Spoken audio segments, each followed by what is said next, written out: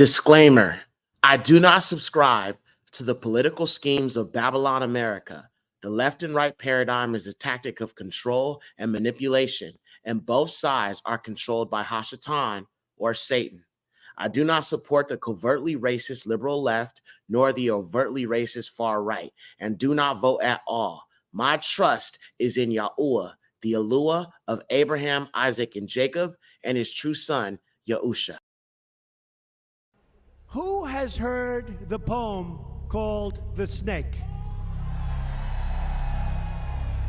So I have it. Does anybody want to hear it again? You sure? Are you sure?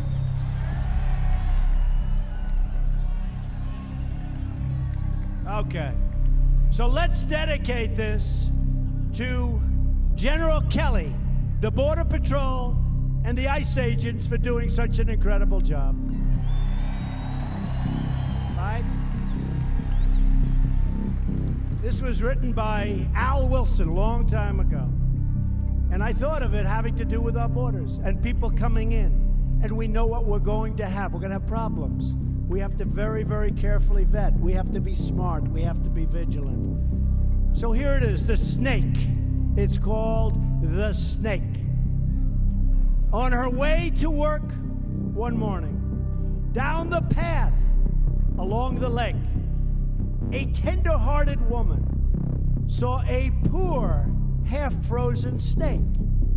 His pretty-colored skin had been all frosted with the dew. "Poor thing," she cried, "I'll take you in, and I'll take care of you." The border. "Take me in, O tender woman. Take me in, for heaven's sake. Take me in, O tender woman," sighed the vicious snake. She wrapped him up all cozy in a comforter of silk and laid him by her fireside with some honey and some milk. She hurried home from work that night, and as soon as she arrived, she found that pretty snake she'd taken in had been revived. "Take me in, O tender woman. Take me in, for heaven's sake. Take me in, O tender woman," sighed that vicious snake. She clutched him to her bosom. "You're so beautiful," she cried. "But if I hadn't brought you in by now, oh heavens, you would have died." She stroked his pretty skin again and kissed him and held him tight. But instead of saying thank you, that snake gave her a vicious bite. "Take me in, O tender woman. Take me in, for heaven's sake. Take me in, O tender woman," sighed the vicious snake. "I have saved you," cried the woman, "and you've bitten me, heavens, why? You know your bite is poisonous, and now I'm going to die." "Oh, shut up, silly woman," said the reptile with a grin. "You knew damn well I was a snake before you took me in." "You knew damn well I was a snake before you took me in."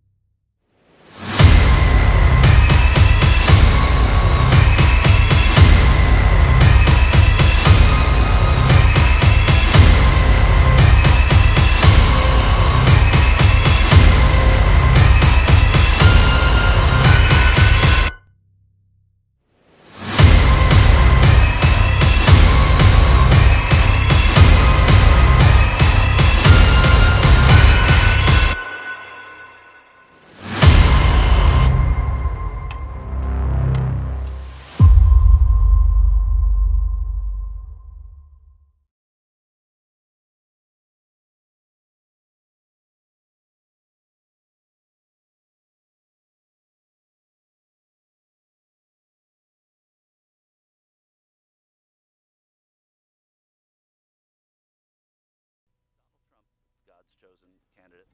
Yes. In what way? It was. Well, first of all, he loves the Lord. I mean, he's been the most pro-Christian president that we've had in a long time. He moved the embassy to Jerusalem. I mean, he's just an amazing man, and he loves our Father. He doesn't shy away from prayer. He's not ashamed of prayer, and he's not ashamed to stand up for the Lord and say his name in the Oval Office. So I love him. He's just a magnificent man, and I pray for him every day. Do you feel like Donald Trump is in some way God's chosen one as a candidate? I do. I think he's been sent from above. He is a gift from God that's trying to save our country. I do believe it. Do you think this should be a Christian country? Oh, I do. I do. We were founded on God, and Democrats are taking them away, taking them out of the school. How about reconciling separation of church and state, which we were founded on? I don't think that's right. I do not think that's right. They should have never did that. Why would you take something as beautiful as America that we founded God on? We founded America on God. Why would you try to destroy that and take it out of the schools and try to teach our children something that's what I mean about separation of church and state. It shouldn't be, though. God should be, we should be able to say in Jesus' name, you know, and I don't care what religion you are, because if we unite and come together as all in one, they'll find the true God. You know, let's say I'm a Jewish dad and I send my Jewish daughter to school and she's made to pray to somebody else's God. Do you see that as constitutional? If I was the father and I didn't want her to pray to somebody else's God, I would take her out of that school. Well, what if it's a public school? I would take her out of the public school. And then what are his options? Homeschool. I believe it always has been a Christian nation. I believe that there's a covenant with God, and He will not let this country go, and it will come back to what it was supposed to be, out of the slave state. The goal is to spread the truth as we know it, share Jesus, which is the ultimate truth. How do we explain then the slave state part of it? I believe we became a slave state in 1870 when our birth certificates started to get sold to the companies. What is Christian nationalism? It's important to understand this because it ultimately reveals the true agenda of the Republican Party. We'll first look at the definition of nationalism, then I will explain Christian nationalism.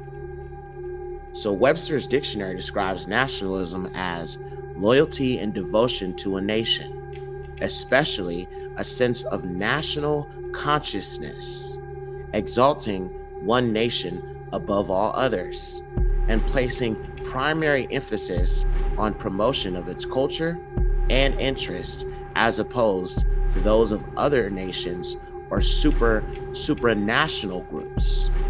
So essentially, you can think of nationalism as the idea or the concept of someone being attached completely to a nation.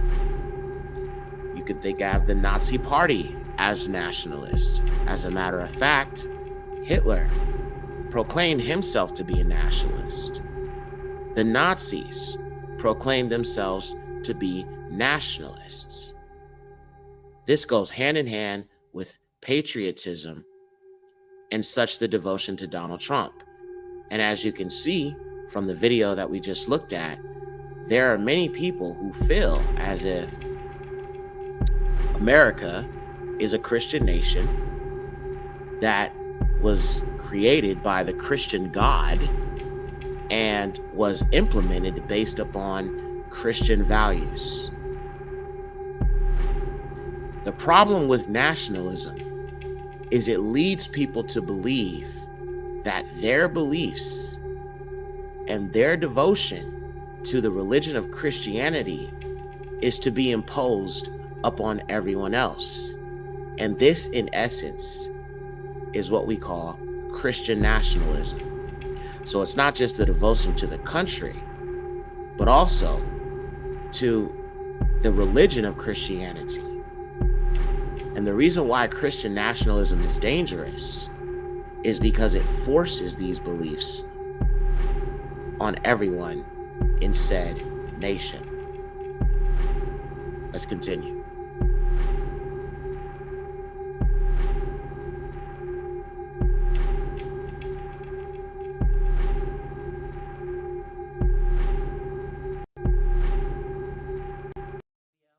It's being tried out there. People are charting another course in the world, and where you see revanchist right-wing movements, you see nationalism and you see faith. Whether it's in Turkey, where you see Turkish identity and Islam, or it's in Russia and you see Slavic identity and you see Orthodoxy, or it's in China where you see Chinese identity and Han supremacy, as well as Confucianism, a reassertion of ancient Confucian traditions.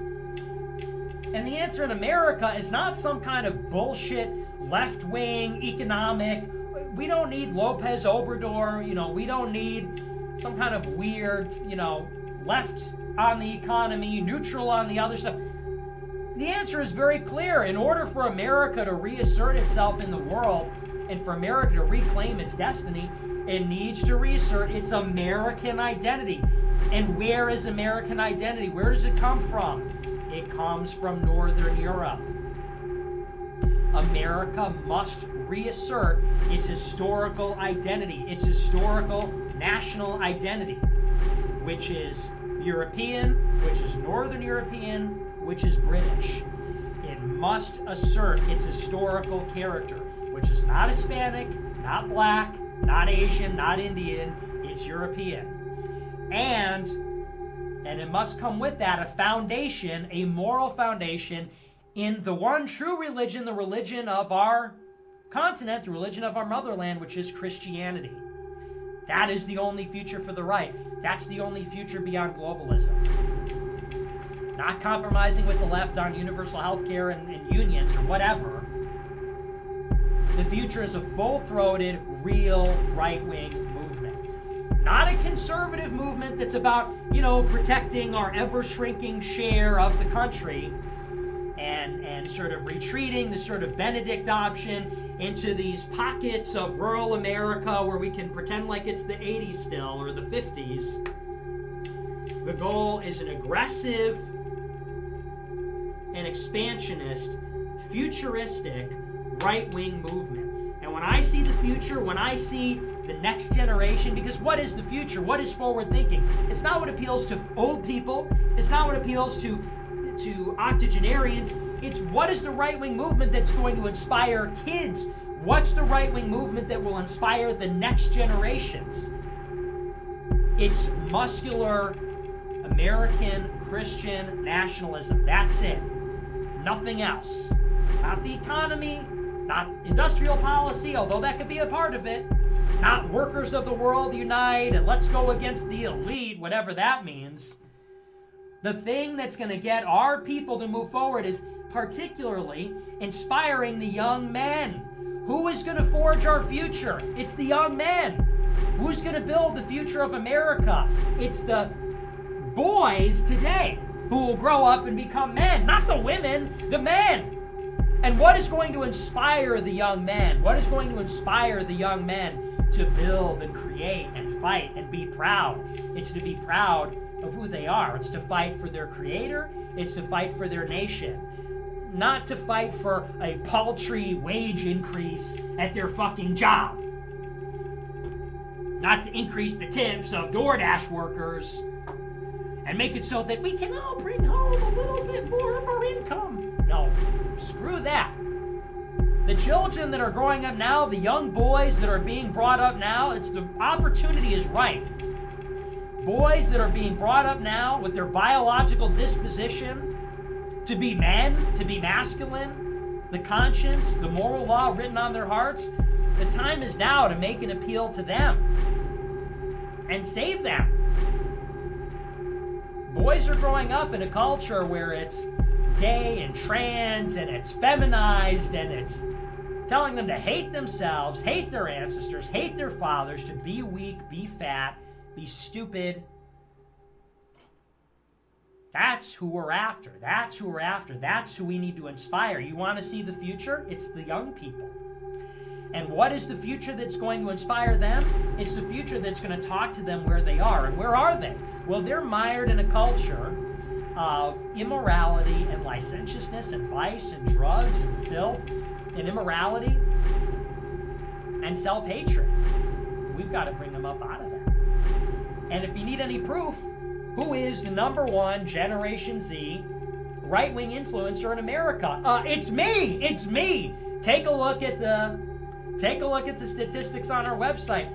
No other website has the demographic that we do. 30% of the viewers on this site are under the age of 24, which is like unbelievable. 60% of the users are under the age of 40. And we've got millions and millions of viewers on the site every month. Everybody derides me. They say, "Oh, all your followers are young." Yeah, I know.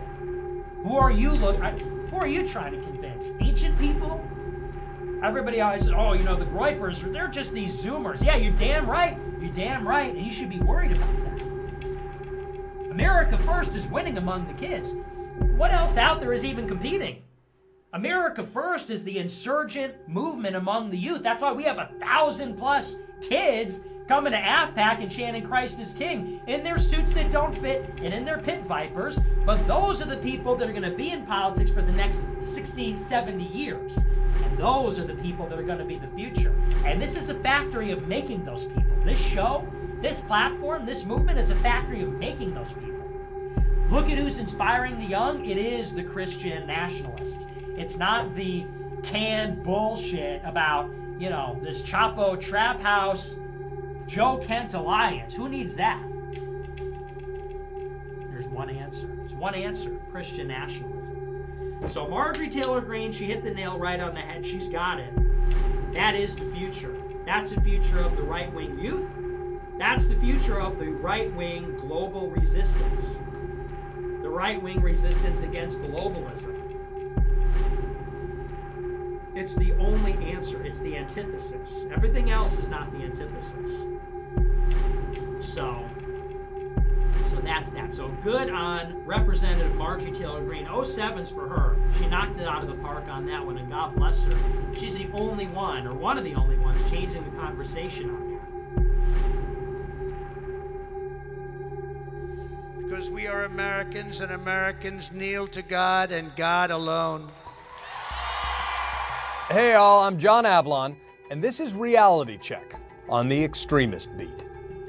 We've got to talk about Christian nationalism, because it's gone from a fringe belief system advocated by a few folks on the far right to an increasingly prominent article of political faith inside the Republican Party.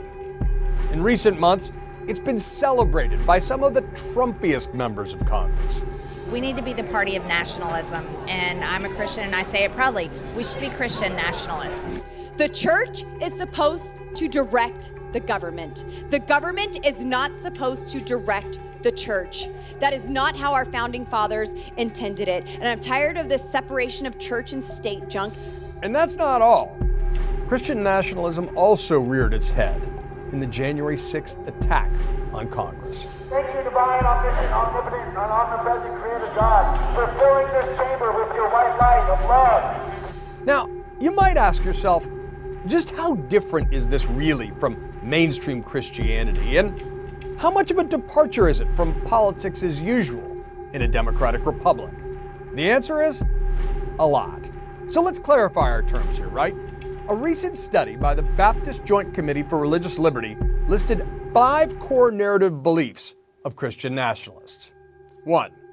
America is a divinely appointed nation by God that is Christian. 2.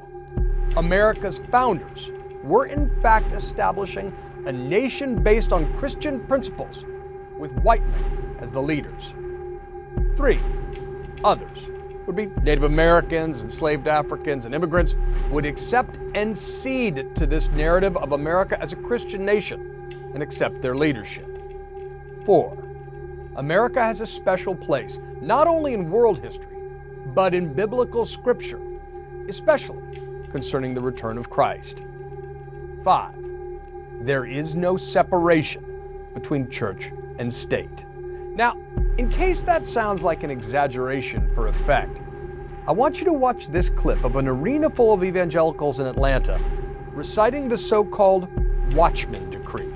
Whereas we, the church, are God's governing body on the earth, whereas we have been given legal power from heaven and now exercise our authority, whereas we are God's ambassadors and spokespeople over the earth, whereas through the power of God we are the world influencers, whereas because of our covenant with God we are equipped and delegated by Him to destroy every attempted advance of the enemy. Yes, Christian nationalism is crying out for a reality check, in part because of its crushing certainty. Look, God knows, good people can disagree about religion. But as Senator Daniel Patrick Moynihan said, everyone's entitled to their own opinion, but not their own facts. And there is precious little evidence that the founders intended to establish an explicitly Christian nation. For example, the Constitution does not mention God, the Bible, or the Ten Commandments. Now, yes, most founders were Christian, and many hoped that religious faith writ large would help maintain an honest, civil, self-governing society. But George Washington notably declined to take communion as president. Thomas Jefferson and James Madison were famously committed to religious liberty and the separation of church and state.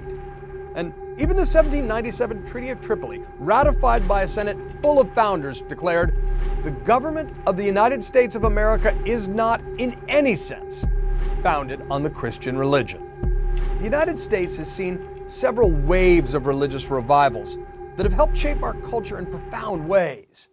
But we have also seen waves of immigration that increase the diversity of religious traditions practiced here in America. And evangelical Christianity is a relatively new phenomenon that essentially stayed out of politics as an organized force until the 1970s and 1980s.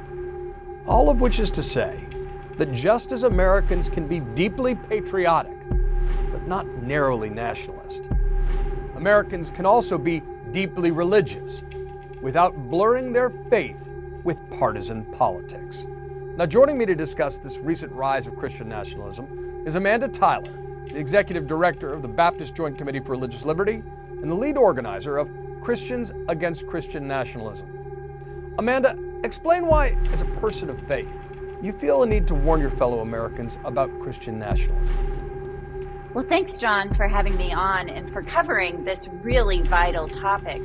Christian nationalism is not Christianity. Christian nationalism is a political ideology and a cultural framework that tries to merge our identities as Americans and as Christians. And in the process, it threatens Americans' democracy, it distorts America's promise of religious freedom for all, and importantly to me and to thousands of other Christians, it distorts Christianity, sometimes beyond recognition. And that's because it takes Christianity's central message, which is a gospel of love, and turns it into a false idol of power. It confuses our allegiances to God and replaces it with an ultimate allegiance to country. We've seen the rise of Christian nationalism at different periods in our history, including in the 1950s, around the Cold War, where we saw increasingly evidence of Christianity in government speech, such as "In God We Trust" or adding "Under God" to the Pledge of Allegiance. So this isn't the first time that we've had efforts to push privileging of Christianity over other faiths. In recent years, we saw former President Trump really exploit some of this Christian nationalism ideology for political gain, to galvanize groups of people together who believe in this ideology, who want Christianity privileged over other religions by the government, and use that to exploit for political gain. Coming up, you'll hear why our guest says now is the crucial moment for Americans of all faiths to stand up and condemn the rise of Christian nationalism. That's next. I want to read you a quote from an essay our CNN colleague John Blake wrote. The incongruity of people carrying Jesus Saves signs while joining a mob whose members are pummeling police officers leads to an obvious question. How can white Christian nationalists who claim to follow Jesus, the Prince of Peace, who renounced violence in the Gospels, support a violent insurrection? What's your response to that?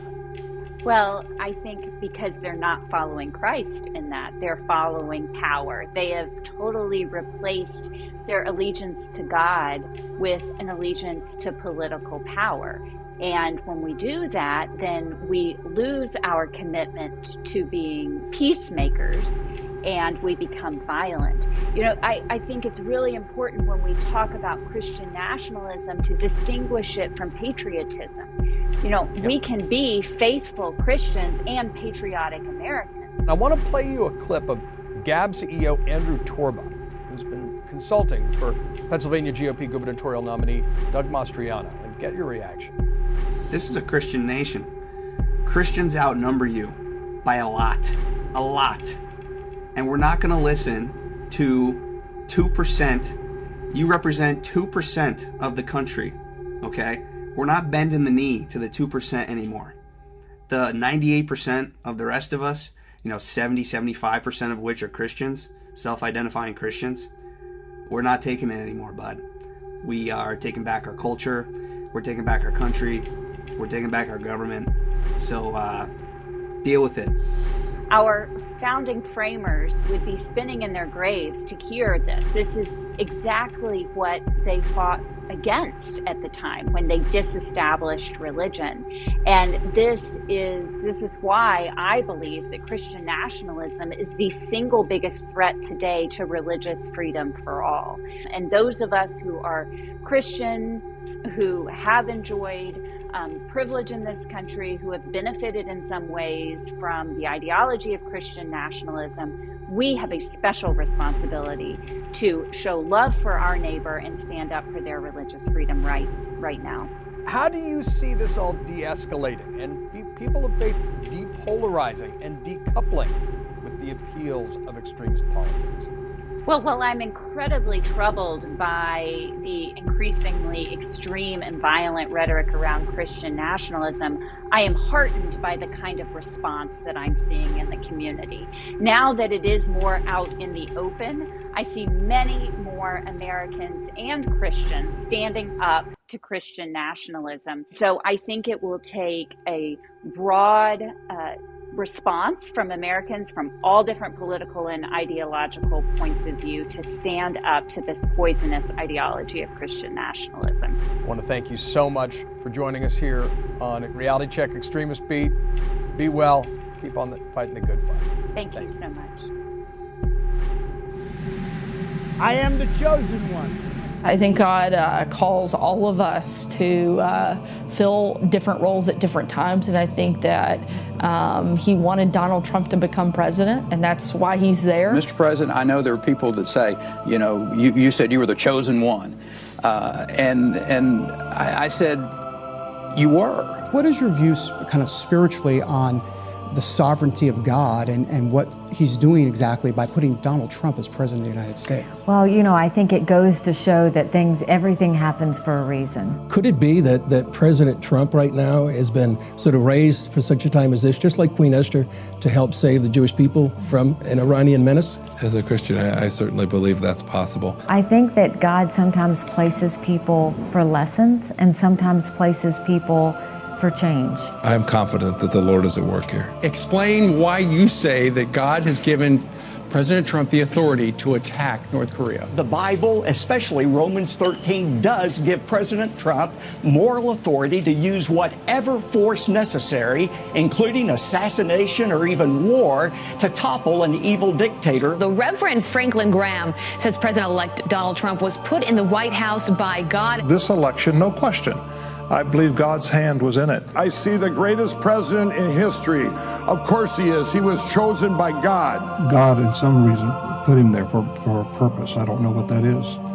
But we need to get behind him and support him. To say no to President Trump would be saying no to God. You really believe that God divinely interjected himself into the campaign and actually chose Donald Trump to win?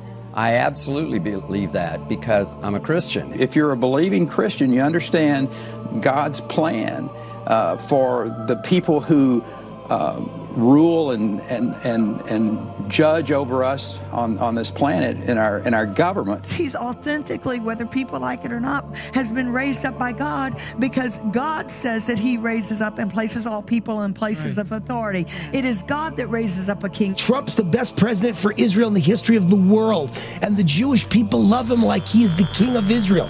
They love him like he is the second coming of God. Of course the president's not the king. The president's far more powerful than the king. The president has the power that kings have never had. He's very, very powerful office, and the framers wanted it that way.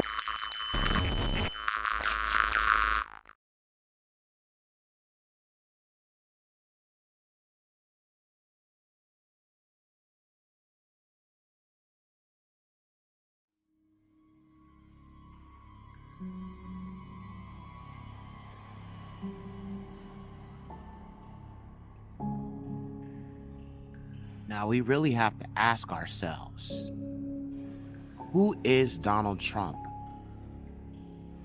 To truly understand this, we have to look past political bias and what you think you know about Donald Trump.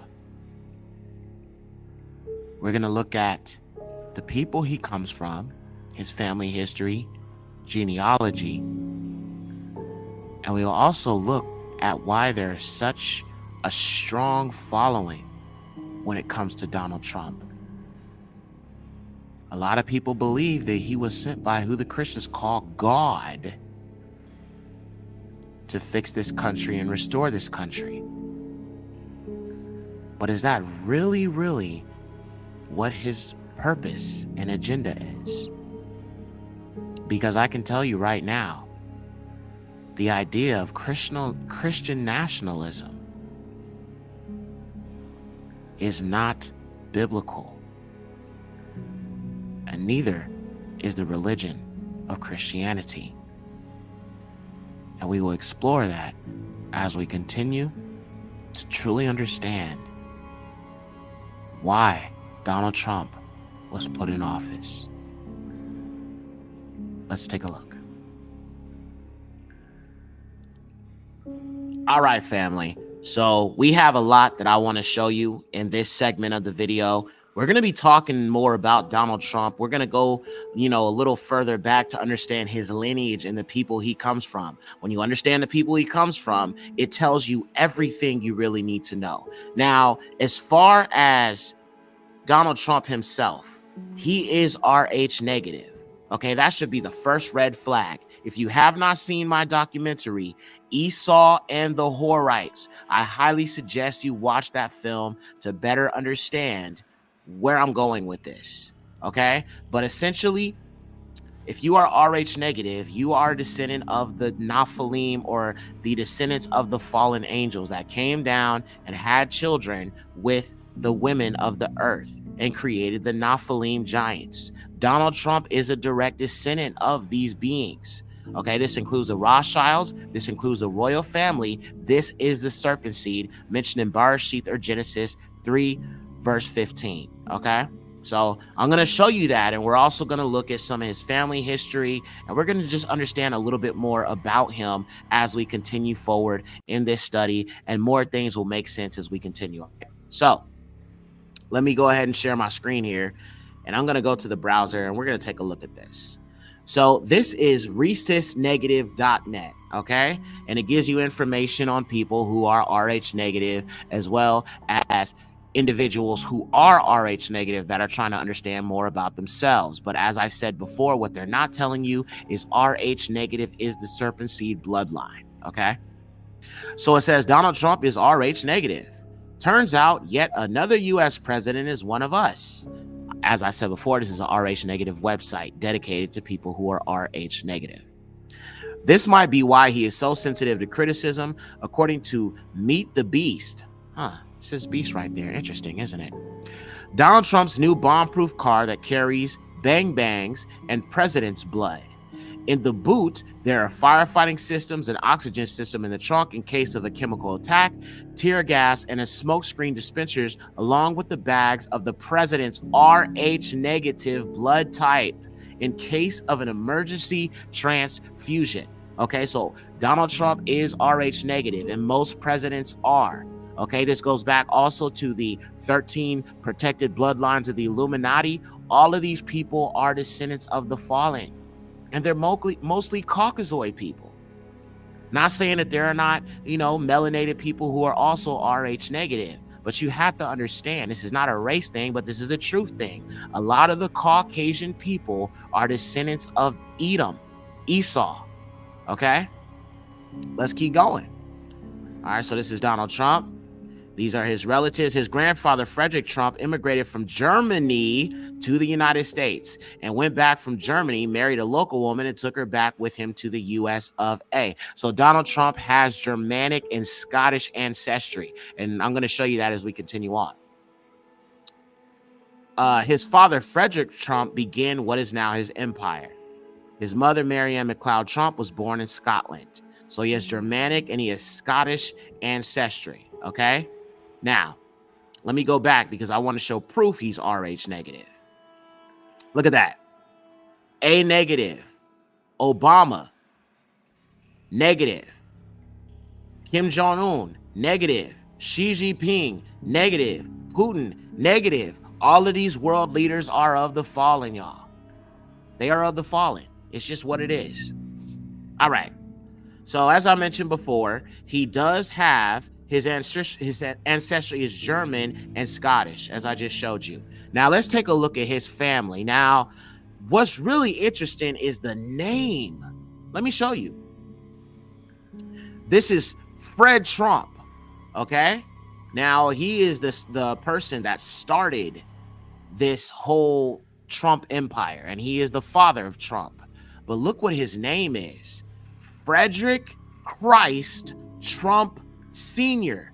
Notice it says Christ, okay? That is not a coincidence, y'all. That is not a coincidence. And if you look, when you go deeper and further into his genealogy, there are many people under the Trump bloodline that have the name Christ in their name. Let's continue. I'm not going to read this whole article, but I wanted you to see the Christ thing right here, okay?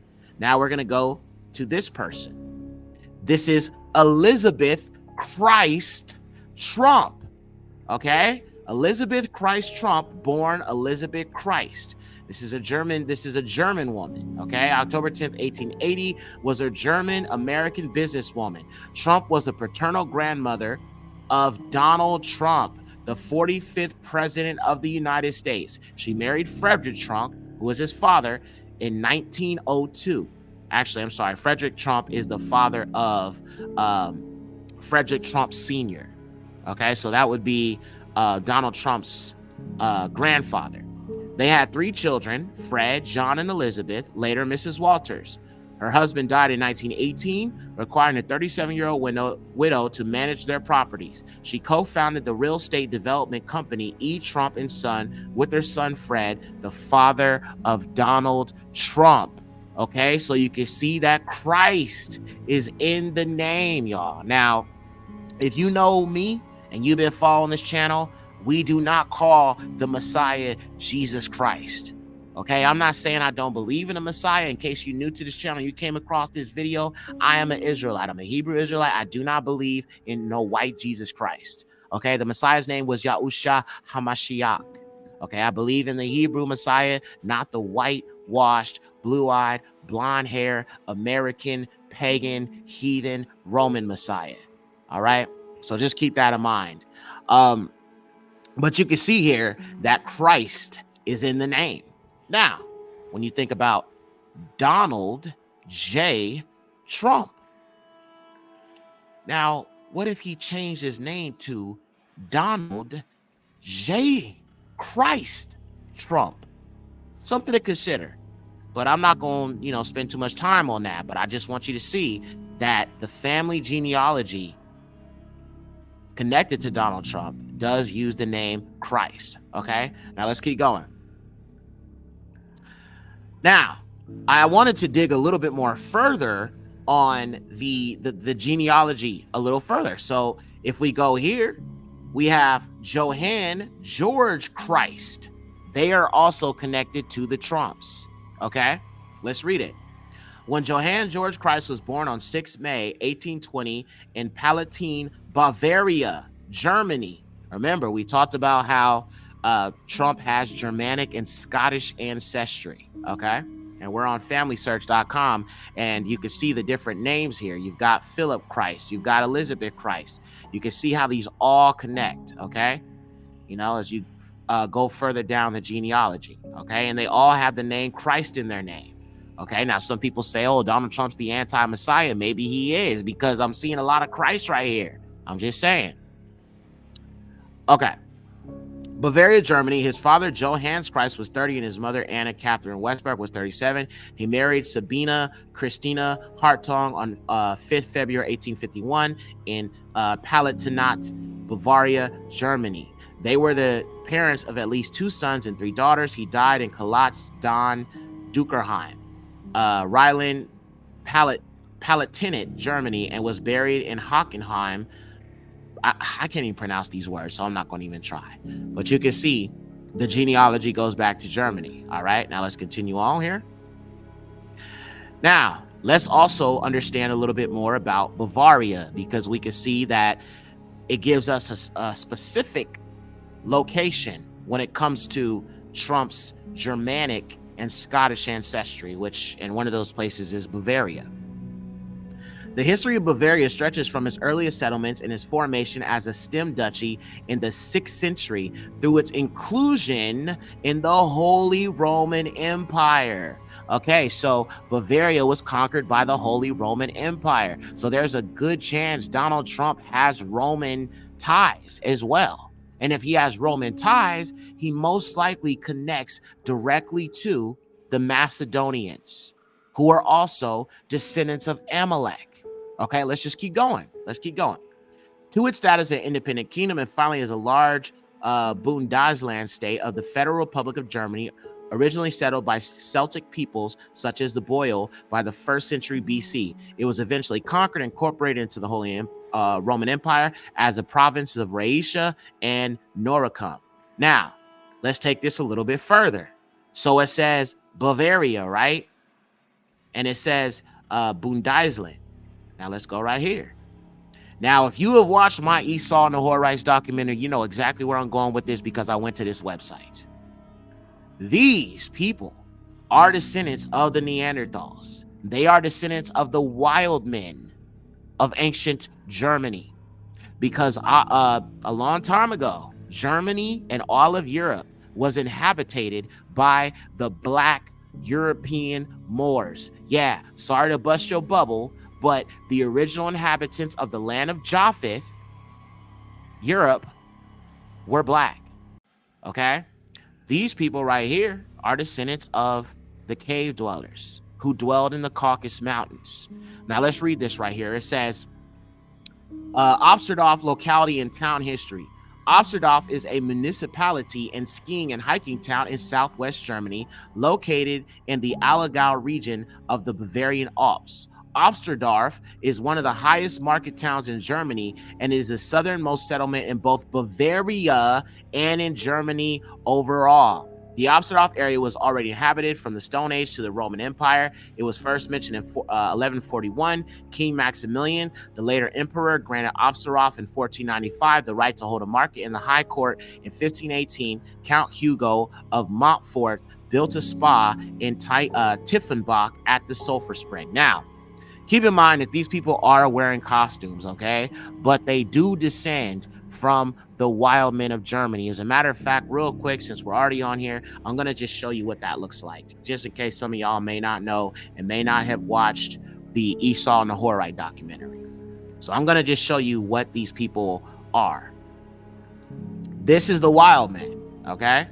They are usually European people with hairy bodies, a shaggy, unkempt appearance. Okay, so when you think of the wild, you think of Bigfoot, you think of, you know, the Yeti. These are real individuals. Okay, these are what you would call the Neanderthals. They dwelled in caves. They lived in the Caucasus Mountains. As a matter of fact, let me show you the Caucasus Mountains. I'm going to show you some more evidence here in a second. But these are essentially what you think of when you think of like Neanderthals. And let me show you the Caucasus Mountains real quick. This is where you get the term Caucasian, from the Caucasus Mountains. Okay? Let me see if I can get a more better picture. Give me a second here. All right, you see these cave cities right here? You see that? This is where the original Caucasian Caucasoid people dwelled. They dwelled in these caves, okay? The Black Moors ran and ruled over Europe for over 700 years. The Caucasus Yeti wildmen came from these caves into the civilization that was built by the Black Moors. Okay, I know you're not taught this in history, but it's time you know the truth, because sour cream supremacy is all cap. All right, these folks were crawling on all fours and eating bloody meat. All right, let's continue on here. So we can see that there is a connection to Donald Trump, RH negative blood, as well as the descendants of the fallen, and also Bavaria, Germany, and Scotland. We're going to continue on here. All right. Now, the next thing I want to show you guys is this. It says, discovery of bones and tools in German cave could rewrite history of humans and Neanderthals. Huge surprise. So in German caves, human bones were found, proving once again that the Caucasoid people, the whole concept of the Aryan race and blue eyes and blonde hair is superior and all that is foolishness. It is total foolishness, because they never tell you that y'all came from cave dwellers. Let's keep going. So I guess we'll just watch this news clip here. Why not?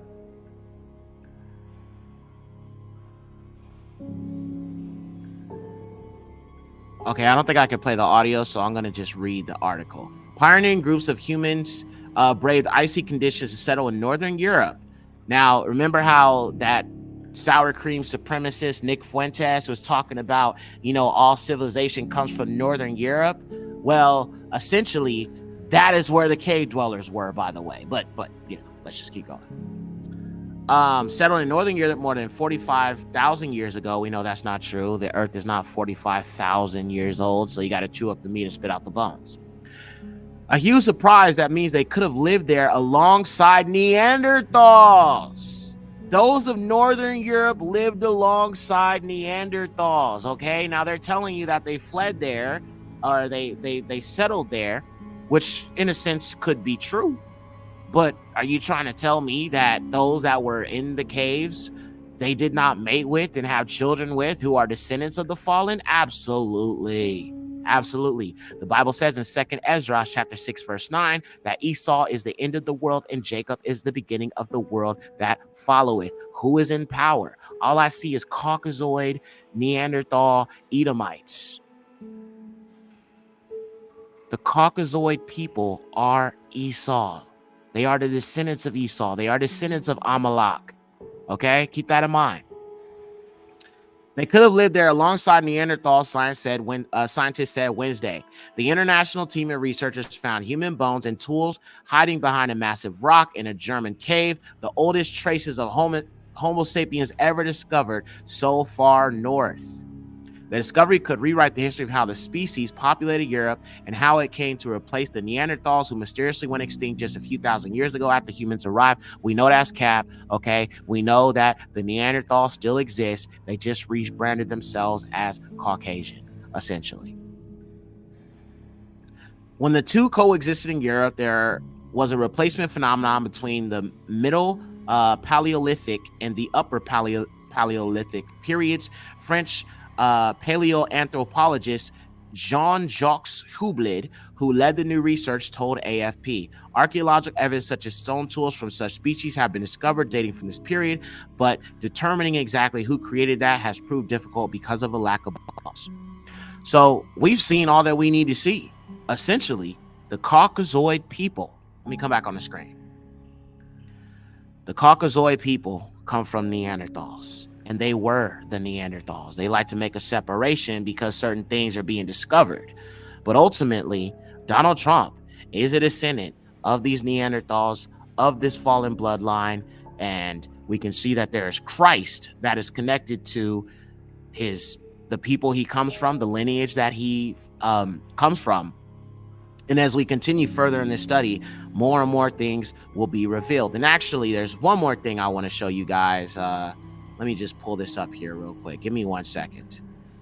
Now, what also I find interesting is the folks who claim to be the chosen, and we know they're not the chosen, obviously, because they do not fit the curses of Deuteronomy 15 through 68, who are actually descendants of the Khazars, the ones who call themselves the Jewish.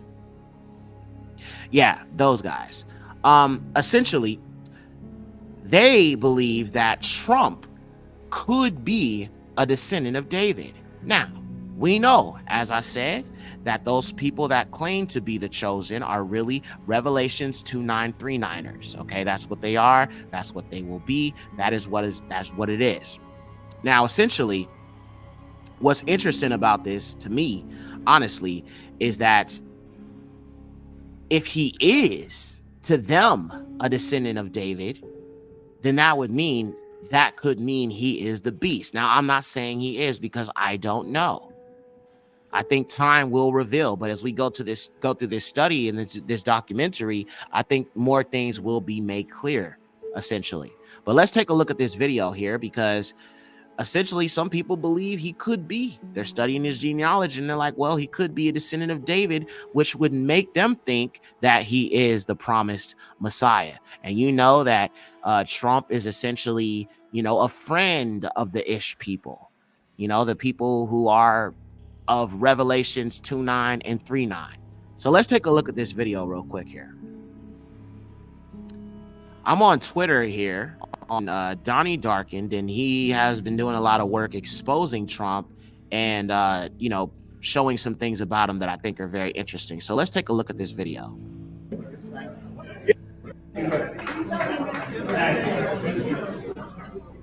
Okay. Give thanks to Hashem, for his work is good, his kindness endures forever. Presented to President Donald J. Trump for his extraordinary and heroic efforts to help the state of Israel and the Jewish people. He and his family should be blessed eternally from the Israel Heritage Foundation, July 10th, 2023. I want to thank you. Okay, so let's read it. 6 days ago, Donald Trump was given a Torah crown by the Israel Heritage Foundation. Their mission statement is to await King David's descendant, our Mashiach, to rule over the land and bring peace to all nations. So they are waiting on their false Messiah, who will be the anti-Messiah.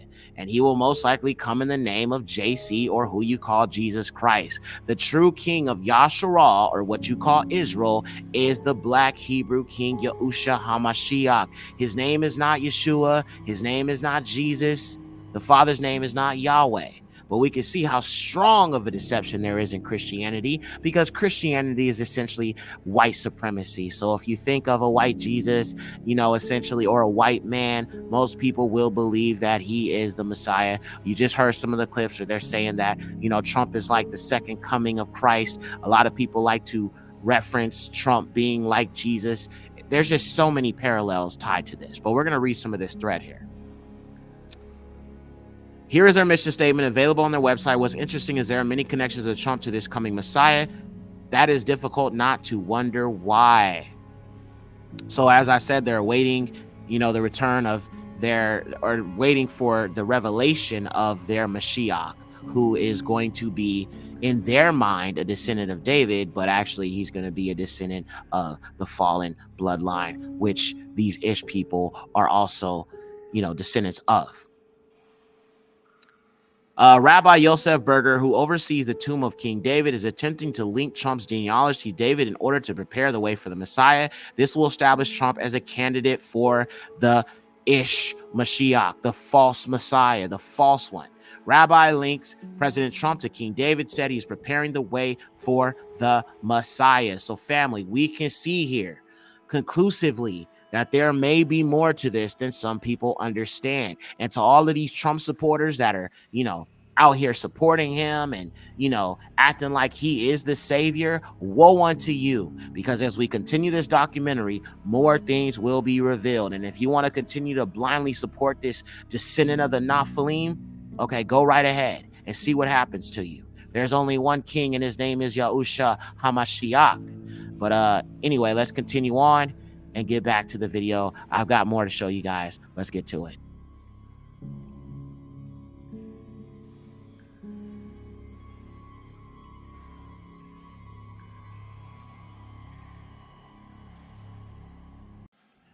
Now, let us not also forget that Donald Trump was behind the rollout of the snake bite.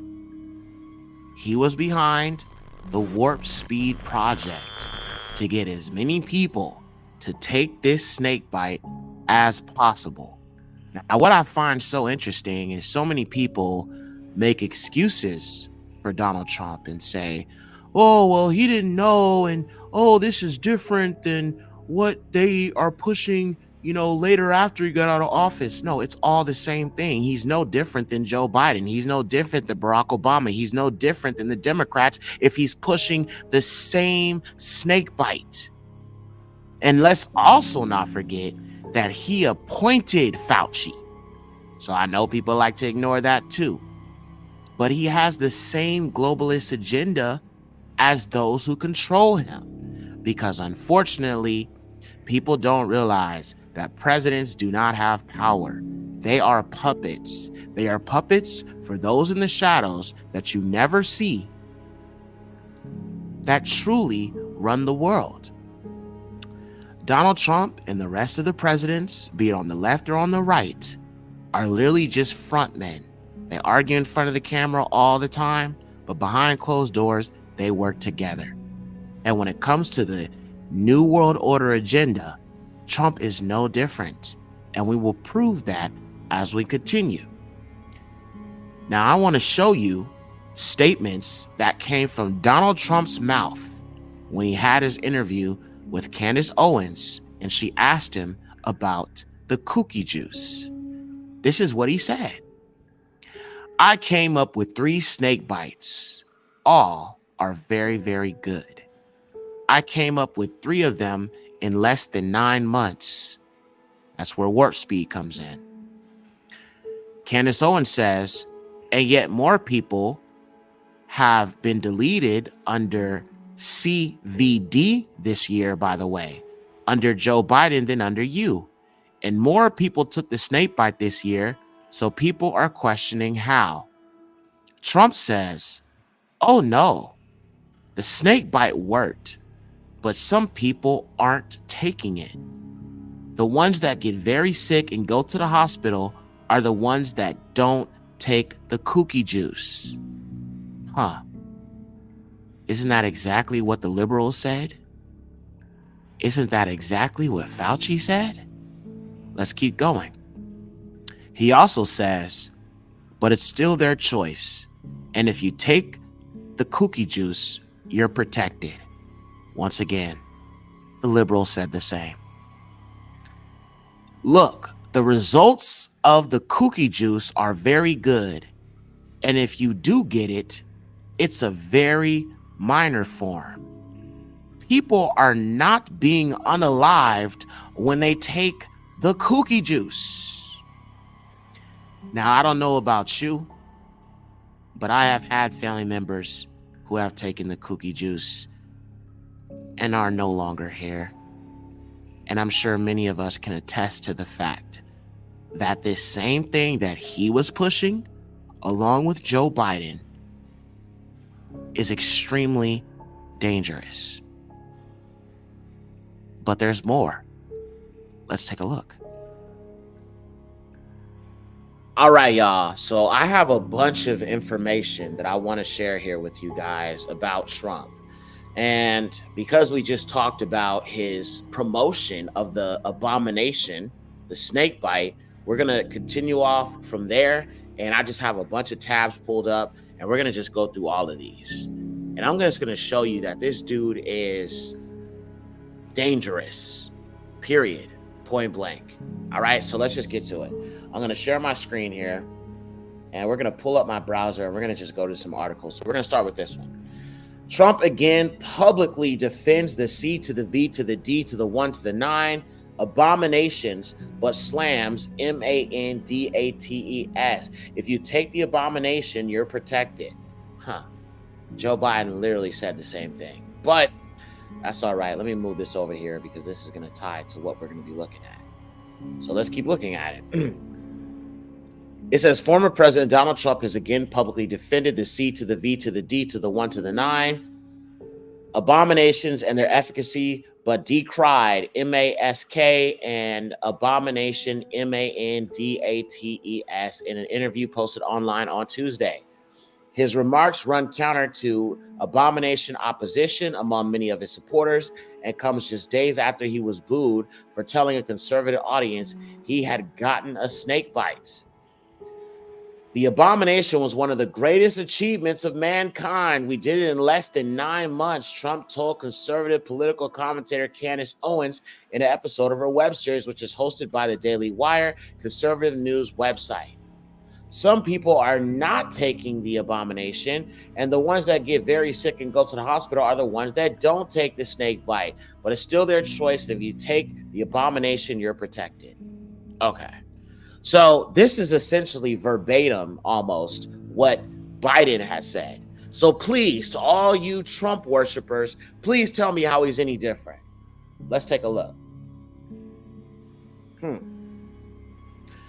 President Joe Biden offered an absolute guarantee Wednesday that people who get the C to the V to the D to the 1 to the 9 abominations are completely protected. Almost verbatim. And Joe Biden said, if you take the snake bite, you're not going to be in the hospital, you're not going to be in the unit, and you're not going to be deleted. Okay, so Trump literally said almost the same dang thing. The ones who aren't taking it are going to the hospital. The ones who don't take it, they are not protected. Bro, it's the same thing. He has the same agenda. I don't pay attention to what the Republicans and Democrats argue about. I pay attention to what they agree on. So we're going to continue on here.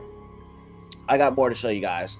All right. So now Trump says that he opposes requiring people to do the MADATE, mandating. Okay. He opposes that. And I'm going to just show you that one more time to prove it.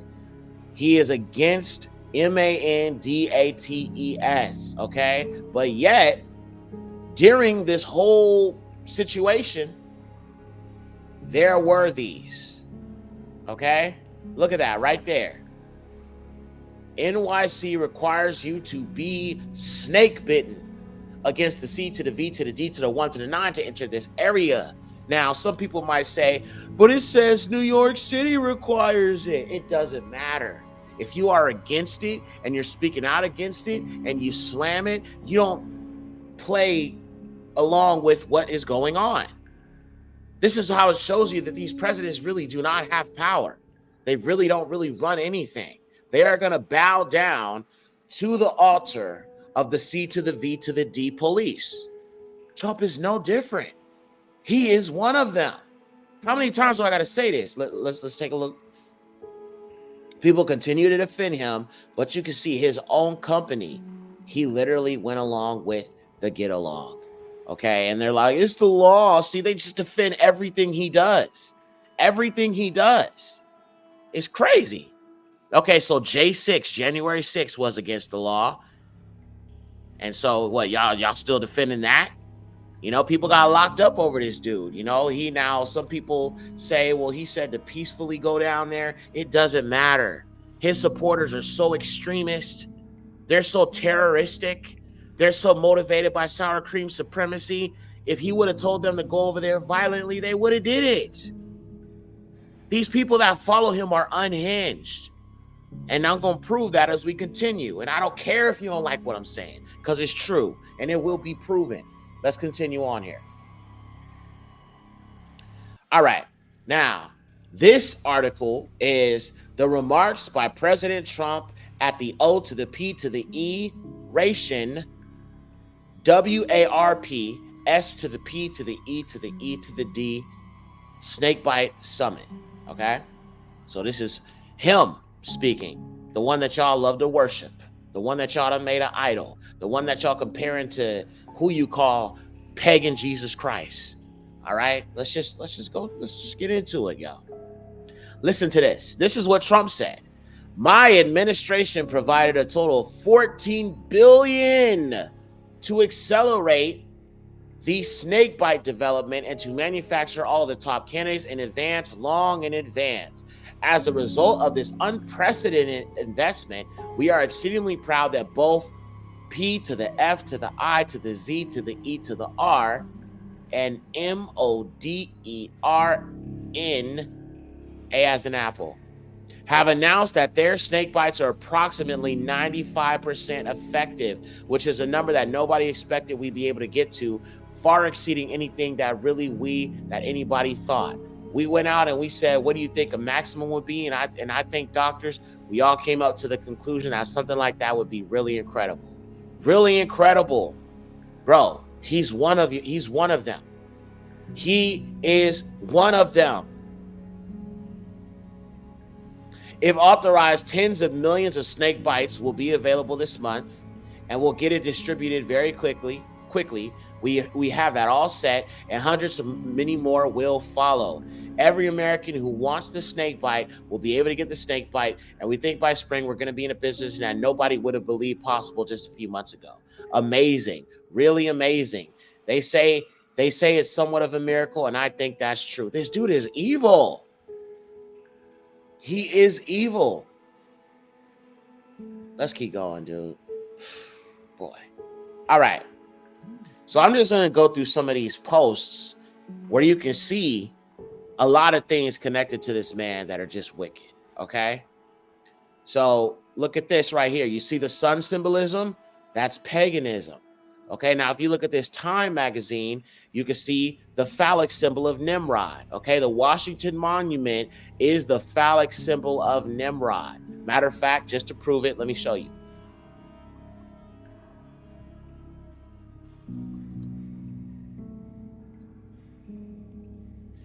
That's why you need to understand that America is Babylon. Okay? Look at this. You see that right there? The phallic symbol of Nimrod. It represents a ding-dong, so to speak. Okay? Look at that. You see how it's like up there at the top? That's like the head goes down. Okay? This is the Babylonian pagan concept that America is built on. Okay, you see the Washington Monument right here, and you see it right here. As above, so below. As above, so below, as you see in the occult. So it's just crazy to me how y'all really believe that this is the most highest country with all this pagan symbolism right here. All the nations that the Most High smite or, was against, clearly, you know what I'm saying, is being promoted here in America. A symbol of the deity or the sun, God, Nimrod. Okay, you see it in Rome, you see it in ancient Egypt, you see it in America. Okay, need I say any more? All right. So we went through that. So you can just see that this is right here, and you can see the pagan sun symbolism behind this man's head. And you can see he's posing almost exactly the same way while standing next to the phallic symbol of Nimrod. Very interesting, isn't it? Actually, I skipped something here. So we talked about OP, WARP, S to the P to the E to the E to the D. Look at that. Now, if you move these letters around, you get we prepared a POISON. Okay, this is the man that was behind it, by the way. Donald Trump. Not Biden, Donald Trump. Let's keep going. We got more. We got more to get into. Okay. Now, you remember how Donald Trump said there's going to be a calm before the storm? Times Magazine, boom, a storm while he is in office. Okay, now I might have to go back to that video. Now, this pyramid thing right here, just to show you that he is a Mason, I'm going to expose this real quick. So let me go back to Twitter. And we're going to look at that pyramid hand symbolism because he throws that up a lot. Let me see here.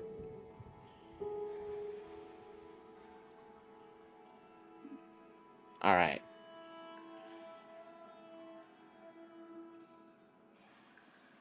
Let me just pull this thing up here real quick. You see this right here? This is Candace Owens. This is her husband. Okay? Hand symbolism, the pyramid hand symbolism. Make America great again. A lot of these people are controlled opposition. Okay? You see it right here. Hand symbolism. Okay? Whew, boy. Oprah throwing up the same thing. The pyramid hand symbolism. This is a give homage to Lucifer. You notice how Trump is always throwing up the 666 constantly? See, what's crazy to me is a lot of people say, oh, these celebrities, they're throwing up the 666. They're satanic. They're all satanic, but when Trump does it, it's not satanic. That's crazy, bro. That is crazy. I'm trying to see if I can find a video or some kind of proof of that as far as Trump. Let me put Trump.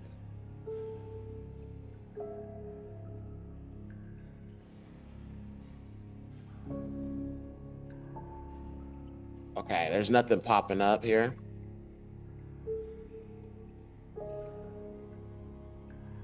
Okay.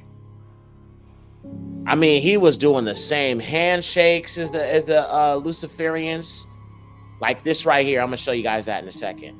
Okay, look at this. You see Obama doing it, okay? You see Trump doing it. You see the Freemasons doing it, okay? Trump is a Mason, y'all. He is a Mason. It's a big club, and you ain't in it. You can see what Obama. Okay, so once again, the blind conservatives and the blind people that vote for Obama, they don't realize that these two people, Obama and Trump, are doing the exact same Masonic hand gestures. Okay, right here. Wake up. Trump was not lied to. He is a bonehead Freemason puppet. Wake up. Exactly. Exactly. And then people will see this and still defend it. Look at that. The devil horn symbolism. The shush symbolism. Look at him with Epstein. Look at the pyramid hand symbolism. Look at the hidden hand symbolism when he was younger. The 666. The pyramids again. The pyramids again. Freemasons. The Kabbalah. All of this is satanic. Kabbalah. The Kabbalah bracelet. Okay? It's all part. He's all in on this. He is just a puppet. That's all he is. Let's see if we can find some more stuff. Up, there goes the hidden hand symbolism again. The Freemason symbolism. Wow. And we're going to get to his coin in a second because I think that that's important also to understand. But this is essentially Donald Trump. He was given essentially given this coin, and they were comparing him to King Cyrus. You can see Donald Trump right there. Okay? But look at what you see right there. A snake bite, S-H-O-T. Look at that. You see that snake bite? And then you've got this coding right here, which is indicative of the matrix.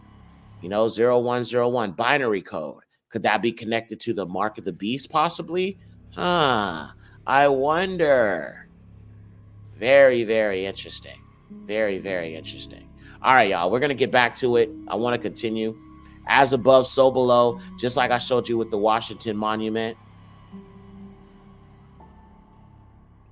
You see, he has the Israel flag. He's obviously in support of the Zionists. Very interesting. All right, guys, we're going to continue on. We got more to get into when it comes to Donald Trump. So the calm before the storm. Once again, the free Masonic hand symbolism right here in your face. Obviously, Donald Trump throws up the same dang thing. All right, there is no such thing as space. Okay, we know that. There's only the dome, the firmament, and the Most High's throne. All right, now you can see right here we've got more of the Masonic symbolism. Okay, and you see the White House in this Freemason symbolism. From darkness to light, you've got the all-seeing eye of Hashatan, or Lucifer, okay, or Gadriel, which is essentially what the devil's name is Gadriel. Okay, you can see the eye right there. The White House, you've got the black and white Masonic tile floor right here.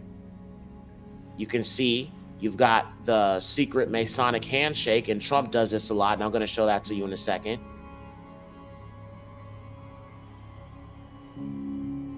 Let's keep going. Okay. Revelations 2:9 talks about these people that he supports that call themselves the JEWSs. They're a bunch of imposters, by the way. This is all Edom, Esau. Okay, obviously The Simpsons predicts a lot of things, but that goes without saying. Look at this. HAIL Trump. What? This is the worship of these people. This is the worship of him. He is an idol. Look at this, y'all.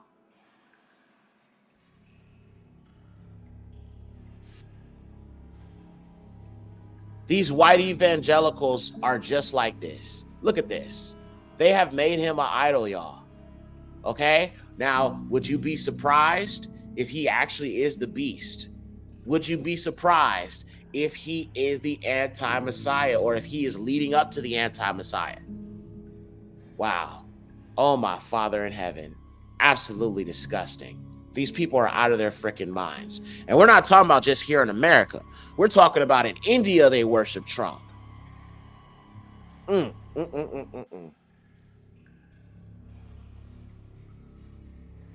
don't even know what to say. Absolutely unbelievable. And this is exactly how it is with these Trump supporters, these evangelical European Trump supporters. No matter what type of evil he does, no matter what type of controversial things he says, they will sit here and defend him. They have made him an idol. They have placed their trust in a man and not in the Most High Yahuwah and his son Yahusha. He is their Messiah. Let's keep going. Wow. Wow. I don't even know what to say. I am essentially speechless. Let's keep going. Okay, so as I said before, they were basically referring to Trump as King Cyrus. Now, if you know about King Cyrus is who allowed the Yahudim, or the Yashmalim, to go back and rebuild the temple, the second temple, to go build the second temple when they were in Babylonian captivity. The Yahudim, or what you call the Jews, which are not them people that claim to be. It's actually black people, but that's a different story. Trump recognized Jerusalem as the capital of Israel on the nation's 70th year anniversary since its founding. He was born 700 days before the founding of Israel. Trump is inaugurated when he was 70 years old, 7 months and 7 days old, the coin reading to fulfill 70 years. Okay, so he was being compared to King Cyrus, y'all. Okay, so he is a friend of these Ish folks, which proves he is also a Zionist. Here's a list of everything Israel has named after Trump in his honor. For those interested, this list has been updated. Okay, hold on. Let me read this. Let's go through it. President Donald Trump had a roundabout next to the new U.S. Embassy in Jerusalem named after him. Shekel, in honor of Trump, the Mikdash Educational Center said that the temple coin features Mr. Trump alongside King Cyrus, who 2,500 years ago allowed the Yahudim, to return to Jerusalem from their exile in Babylon. Income from sale of the coin will be used for three major purposes. Building the temple, There's going to be a third temple, which is going to be their anti-Mashiach, Building the temple, practicing procedures for the sacrificial rituals, preparing spiritually, ritually, and educationally for temple services. Israel plans a Trump rail station. A council resolution in the coastal city of Ashkelon would name a road Trump Declaration Street. Trump Square in New Jerusalem traffic circle honors Trump's embassy move. I mean, bro, he's obviously going to be a part of the Revelation 2:9 agenda. Because listen, if you're a supporter, it's very clear you understand that these are not the true people of the Most High. These people who claim to be, his chosen, they are not the true people. If you knew anything, you would know that they are the Negroes. And I know a lot of y'all Trump supporters hate us. A lot of y'all are some racist, white supremacists. But the truth is, we are the people of the book, not these folks. And if you don't believe me, you need to go watch my video, Who Are the Biblical Israelites? I can prove it. All right, let me keep on going here.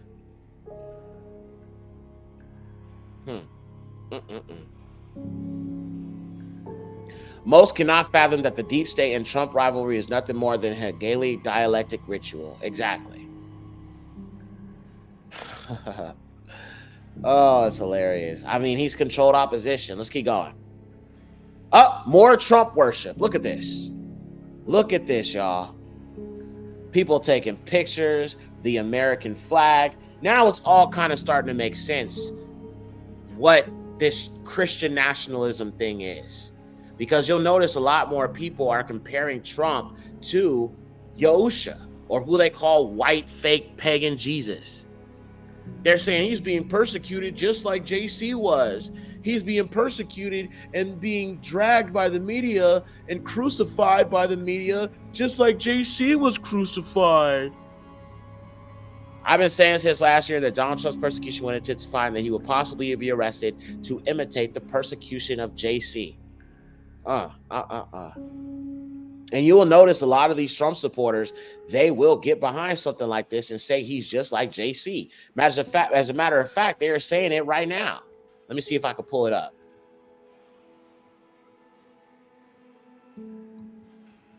See, in these conservatives' minds, they see a white Jesus.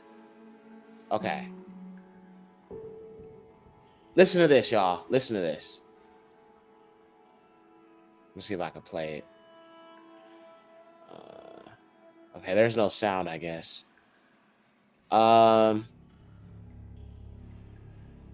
Look at this.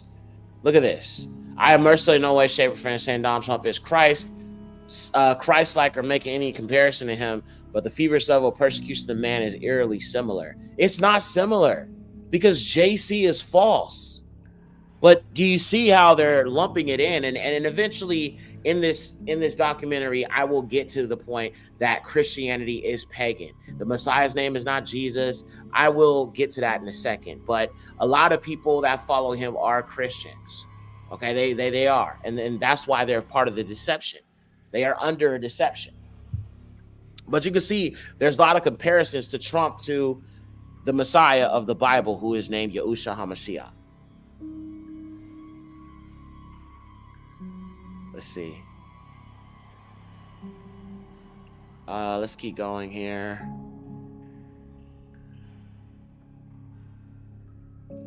Oh, wow. Oh, man. I mean, look at these memes that people are making. That should tell you everything you need to know. Trump endorsed, what they call him, endorsed by JC. Matter of fact, let me show y'all something real quick. Trump actually came out with the Bible recently. Let's take a look at that. Trump is selling God Bless the USA Bibles for $60, $59.99, as he faces mounting legal bills. Okay, so this dude is literally selling a Bible, y'all. Now, some people may say, well, that's not a bad thing. He wants to bring the gospel to people, the good news to people. But is that really the case? Is that really the case? Or is it to establish Christian nationalism? Because this Bible ain't got nothing to do with Christianity. And I've said that before. Christianity is false. This Bible is about the Yashrulim or Israelites, their past, present, and their future. It has nothing to do with Gentiles. It has nothing to do with Christians. The Christians or the Gentiles have to be grafted into the nation and become spiritual Hebrews and keep the laws and commandments of the Most High Yahuwah and believe in his son Yahusha, who, by the way, isn't white, but is black, Negro. Just thought I'd throw that in there because I know some of y'all hate us. All right. Trump, who became the presumptive Republican nominee earlier this month, released a video on his true social media platform Tuesday, urging his supporters to buy the God Bless the USA Bible, which is inspired by country singer Lee Greenwood's patriotic ballad. Trump takes the stage to the song at each of his rallies and has appeared with Greenwood at events. Happy HOLY week. HOLY week. Let's make America pray again as we lead into Good Friday and Easter. Paganism! Easter is pagan. Now, you notice he doesn't say a darn thing about Pesach or Passover. He goes and tells you about pagan, you know what I'm saying, Easter.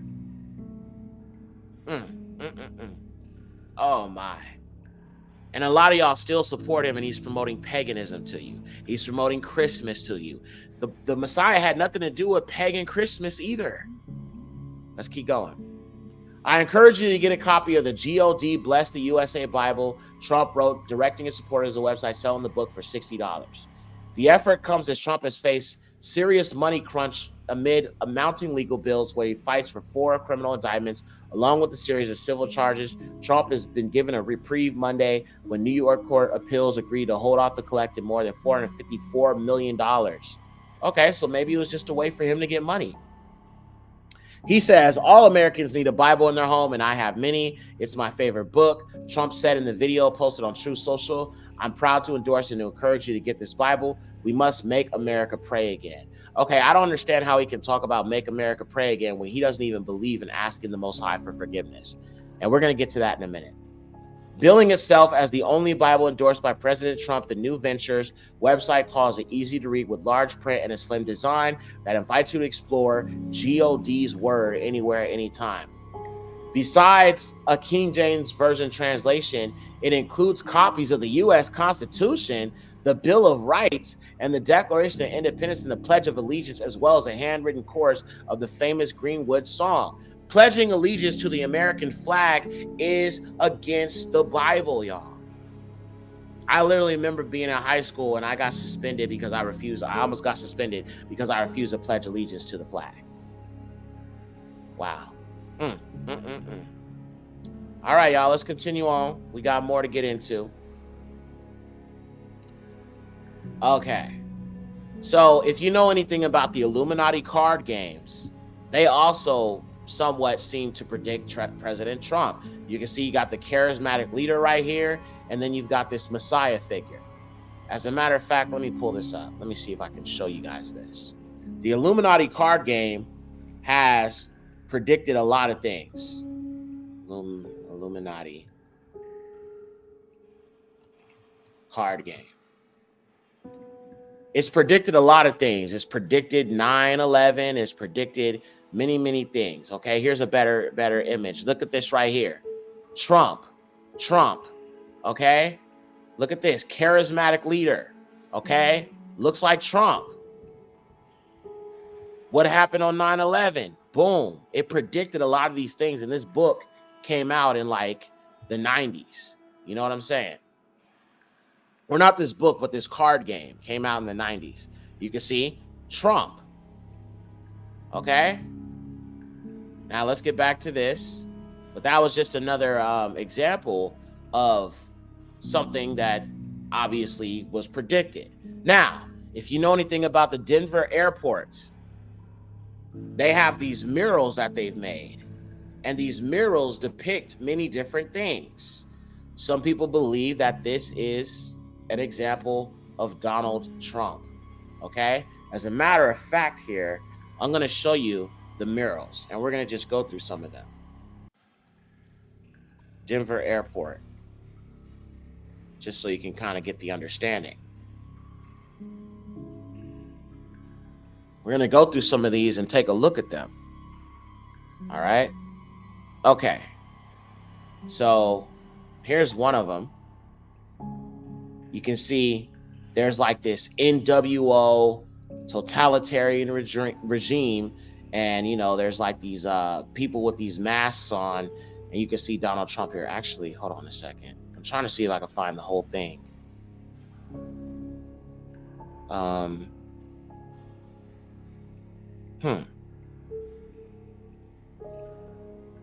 Okay, here we go.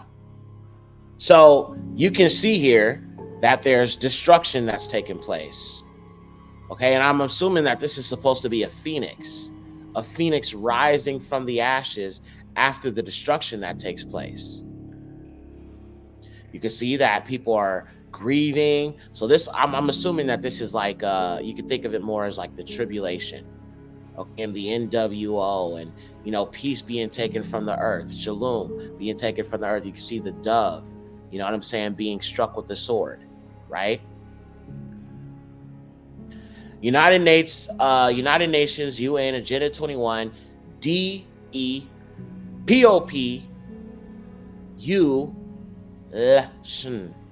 of 90% of the world by year 2030 is now underway. As I told you guys, obviously that's part of the game. Now, all of these things that we're reading is essentially going to be ushered in when Trump gets in office. And I'm going to prove that as we continue on. Okay, here's more of the murals. This one's a little bit more clearer. Okay. This is actually a video. You can see these are real. Now, here's another example. After all the destruction, after all of the terror, then there is this false peace ushered in, which will be through the beast, okay, which could be Donald Trump. It could be, you know, one of these people, but it will definitely be through the anti-Messiah. All right. And you can see that this evil character is gone, and now there is like this shalom that's come in, and that goes back to the Trump thing. Now you can see the rainbow. Now you see the shalom and the peace after the destruction of what we assume would be, you know, the deep state. Okay. Now Trump is part of it, but you got to understand he's playing a role that he's against the deep state when he's actually with the deep state. And that's what that image was that I showed you. Let me go back to it here.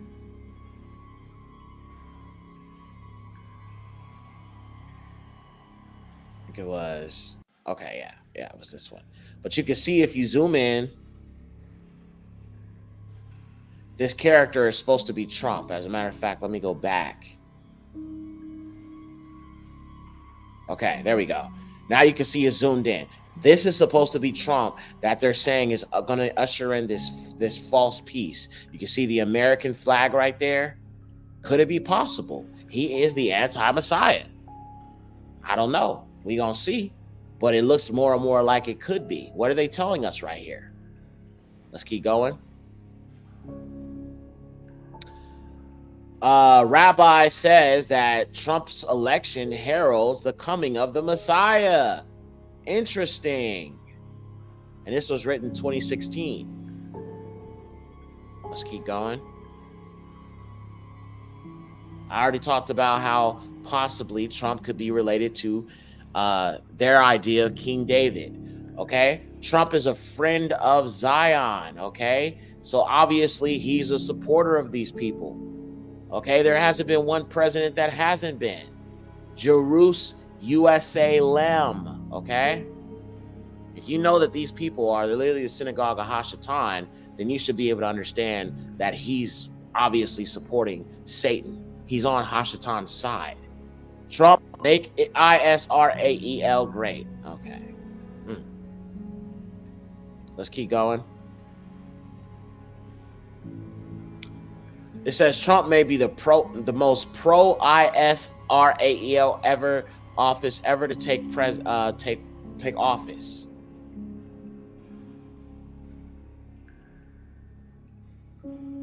All right. I don't know if you guys are going to be able to hear this, but I'm going to try to play it.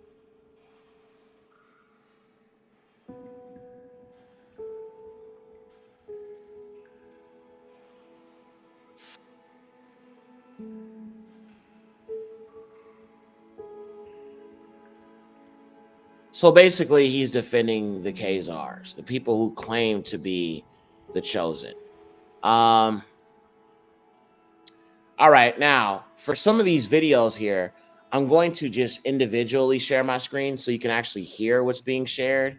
Because I think when I do like the full one, you're not going to be able to hear it completely. So give me a second here. I'm going to just share some of these videos that I have prepared here. So just give me a second, y'all. Okay.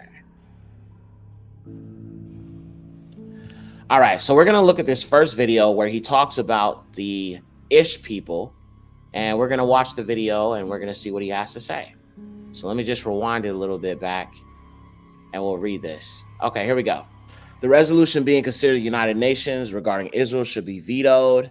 The big loss yesterday for Israel will make it much harder to negotiate peace, but we'll get it done. Keep that in mind as we continue the whole negotiation of peace. The beginning of the end was a horrible Iran deal, and now this UN Stay Strong Israel January 20th is fast approaching. So he kisses the behind of Israel. President Obama has been trying to undermine you at all in some of the last minute actions he's taken? Well, I spoke to him yesterday. He's been very nice on the phone. We have a very good relationship. Look, we have to protect Israel. Israel to me is very, very important. We have to protect Israel. And I disagree with what he's done with Israel. I listened to Secretary Kerry's speech. I think it's very unfair to Israel what happened. Very, very strong on Israel. I think Israel's been treated very, very unfairly by a lot of different people. You look at resolutions in the United Nations, take a look at what's happened. They're up for 20 reprimands, and other nations that are horrible places that treat people horribly haven't even been reprimanded.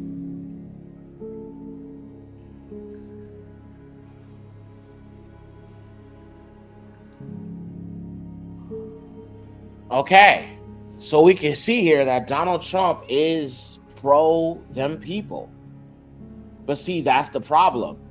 If you are not able to see that he is controlled by them and he is just another one of their puppets, we have a problem here, because it means you are not getting the full understanding of what his agenda is. And as we continue to go through this, more things are going to make sense to you as we move forward. Okay, so let's keep going. All right, so we just went through that. Let's go through some more of these things. Now, this next thing I want to show you is this biometrics thing. This is also how I prove he is one of them, because biometrics is essentially the New World Order technology for you to scan your face, to scan your thumbprint, and all of these things to get you ushered into this beast system. So we're going to go to that next. All right, here we go, y'all. Check this out. Let me just start this from the beginning, and we're going to watch this. We will finally complete the biometric entry-exit visa tracking system, which we need desperately. We will ensure that this system is in place. And I will tell you, it will be on land, it will be on sea, it will be in air. We will have a proper tracking system. And if it hasn't come clear for you, it's okay. I got to skip this part because it has certain trigger pretty much words here in this system. A okay, here we go. Biometric digital identity platform that evolves just as you evolve is set to be introduced in low-income remote communities in West Africa, thanks to a public-private partnership. Okay, so this biometric system is being introduced in low-income communities in West Africa. This is where a lot of the true Yasharim or Israelites are. Many of us came from West Africa. Do you find that interesting? Why not take it to Europe? Why not take it to Asia? Why Africa of all places? Huh? Let's keep watching. Between the Bill Gates. Okay. There might be too many trigger words in this, so I gotta skip past some things. The MasterCard Wellness Pass. So trust stamps technology has a great expanded reach here. And so we're used in many different areas already of commerce and government. Examples of other areas in which the technology is used are travel, medical records, and also enabling identification for government services. And in order to do that, there needs to be a safe and seamless. Okay, so I think we get the message. So essentially, they are pushing this in Africa. Okay, I just find that to be very interesting in West Africa of all places. But if you know who the true Yasharim are, true chosen people of the Most High, that shouldn't be a surprise to you. All right, y'all, we're gonna keep on going. Let me bring my screen back up. I just wanted to go through some of those videos, and we're gonna get back to the doc in just a second. I just want to show you guys a few more things. All right. The second coming of Donald Trump. Sound like the beast, huh? Possibly the beast. You see how they're starting to portray him as a messianic figure. The resurrection and ascension of Donald Trump. Once again, let's keep going. Woman says that when Trump says, I am being indicted for you, that my first thought went to, well, JC died for my sins. JC died for me. It connects in my brain that way. Okay, he's doing this for us. Yet another example of the rising false Messiah delusion. Exactly. This is what I'm saying. These people are just not well. Being indicted for you. My first thought went to, well, Jesus Christ died for my sins. Jesus died for me. And so it connects in my brain that way, like, okay, he's doing this for us as a country to make the changes we need to make, and he's the target where we don't have to be. Wow. Wow, wow, wow, wow, wow. Oh, boy. I mean, you can't really help not to laugh at these people, but then also feel sorry for them because they really worship this guy. I mean, it's really sad. All right, let's keep going. But this is the strong delusion, and we can see how much is connected to Donald Trump. Now, as I showed you before, half of all evangelicals believe Trump is anointed by who they call God. You can see all these people standing around praying for him. A bunch of idiots, a bunch of clowns. Like, oh, man. Now, the book of Daniel, or Daniel, chapter 7, verses 21 through 25, mentions a little horn, okay? Daniel chapter 7. Now, when you think of the word Trump, and you look it up, it says horn, trump, trumpet, horn. Could that possibly be pointing to Donald Trump? If you look up the word Trump, you get trumpet. When you look up the word trumpet, you get horn. Interesting, isn't it? Could it possibly mean something? Could it possibly be telling us something? I'm just saying. Let's keep going. President Donald J. Trump, the Son of Man, the Christ. Wow. Oh, my Father in heaven. Abba Yahuwah. These heathens are deceived. And this is the temple coin, as I've mentioned. Now, what I find interesting also is we know this dude is a Horite. We know he's a descendant of Edom. Okay. But what's more interesting to me is that Esau is oftentimes connected to the eagle. And it says the pride of Esau, who dwelled in caves, exalts himself as the eagle. And yet we see the eagle that's connected to Donald Trump. It is connected to pro-America. It's connected to nationalism. It is connected to patriotism, and so on and so forth. Just find that very interesting. All right, I think we're just about done here. Donald Trump is connected to the Rothschilds, and we'll get to that a little bit later as we get back to the documentary. I'm gonna put some clips from this video into that into the documentary. I'm gonna come back on the screen. We're gonna get back to the video because I still have much more to show you, much more to expose about Donald Duck Trump. So let's get to it.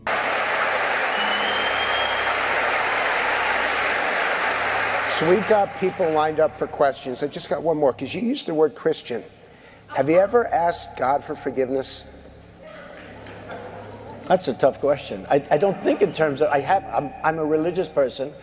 Shockingly, because people are so shocked when they find this out, I'm Protestant, I'm Presbyterian. And I go to church and I love God and I love my church. And Norman Vincent Peale, the great Norman Vincent Peale, was my pastor. The Power of Positive Thinking. Everybody's heard of Norman, and I love my church. And Norman Vincent Peale, the great Norman Vincent Peale, was my pastor. The Power of Positive Thinking. Everybody's heard of Norman Vincent Peale. He was so great. He would give a sermon you never wanted to leave.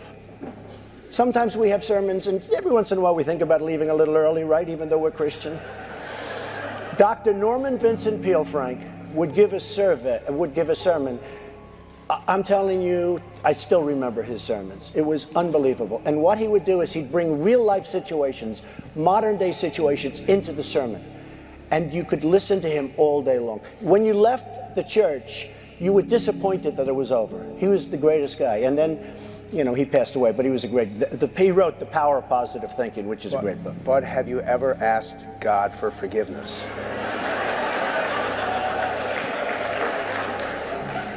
I'm not sure I have. I just go and try and do a better job from there. I don't think so.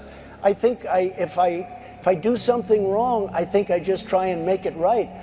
I don't bring God into that picture. I don't. Now, when I take, you know, when we go in church and when I drink my little wine, which is about the only wine I drink, and have my little cracker, I guess that's a form of asking for forgiveness. And I do that as often as possible because I feel cleansed, okay? But, you know, to me, that's important. I do that. But in terms of officially, I could say absolutely, and everybody, I don't think in terms of that. I think in terms of. So Norman Vincent Peale was Trump's pastor. Now, this is easily found when you search on the internet. So it's safe to say that Donald Trump's pastor was a Freemason. Now, you might be asking yourself, what does it matter?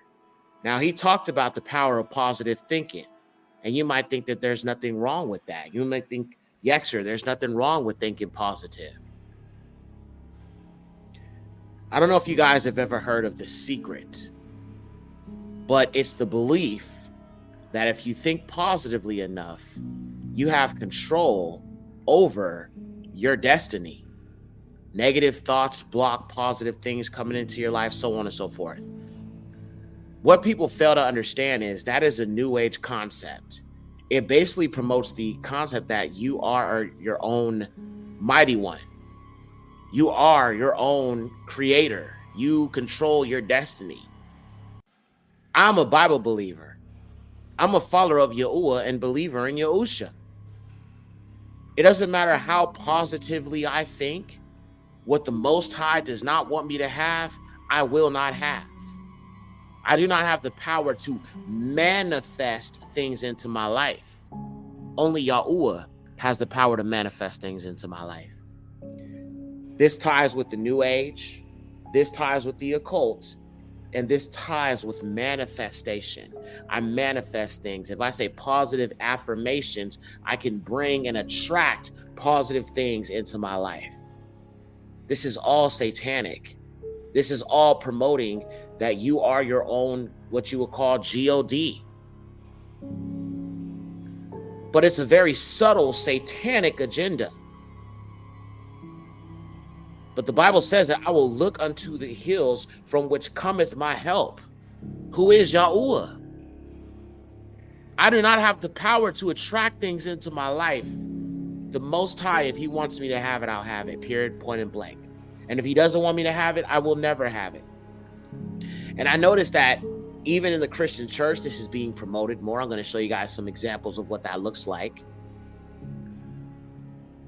This is why all these Christian churches promote, the prosperity gospel, materialism, money, cars, wealth. They're all in the same bed together with these concepts. And when the anti-Messiah is revealed, he will promote these same things. And we're almost done with this documentary, but as I move forward, I'm going to show you ultimately how this is all going to lead to the greatest deception this world has ever seen. Because these concepts are already being promoted to you right now as we speak. You just don't know it yet. But I'm going to show you a few examples before we move on. Now, I'm not saying that thinking positive is bad, right? I think positively about how the Most High is going to redeem us. I think positively about how Yahusha is going to return and we will end up in the new Jerusalem. But thinking positive is going to create situations based off of what you want, just by the premise of thinking positive, is false. I'm going to show you a few examples here before we continue. I heard that you tell yourself sometimes you're doing good, baby. Yes, you got to. Yeah. You have to, because there's another little voice that's going, you're not doing good enough. Yeah. So the outside voice has to go, you're doing good. What's your personal mantra, Jen? I have so many affirmations that I do, and I've done affirmations for a long time. I feel like they really do, that the more, I believe that how you think, and I teach my kids this, your thoughts create your life. And so you have to think positive thoughts all the time. You have to force yourself to think positive thoughts at times. And so I do a lot of different affirmations. I'm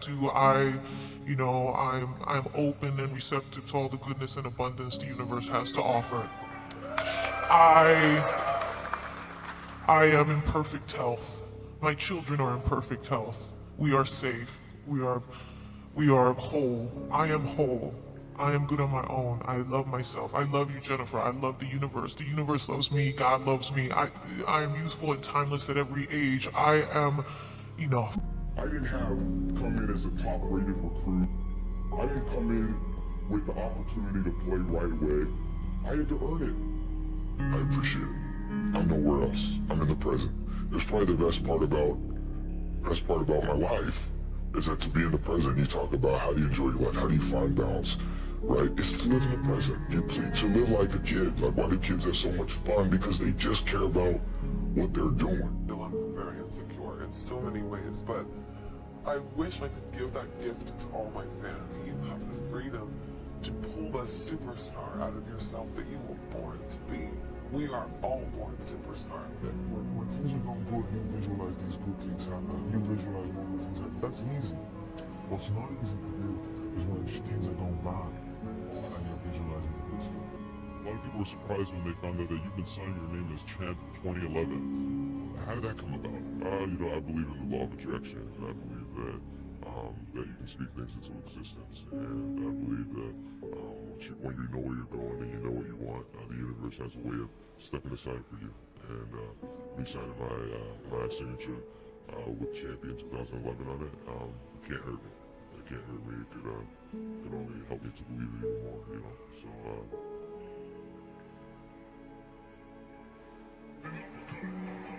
an icon. I want to be an idea. I want to represent an idea. I want to represent possibilities. I want to represent magic, right? That you're in a universe and 2 + 2 = 4. 2 + 2 only equals 4 if you accept that 2 + 2 = 4. 2 + 2 is going to be what I want it to be.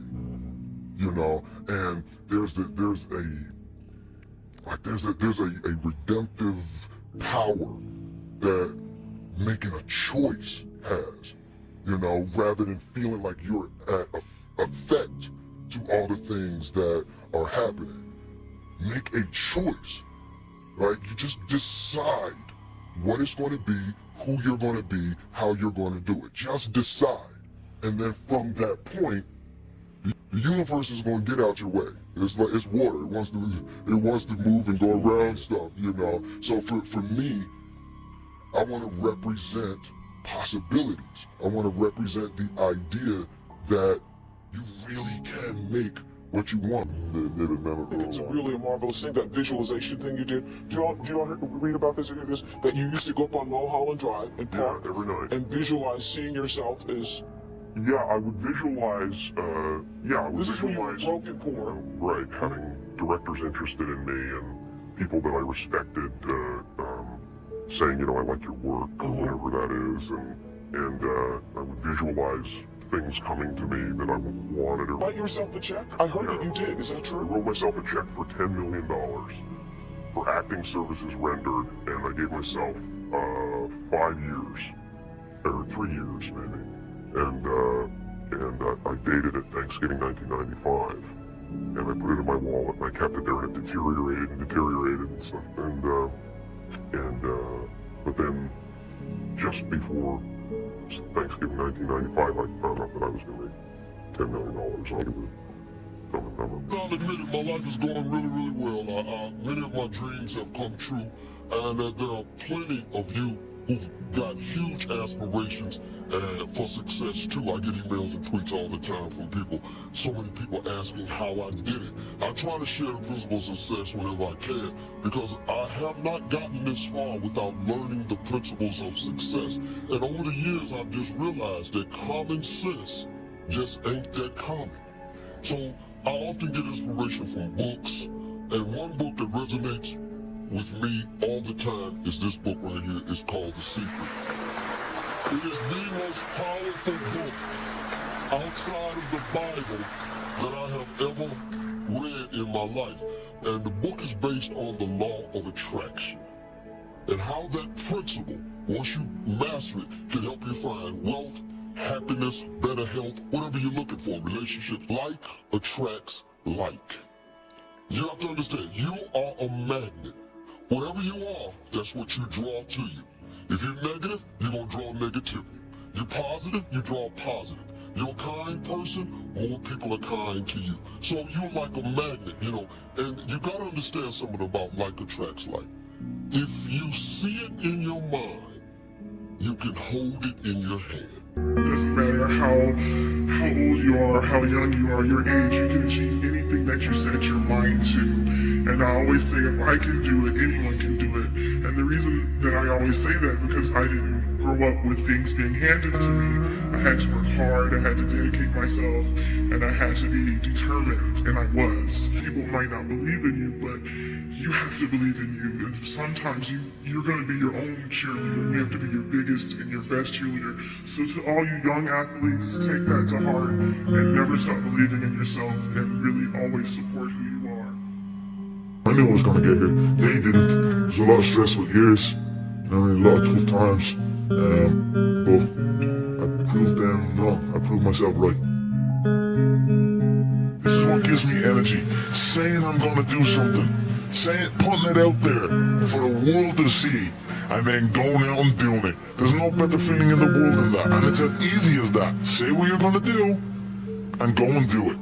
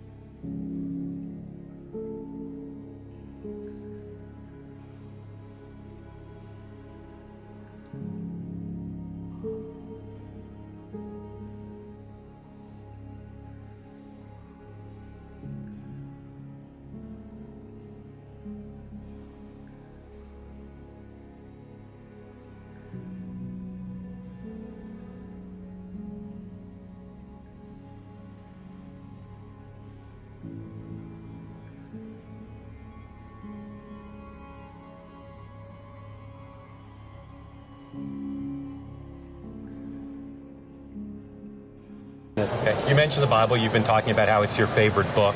And you said, I think last night in Iowa, some people are surprised that you say that. I'm wondering what one or two of your most favored Bible verses are and why. I wouldn't want to get into it because to me that's very personal. You know, when I talk about the Bible, it's very personal. So I don't want to get into verses. I don't want to get into... There's no verse that means a lot to you that you think about or cite? The Bible means a lot to me, but I don't want to get into specifics. Even to cite a verse that you like? No, I don't want to do that. You're an Old Testament guy or a New Testament guy? Probably equal. I think it's just an incredible... The whole Bible is an incredible... I joke very much so. They always hold up the Art of the Deal. I say my second favorite book of all. Many months later. Proud to be partnering with my very good friend Lee Greenwood, who doesn't love his song God Bless the USA, in connection with promoting the God Bless the USA Bible. This Bible is the King James Version and also includes our Founding Father documents, yes, the Constitution, which I'm fighting for every single day very hard to keep Americans protected. Also, the Bill of Rights, the Declaration of Independence, and the Pledge of Allegiance are all part of this God Bless the USA Bible, and it's just very important to me. I want to have a lot of people have it. You have to have it for your heart, for your soul. Many of you have never read them and don't know the liberties and rights you have as Americans and how you are being threatened to lose those rights. It's happening all the time. It's a very sad thing that's going on in our country, but we're going to get it turned around. Religion and Christianity are the biggest things missing from this country, and I truly believe that we need to bring them back, and we have to bring them back fast. I think it's one of the biggest problems we have. That's why our country is going haywire. We've lost religion in our country. All Americans need a Bible in their home, and I have many. It's my favorite book. It's a lot of people's favorite book. This Bible is a reminder that the biggest thing we have to bring back America and to make America great again is our religion. Religion is so important. It's so missing, but it's going to come back, and it's going to come back strong, just like our country is going to come back strong. In the end, we do not answer to bureaucrats in Washington. We answer to God in heaven. Christians are under siege. We must protect content that is pro-God. We love God, and we have to protect anything that is pro-God. We must defend God in the public square and not allow the media or the left-wing groups to silence, censor, or discriminate against us. We have to bring Christianity back into our lives and back into what will be again a great nation. Our founding fathers did a tremendous thing when they built America on Judeo-Christian values. Now that foundation is under attack, perhaps as never before. What can we do? Stand up, speak out, and pray that God will bless America again. I'm proud to endorse and encourage you to get this Bible. We must make America pray again. Pray, get educated, get motivated, and stand with me and the legions of Americans asking God to bless our great nation, to bring our great nation back, and to make America great again.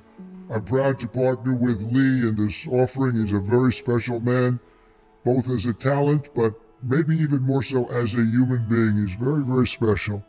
And I think you all should get a copy of God Bless the USA Bible now and help spread our Christian values with others. There you have it. Let's make America pray again. God bless you, and God bless the USA. All right, family. We got a little bit more left that I need to show you. We are leading up to this ultimate agenda of Trump. Now, let me be real with y'all. I don't care about these white Christian nationalists that vote for him. Woe unto them. The only reason I felt led to make this video is because I see my people, Negroes, voting, talking about they want to vote for this clown. Now, I'm going to just take you through the mindset of his supporters and the people that he panders to. And if you are a Negro, you are Yahudi, you need to really, really reevaluate what you're thinking about if you think you should vote for him and he'll make things better for you. Because let me tell you something. I don't support Democrats. I don't support Republicans. I realize that this whole system of political choice is all fake. It's all scripted. They are leaning you over towards Trump because he will be the best person to bring about this one world religion. He already did it with the Abrahamic Accords to set it in motion. Making Jerusalem the capital of Israel, that was part of the one world religion. It's all part of the game. Joe Biden falling over himself, tripping over his own feet. Kamala Harris being completely inept and sitting there cackling like a hyena. The gas prices going up, the inflation. All of this is to move you towards Trump, the illegals. This is all part of their game, and y'all are getting played. You are getting played like a fiddle. So let's go ahead and let's jump into this. So I'm going to share my screen, and we are going to take a look at some of this information that I have here.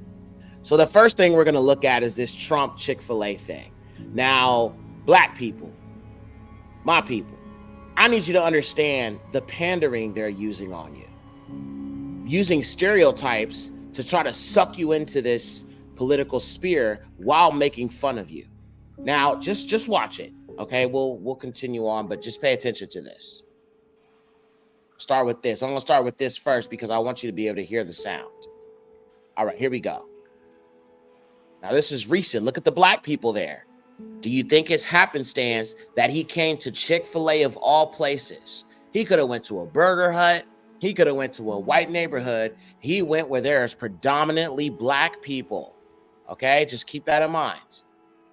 Pandering. Look at the way you like each other, right? I think that's very nice. Have a good time. Nice to see you. Thank you very much. So we'll order 30 milkshakes. We'll give them out to the people, and we'll take some for ourselves. Okay? Good. Thank you very much, everybody. Hello. This has got a great American franchise, Chick-fil-A. It is. It's a great franchise. The owner is a great man who is a member of one of my clubs, and he's fantastic. And yeah, they do very well. They're closed on Sunday. The Lord's Chicken. That's the Lord's Chicken. You're right. It's good chicken. LORDS, Lord. That is not the Most High's name. Closed on Sunday. Okay, the whole Sabbath being changed to Sunday, that is also part of the lie. He is part of this, y'all. But don't worry, we gonna move ahead. I'm gonna show you some more stuff. Now, I'm trying to see if I can find that section where the girl hugged him. And when she hugged him, you could just tell how uncomfortable he was with her hugging him. Okay, this is not the video. This is not the video. So we're going to keep on going. All right. But let me move on. Take a look at this. Notice how Joe Biden is pandering to the black community with Glorilla. Glorilla is a well-known rapper that is very well known in the black community. And you notice he's using hip hop to pander. How is this any different than Donald Trump using chicken? How is this any different? Okay, let's keep going. I have another video here I want to show you guys right here. Let me share this tab. Joe Biden sat around a black family eating fried chicken, y'all. Eating fried chicken. How is this not pandering? Black people, Negroes, how is this them not making fun of you? How is this them not making fun of you? Laughing in your face. And you still want to go vote for these people? I don't care if it's Joe Biden. I don't care if it's Trump. They are using racial stereotypes to get your attention and get you to side with them. They're really telling you what they think about you. You don't see Trump going to, an Asian family and eating fried rice. You don't see Joe Biden going to a Hispanic family and eating tacos and burritos. But yet you see them going to black people and eating chicken. Like only black people eat chicken, by the way. But it's a stereotype. It's a racial trope that's used to disparage against black people, much like watermelons, much like the stereotypical view that, black children are raised without the father, all based in racism, essentially. But how is this any different than Trump going to Chick-fil-A? How is this any different, y'all? Where's the mother? Okay, we see the father here. You know, we see the two boys, but where is the mother? Okay, so we have a broken black family right now. Okay, I just find this to be them mocking us, essentially. You know, he goes here and he picks up fried chicken. I think this is, I don't even know what restaurant this is. Okay, so you got that. So you can see there's pandering when it comes to the left. You got the left and the right, they're both pandering, okay? And then once again, we already looked at Trump and the fried chicken thing. Okay, we've seen this. Everybody's smiling. But look at all these white folks. Look at all these white folks standing around filming and watching this. Why, it's a bunch of black Yahudim, daughters of Zion, smiling while he's coming here to pander and make fun of you for the whole world to see. Let's keep going. Now here's another thing. The Trump sneakers. Oh, black people love sneakers. So I'm going to pander to them with Trump sneakers. All right, I'm going to mute the music. I don't want to hear the music. But you can see more pandering. He's telling you what he thinks about you. Why would you want to vote for him? Why would you want to vote for this cave dweller? Why would you want to vote for this pale-skinned Edomite? I mean, after everything that I've shown you thus far in this documentary, I just think black people are just uninformed about everything. Black people that believe in this system, that want to vote for this clown, are uninformed about how wicked this world is. They obviously don't know who they are if, you know, they believe they should vote. If you realize that you are Yasharal and you are the chosen people of the Most High, why would you want to vote for a heathen? Why would you want a heathen ruling over you? They don't care about you. And if you know what that Bible says, it says you'll be hated by all nations. But this is just more pandering. Now, one thing that I've noticed, let me come back on the screen real quick before we continue. One thing that I've noticed is a lot of people say, why would you vote Democrat? Because the Democrats supported slavery. That's one of their favorite things to say. The Democrats supported slavery, so you shouldn't vote as a Democrat. You're better off voting Republican. But here's the problem with that concept. When I look at Republicans, a lot of their talking points come directly from the Nazis, and they come directly from the KKK. Okay? The KKK is Christian. That's the Republicans. America First. That's Republicans. Afraid of extinction, white extinction. That's Republicans. Can't stand black people and blame them for everything. That's Republicans. They are one and the same. As a matter of fact, I'm going to prove it.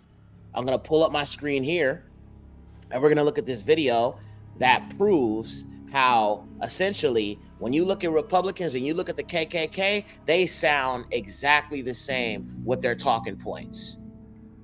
Because the Republican Party, if there's any political system that someone that is like a KKK supporter is going to join, it is going to be the Republicans, not the Democrats, because the Democrats have black people like Black Lives Matter and things like that, which I don't support, by the way. I support the sentiment, but I do not support the organization.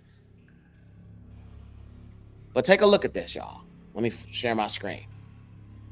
We're going to watch this video, and you're going to see how these same talking points these conservatives use are the same talking points the KKK uses. But yet they're telling you the Democrats support the KKK, but y'all talk just like the KKK. This is what I'm telling you. This political system they're building is trash. It's not for black people. It is for heathens, Gentiles, white people. It ain't got nothing to do with us. We already have a king who is Yahusha the Messiah and our father Yahuwah.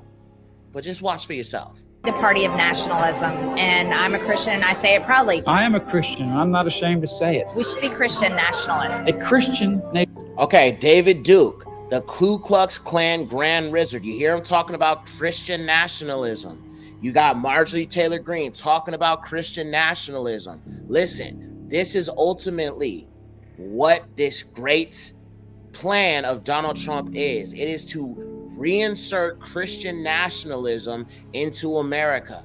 This will become the biggest white supremacist society you've ever seen. This is what Trump's plan is. And I'm going to show you because I got documentation to prove it. But let's just keep watching. The church is supposed to direct government, not the opposite. Christianity is the underpinning of this country, our moral strength, our government rights and responsibilities. You see these Trump supporters, they say the same thing. This country is built on Christianity. This country was built by Black, Abari, or Hebrew slaves and founded by Freemasons. George Washington was a Freemason.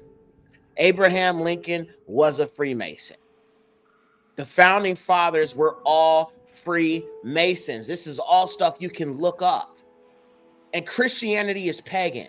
And we're going to get to that after I expose Trump's plan. I'm going to show you why Christian nationalism is dangerous and why it has nothing to do with the way of the Most High, why Christianity is false, why Christianity comes straight from Satan, because this book is an Israelite book. The Bible is an Israelite book. It ain't got nothing to do with the white man. It ain't got nothing to do with Christianity and white Jesus. But we'll get to that a little bit later on. Let me not get ahead of myself.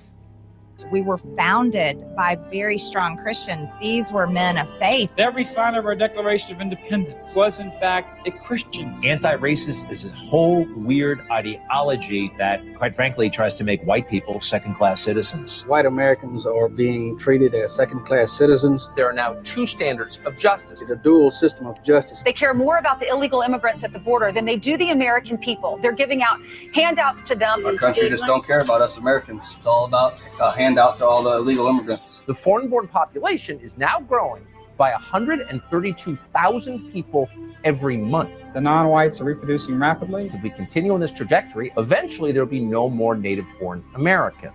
Our people literally are an endangered species. Our people are having few children. We've got to start protecting our race. If you're white, you have to go to the back of the line, discriminating against white people. There is racial discrimination going on right now in this country against massive numbers of white Americans. How precisely is diversity our strength? So how is diversity our strength? And I'll point out, listen, the Democrats are the party of the Ku Klux Klan. That's so interesting they say that. So interesting they love to say that the Democrats are the party of the Ku Klux Klan, but y'all sound just like them. I mean, almost verbatim. And some of the things that they were saying were verbatim. Black people, Negroes, children of Yahshua, the children of the Most High. I made this video for you so you will not fall for the okie doke, because voting for Trump is voting for white supremacy. Voting for Joe Biden is voting for white supremacy. The only difference between the Republicans and the Democrats is the Republicans are overtly racist and the Democrats are covertly racist. Both sides hate you. Okay? And as we continue, you're going to see why. I'm just going to expose the Republican Party. So, I have some more screens here I want to share. So, we're going to keep this thing moving. Okay? So, let me share my screen. And we're going to take a look at some more of this information that I have here. Let me go to my browser. Okay. All right. So, white conservatives. We don't see color until they play the Black national anthem. You ever notice how, whenever there's a game or a Super Bowl and the Black national anthem is playing and they want to start crying and getting angry about it? That's white people for you. That's these white conservatives, these KKK members, so on and so forth. We don't see color until O.J. Simpson doesn't get convicted. We don't see color until Daniel Penny doesn't get released. We don't see color until you say anything negative about Trump. Oh, I know they're probably in the comment section right now as we play in this video, not liking what I'm saying. Don't see color until you bring up slavery in America. Woo. We don't see color until you think Trayvon Martin is innocent or George Floyd didn't deserve to get a knee put on his neck. Let me remind black people, so-called black people, that this is the same political party that you want to support that says that George Floyd was not unalived by an officer putting a knee on his neck. And he deserved to go out the way he did, blaming it on the black man as always. This is the same political party that supports the police. This is the same political party that's telling you that racism is not real in America. This is the same political party that's telling you that police brutality is a myth and an exaggeration. This is who you are voting for. This is who you're siding with. But let's keep going. We got more. It's been the goal of Trump, MAGA GOP, white supremacy, day one, segregation and legalization of slavery again. They want you as slaves. And as a matter of fact, I got Candace Owens, and she admits it herself. She hangs around white people all day. She hangs around these type of folk. She probably done heard some things. She probably done heard some things being mentioned. And she came out and she said that she believes that these white people have an agenda to enslave you. But let's just listen to it. Hold on. Let me switch back out the screen here. Give me a second. If I got to play audio, I got to switch it over to the individual screen. Okay. Let's listen to this. This is the Civil Rights Act, though, let's be clear, created a beast, and that beast has now turned into an anti-white weapon. Yeah, and that's the reality. And so we just need to fundamentally relook at a lot of our civil rights legal regime. And without that, even though I don't think it's sort of the magic bullet, but I think without that, there's limits to the amount of progress we're going to make. Let's talk about discourse and dialogue.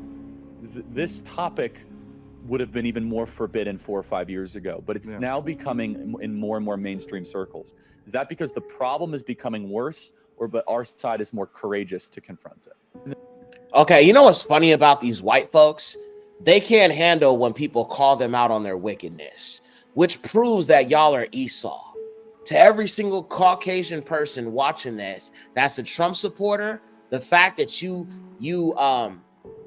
subscribe to a lot of Charlie Kirk's talking points proves that you guys are Esau. You have such a hatred for us that you can't even explain it. So much so that y'all can't even accept that the Messiah is a Negro. So much to an extent that you guys have created a white false Messiah that's not real, by the way, created by men. That's literally the image of a gay man, Caesar Borgia, when the Bible says that the Messiah had hair like wool. Revelation chapter 1, verse 14 through 15 said that the Messiah had hair like wool and skin like brass burnt in the furnace. Anything burnt is black, dark. He was a Negro. Now, keep in mind that black people, we've been dealing with racial disparaging for a very, very, very long time, hundreds and hundreds of years, since we came here as slaves. But you can't handle it when the shoe is on the other foot and you got to deal with what you want to call anti-whiteism. You tell us to stop complaining and stop being the victim and stop talking about stuff, then shut up about the anti-whiteism. Because let me tell you something. We are the people of the Most High. And for those of y'all that hate us, it's going to get way worse. Y'all are the ones that are going into slavery. Y'all are the ones that are going to be brought on ships and hung from trees and treated in dehumanizing ways. The truth of the matter is, you guys know that you are inferior to us in every single way. We are better than you at everything, and you don't like it. He says he wants to repeal the Civil Rights Act of 1964. Now, this leads me to ultimately what this is all about. Donald Trump wants to institute Project 2025. Okay, Project 2025 is essentially a white supremacist America where black people are slaves once again, and white men are completely in control of everything. And I'm gonna read you the document as we move forward in this, but I just want to let you understand that is the meat of Donald Trump's purpose. So let me just read you a little bit of this. The MAGA plan spelled out in Project 2025, which I'm going to read the actual document as we get closer to ending out this documentary. The Civil Rights Act of 1964 is a cornerstone of American justice and equality, yet it now faces a disturbing and radical reinterpretation. Donald Trump, Stephen Miller, and their MAGA allies are pushing to redirect this historic law's focus towards combating what they dub anti-white racism. You can't handle it, can you? Okay, let's continue. This marks a stark and reckless departure from the Act's original mission to break down systemic barriers that have historically oppressed African Americans and women. The actions spearheaded by figures like Miller and entities like America First Legal are more than a mere reinterpretation. They're an outright hijacking of the Civil Rights Act. This alarming shift threatens to dismantle protections for those who need them the most, potentially erasing decades of progress in the realms of racial equality and women's rights. Implications for traditional beneficiaries. African Americans risk losing protection intended to prevent racial discrimination, especially in voting and employment. Women and minorities, diversity initiatives that help those groups be dismantled, rolling back decades of progress. So essentially, they want to use this Civil Rights Act to make it work to their benefit. Okay, gotcha. So I'm going to pull up some scriptures here because I've been talking throughout this documentary about how we really are the true people of the Most High. And I'm going to prove it because it's time you Christians get a reality check. It's time you learn this Bible has nothing to do with Christianity. It's an Israelite book. And I'm going to prove it right now. So we're going to start off in the book of Genesis, or the Torah, Genesis 15, verse 13. All right, here we go. Let me share my screen. Genesis 15, verse 13. And he, Yahuwah, said unto Abram, know of a surety that your seed shall be a stranger in a land that is not theirs, and shall serve them and afflict them 400 years. And also that nation whom they shall serve will I judge, and afterward shall they come out with great substance. This scripture is talking about the Most High talking to Abram and telling him his seed will be afflicted 400 years. Okay? So you can clearly see who else has been enslaved 400 years, by the way. I'm not done yet. Let's keep going. We're going to go to Acts. I just need to prove we are the people of the book. Now, a lot of y'all like to call us a word that starts with N. Well, guess what? That's in the Bible. Acts 13:1. Now, they were in the church that was at Antioch, certain prophets and teachers, as Barnabas and Simeon, that was called Niger. Who else is called Niggr? Because y'all love to call us that, by the way. Oh, you're going to say because it has one G, it still doesn't mean the same thing? Okay. And Lucius of Cyrene and Mananin, which had been brought up with Herod the Tetrarch and Saul. Okay, let's keep going. Now, the Messiah. Let's talk about the Messiah you claim to believe in. You believe he was hung from a pagan cross? We can destroy that right now. We're going to go to Acts 5:30. The Eluah of our fathers raised up Yahusha, not JC, whom you slew and hanged on a tree. He was hung from a tree, not a cross, a tree. What other people on this earth were hung from trees? I'm going to let you answer that question. Don't worry, I got more proof. Let's go to 1 Peter chapter 2, verse 24. 1 Peter 2:24.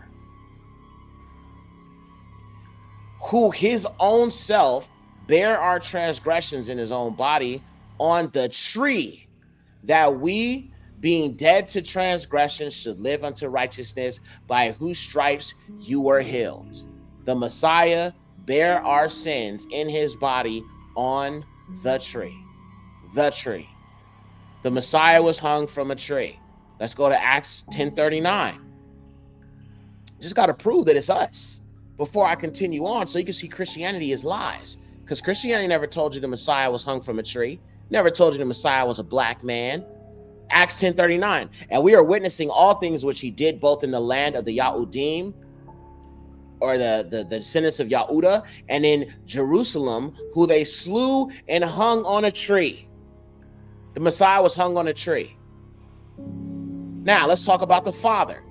Okay, let's talk about what he looked like, because we're going to disprove white supremacy right now. We're going to go to the book of Daniel, or Daniel, and we're going to go to chapter 7, verse 9. Describes our Father in heaven. 7:9. I beheld till the thrones were cast down, and the Ancient of Days did sit, whose garment was white as snow, and the head of his head like the pure wool. His throne was like the fiery flame, and his wheels as burning fire. So it says that the Most High has head like pure wool. Pure wool. Hold on a minute. Let me just pull this up real quickly here. Pure wool, hair like wool. Let me just type in hair like wool on Google, and let's just see what we get. Hair like wool. Oh, there it goes. Look at that. Hair like wool. Okay, so who is this? Who is this homo? Hair like wool. Hair like wool. Look, right here. Hair like wool.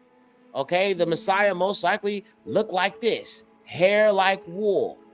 Okay, this white man, this Caucasoid, this Edomite got some straight noodle hair. The Messiah was black with woolly hair, according to scripture. He was hung from a tree. His people enslaved 400 years. One of the Israelites was called Niger. We are the people of the book. This book has nothing to do with you. Okay, look, here's some more examples. Hair like wool. Okay, you see the woolly fur on the sheep, the lambs, the sheep's wool. I see a bunch of black people with hair like wool. Okay, look right here. Dark skin, melanated, hair like wool. Hair like wool. Okay? This Bible is not about white people. It's just not. Unless we're talking about Esau and Edom. Okay? Hair like wool. Okay? Hair like wool. So the Most High had hair like wool. The Most High was melanated. This book is about melanated Negro people. So yeah, you know, you want to bring forward your white supremacist Christian white fake Jesus Christ? Go ahead. But guess who the Messiah actually was sent to? The Negroes. The ones you hate so much, with hair like wool. Hair like wool. Hair like wool. Hair like wool. This is not hair like wool. This is noodle, stringy, top ramen hair. Hair like wool. All right, now that I've proven that, we're going to go back and we're going to read about the Messiah. I'm going to give you a few more witnesses before I continue. Revelation chapter 1, verses 14 through 15. His head and his hair were white as wool, or like wool. Sometimes it says white like wool, but it should say white like wool, as white as snow, and his eyes were as a flame of fire, and his feet like unto fine brass, as if they burn in a furnace, and his voice is the sound of many waters. Okay, so the Messiah had woolly hair just like his father, as we read in Daniel chapter 7, verse 9. Woolly hair, woolly hair. And he has skin or feet like fine brass burnt in a furnace. Anything burnt in a furnace is dark. Dark. But just in case you don't believe me, I'll keep going. I got to prove all things with one or more witnesses. Let's go to Song of Solomon, chapter 1, verse 5. I am black and comely, O daughters of Jerusalem, as the tents of Kedar, as the curtains of Solomon. Look not upon me, for I am black, because the sun hath looked upon me. My mother's children were angry with me. They made me the keeper of the vineyards, but mine, my own vineyard, have I not kept. We can keep on going. There's tons of scriptures. Let's go to the book of, let's go to Lamentations, chapter 4, verse 7. Now, they love to use this scripture to try to disprove that the Bible's about black people. Her Nazarites were purer than snow. They were purer than milk. Okay, they took the Nazarite vow, so that means they were more ruddy in body than rubies, and their polishing was a sapphire. So some people think that ruddy means white. But let's keep reading, because it says they were, okay? They were ruddy, okay? Now, let's keep going. Their visage is blacker than coal. It says is, present tense. Their visage means face, is blacker than coal. They are not known in the streets. Their skin cleaveth to their bones. It is withered. It is become like a stick. Okay, so they were a brownish color, which is really what ruddy means. Okay, let me show proof. Give me a second. I gotta show proof. I gotta show proof. I gotta show proof. So let's just type in the word ruddy shell duck, because there's actually an animal called the ruddy shell duck. Look at that. A golden brown color. I don't see white. I don't see white. Let's keep going. Let's look at the ruddy tree frog. There we go. Look at that. I see a brownish, reddish color. And let's just type in ruddy person right here. More reddish in color, more ruddy in complexion. Okay? This will be considered ruddy, but this is not white. Okay? Ruddy. Ruddy. This is not ruddy. This is white. This is not, well, this is kind of a reddish, ruddy color, but you can see there's melanin. Okay? We got to keep in mind that the Israelites were in the desert wilderness for over 200 years in slavery. There's no way they look like this and didn't succumb to skin cancer. These people can be in the sun working in the wilderness. They can wander the desert wilderness for 40-something years. I could wander the desert wilderness for 40-something years without getting sunburn. Ruddy, ruddy, ruddy, ruddy, white, white, ruddy, ruddy, ruddy, black, white, white, ruddy. All right. Now, I'm going to do one more thing, and I'm going to just show you a little bit more evidence before I continue. This one is very, very easy to see. Now, I talked about the 400 years. We're going to go back to the book of Acts, and we're going to read chapter 7, verse 6. And Yahuwah spake unto this wise, that his seed should sojourn in a strange land, and they should bring them into bondage and entreat them evil 400 years. Okay, we are the people of the book. And if we want to disprove them people who claim to be us, all we got to go to Genesis 10, 1 through 3. Now, these are generations of the sons of Japheth, Gomer, Magog, Madai, Jaban, Tubal, Meshach, Tyrus, and the sons of Gomer, Ashkenaz. Ashkenaz. Then people call themselves Ashkenazi. They are Gentiles, sons of Japheth, and not Shem. Okay? They are imposters. Oh, and by the way, I know y'all love to cleave to white supremacy. Okay. Well, I can prove to you that white supremacy is a myth, because according to the Bible, white skin was a curse. And I want to prove it, because a lot of y'all like to say we're sons of Ham. So let me just prove it with scripture. Give me a second here. I'm going to pull it up. So let's go to the book of Numbers, and we're going to read chapter 12, Bamadabar, Numbers 12.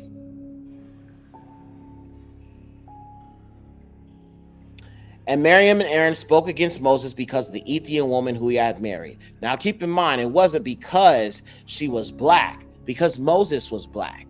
The reason why he spoke against her, or why Miriam and Aaron spoke against her, is because he was from another nation, even though she was black. But let's just read this. I'm going to just skip ahead. And the anger of Yahuwah was kindled against them, and he departed. And the cloud departed from off the tabernacle, and behold, Miriam became leprous, white as snow. And Aaron looked upon Miriam, and behold, she was leprous. She became leprous. She had to have been dark-skinned. So white skin was a curse from the Most High. Now I can show you another example.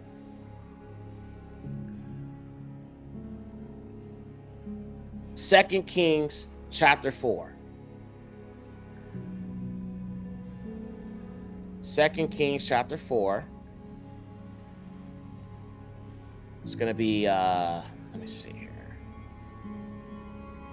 Gehazi was also cursed with white skin in the scriptures. Hold on a second. Let me pull this up. Okay. Let me scroll down here. And he said unto them, went not my heart with thee? This is 2 Kings 5:26. The man turned against his chariot to meet him, and it is given time to receive money and to receive garments and all olive yards and vineyards and sheep and oxen and men servants and maid servants. The leprosy therefore of Naaman shall cleave unto you and unto your seed forever. And he went out from his presence a leper, as white as snow. So Gehazi was cursed with white skin. I thought black people were cursed with black skin, but according to the scriptures, white skin is a curse. All right, I've proven my point. I had to go through these scriptures because these white folks need to understand we are the people of the book. Now, it doesn't mean you can't be saved because you are from another nation. We do believe here that anyone can be saved in Messiah, but you have to accept the true Messiah, which is not Jesus Christ. His name is Yahushua HaMashiach. He was a Hebrew, and he is not the Messiah Trump is promoting to you. So let's continue on because I got more to show you here. Let me share my screen. I just wanted to prove some things because I said I was going to prove that we're the people of the book. It's important you understand who Israel is. All right. So anyway, Donald Trump is pandering to us with sneakers and with shoes and with chicken. Joe Biden is doing the same thing. And again, I'm making this video because I see things like this. Black people, falling for the foolishness. Blacks for Trump. This is really sad. I mean, look at this dude. Look at the 666 he's throwing up. And by the way, that's another thing I want to talk about. The Proud Boys. That symbol right there, that 666, that right there also means white power. White power. So Donald Trump, it's not bad enough. Donald Trump is constantly throwing up the 666, but yet he also has black people connecting to people that are throwing up this, which means white power. And let me just prove it real quickly, actually. Let's pull this up. White power. White power. Okay? White and proud. This is also connected to the 666. But it does mean white power. Okay? It's another symbol for white power, which is why the Proud Boys throw it up. White power. You see that? White power. White power. 666. Whatever you want to call it. Look at that. Look at that. Just throwing up the devil symbolism. Just blatantly throwing up the devil symbolism. Wow. Look at that. Look at that. Proud Boys. White power. White power. White power. It's a white power symbol, as I said. Whew, boy. I'm trying to get people to understand what you are connecting yourself to. All right, we're going to continue on. So I find it interesting because this conversation about white nationalism or Christian nationalism is starting to circulate a lot more in conservative circles and just in general. So this is Candace Owens, and she went to a Catholic church.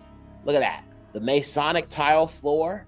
You've got the pagan images of the white false Messiah, the pagan Mary. You know what I'm saying? You've got the pagan cross because we just looked at the Messiah was hung from a tree. This is essentially Roman Catholicism, which is where Christianity comes from. This symbol is pagan right here. The Messiah was hung from a tree, not from a cross.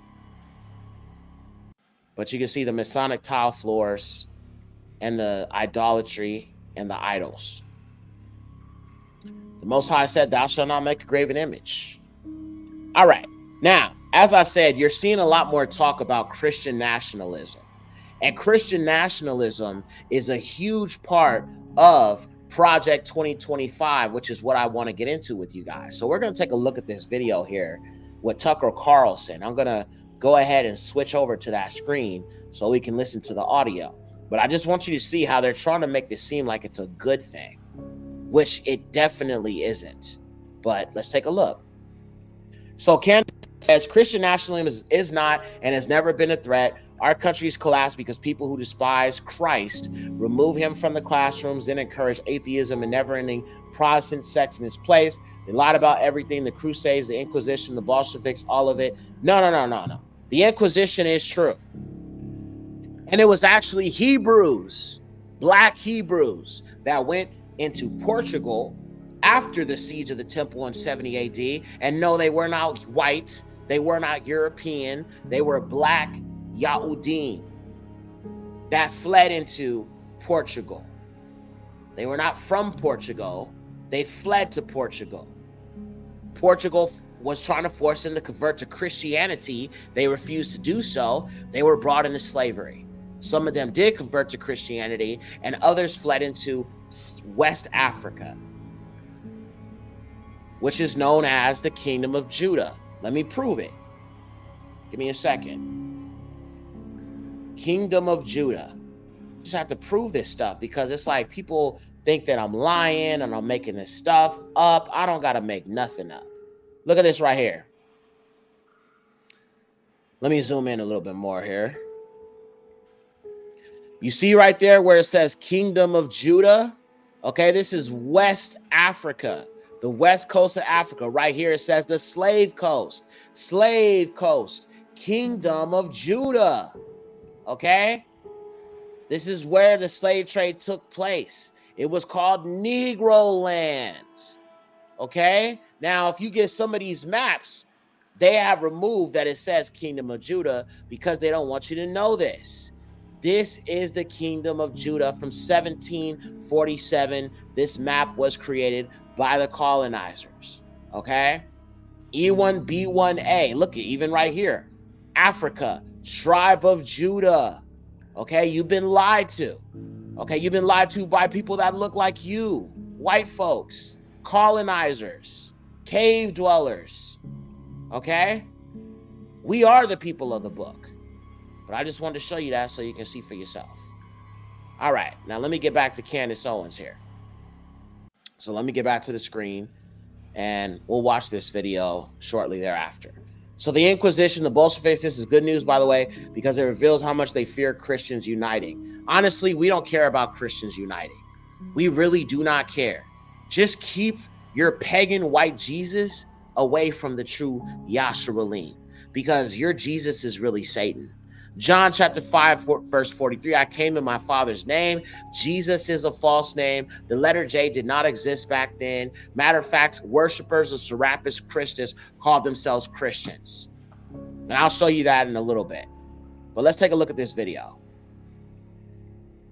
What exactly are you going to run on? So if you're Joe Biden standing for re-election at the age of 81, the obvious question is, what exactly are you going to run on? You're not going to run on the state of the economy. You're not going to run on the state of the world, which is increasingly chaotic. You're not going to run on lengthening life expectancy, because actually life expectancy is declining in the United States under his watch. So what are you going to run on? Well, you're going to run against. And the main thing Biden is going to run against is Christianity. Running against Christianity. He's already put people in prison for praying, so it's not a stretch. But of course, you're not going to say I'm running against Christianity, the world's largest religion. You're going to say I'm running against something called Christian nationalism, which was a way of making traditional Christianity seem like a threat to the country rather than the principle upon which it was founded. So that is their plan. They're going to run against something called Christian nationalism. And in this, they have the full cooperation of Hollywood and the media outlets, which are whipping up the population into a frenzy over this threat called Christian nationalism. Well, most of us, even those of us who pay some attention, aren't really sure what Christian nationalism is. Is it a product of what it sounds like, which is some branding meeting in the basement of the DNC designed to make Christians seem really scary if they believe in God? maybe. We decided we would ask the person most closely identified with that phrase, Christian nationalism.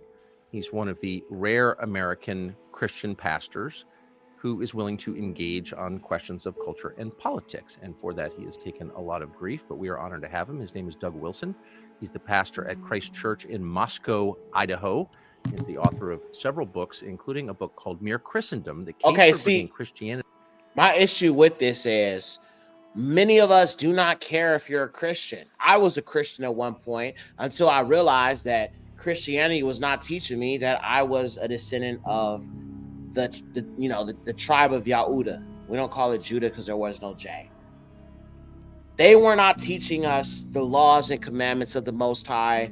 They have you celebrating pagan holidays like Easter. They done rebranded it to Resurrection Day. They have you celebrating pagan holidays like Christmas that have nothing to do with the Messiah. The Messiah never celebrated these pagan feast days. He celebrated the Torah and the laws given in the Torah, which is what we celebrate. We don't care if you're a Christian. Be a Christian all you want to. But we don't want to have your white Jesus and your pagan religion forced on us. And I can agree that there's certain things I think that's good. You know what I'm saying? As far as not allowing gay marriage and not allowing transgenderism and stuff like that. But then at the same time, y'all want to whitewash everything and push white supremacy, which is what this Project 2025 thing is really about. And I don't want to get ahead of myself. But this dude right here, he is controlled opposition. Okay, he works with the CIA. He is part of the cabal. And if you trust him as a trusted source of information, you are also deceived. But I mean, if you believe Trump is someone you can trust, and I'm not surprised you trust this guy too. Nobody's propped up and given a platform unless they're part of the agenda. But let's keep going. Be back into modern culture. And Pastor Wilson joins us now. Pastor, thank you very much. It's an honor to be here. Thank you. Thank you. So I'm sincere. That was not opposed. I'm sincerely confused by the phrase Christian nationalism, which seems like an attack on Christianity to me. Mm-hmm. What is it, to the extent you understand it, and are you a Christian nationalist? So I'm willing to be a Christian nationalist because because I prefer that phrase.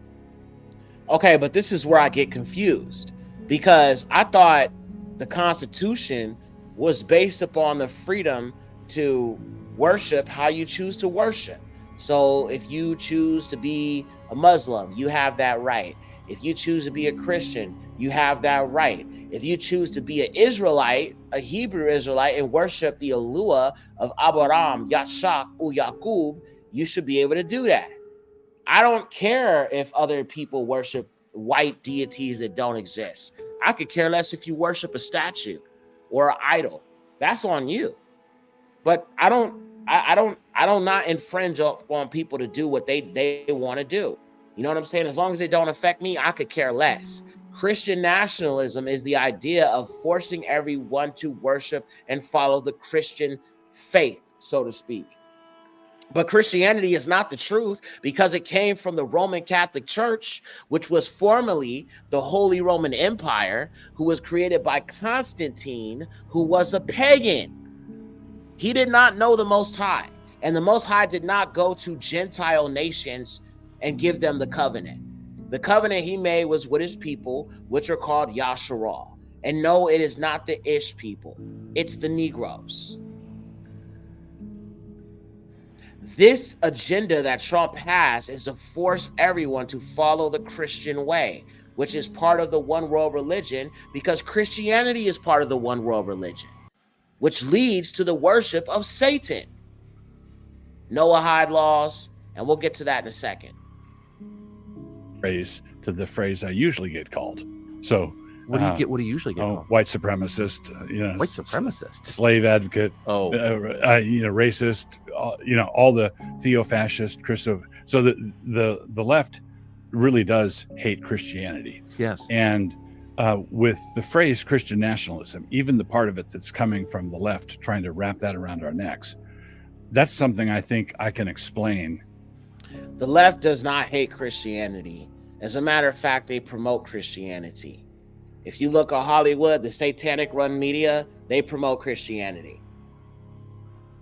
Christianity is allowed to be spoken aloud.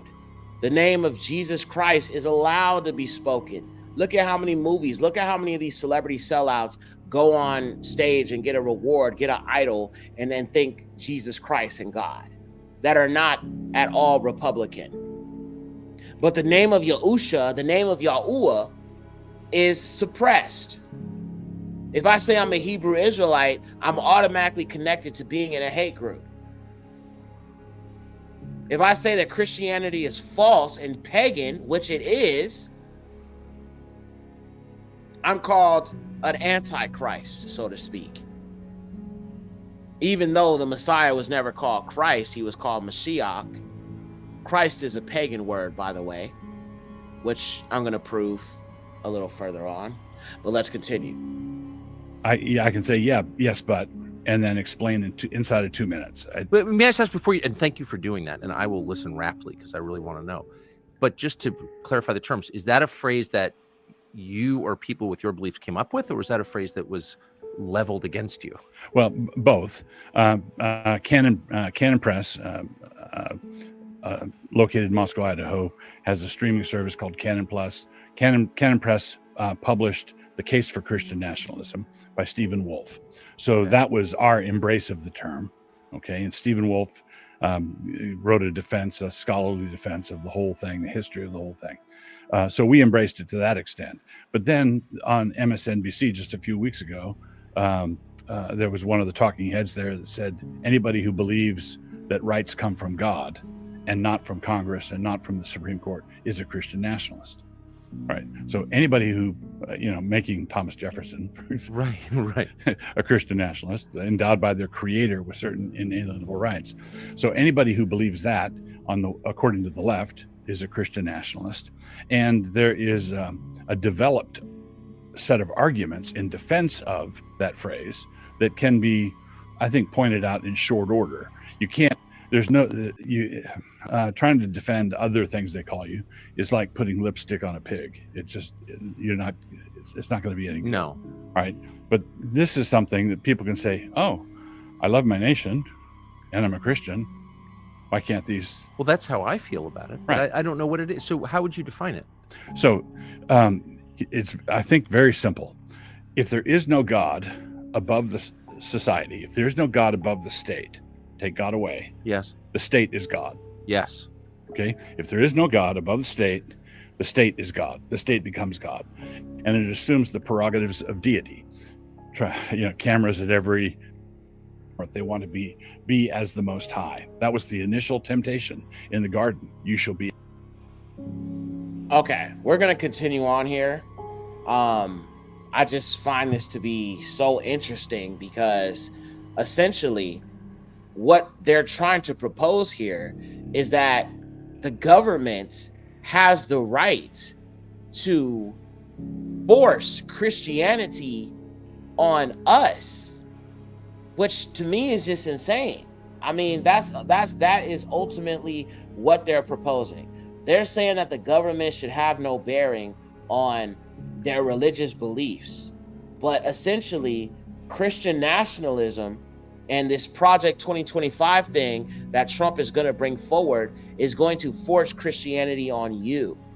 So, I mean, it's counterproductive to everything that this man is actually saying, which I find to be so interesting.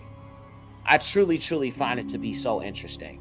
But we're going to continue on. There's more that I need to show you. I don't want to bore you with this long video of this dude explaining this, but I just want you to see ultimately this is what they want. Let's keep on going. All right, I'm gonna get rid of that screen. All right, let me show you another example of Christian nationalism. Let me pull up this screen here.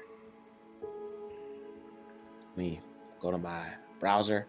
Okay, so let me full screen this, and we're gonna go to this screen.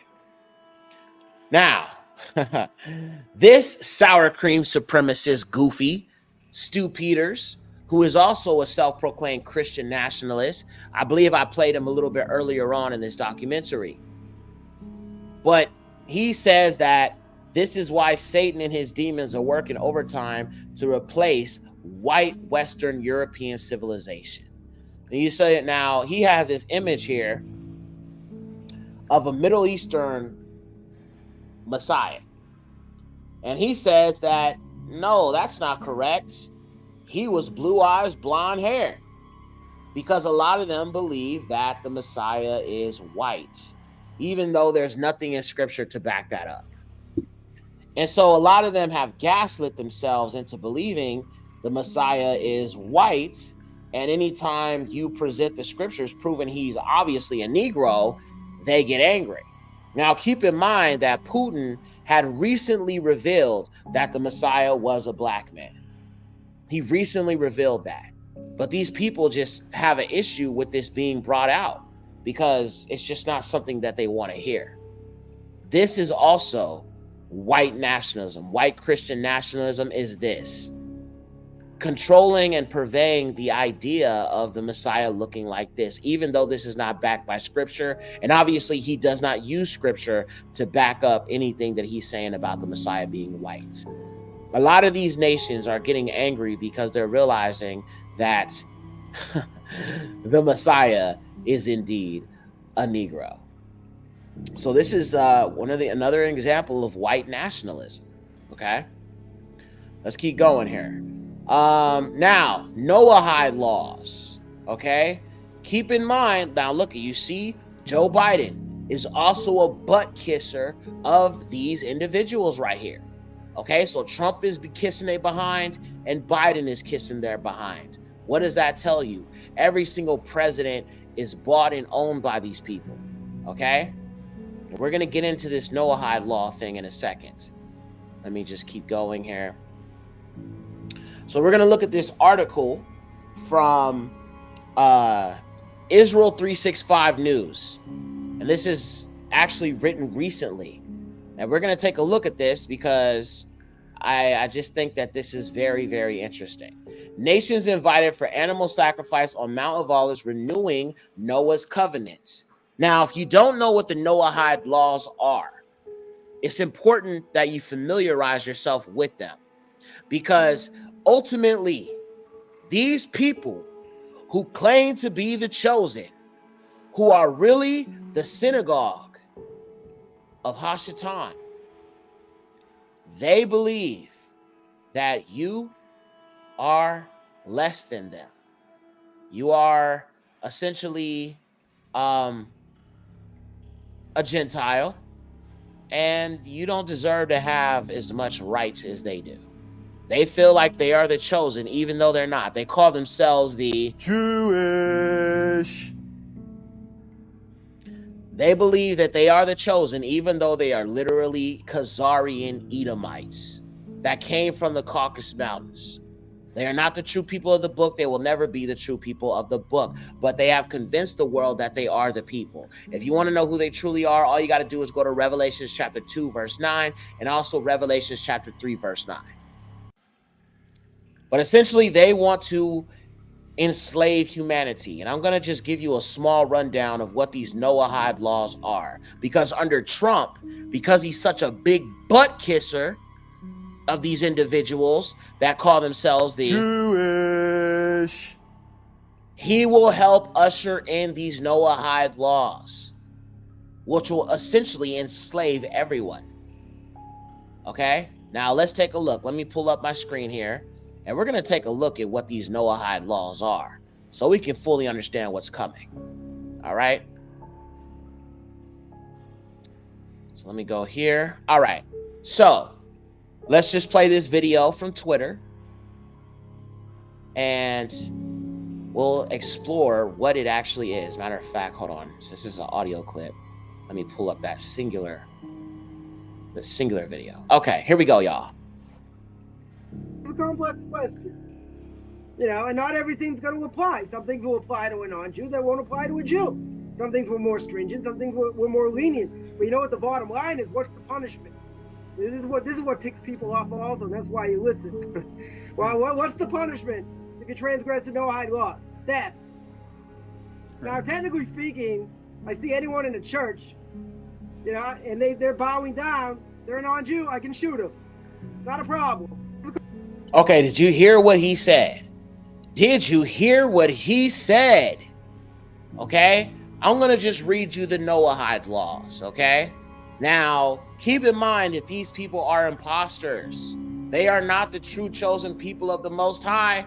And you're seeing that because of what's going on in the Middle East right now with that Palestinian group that they're committing genocide.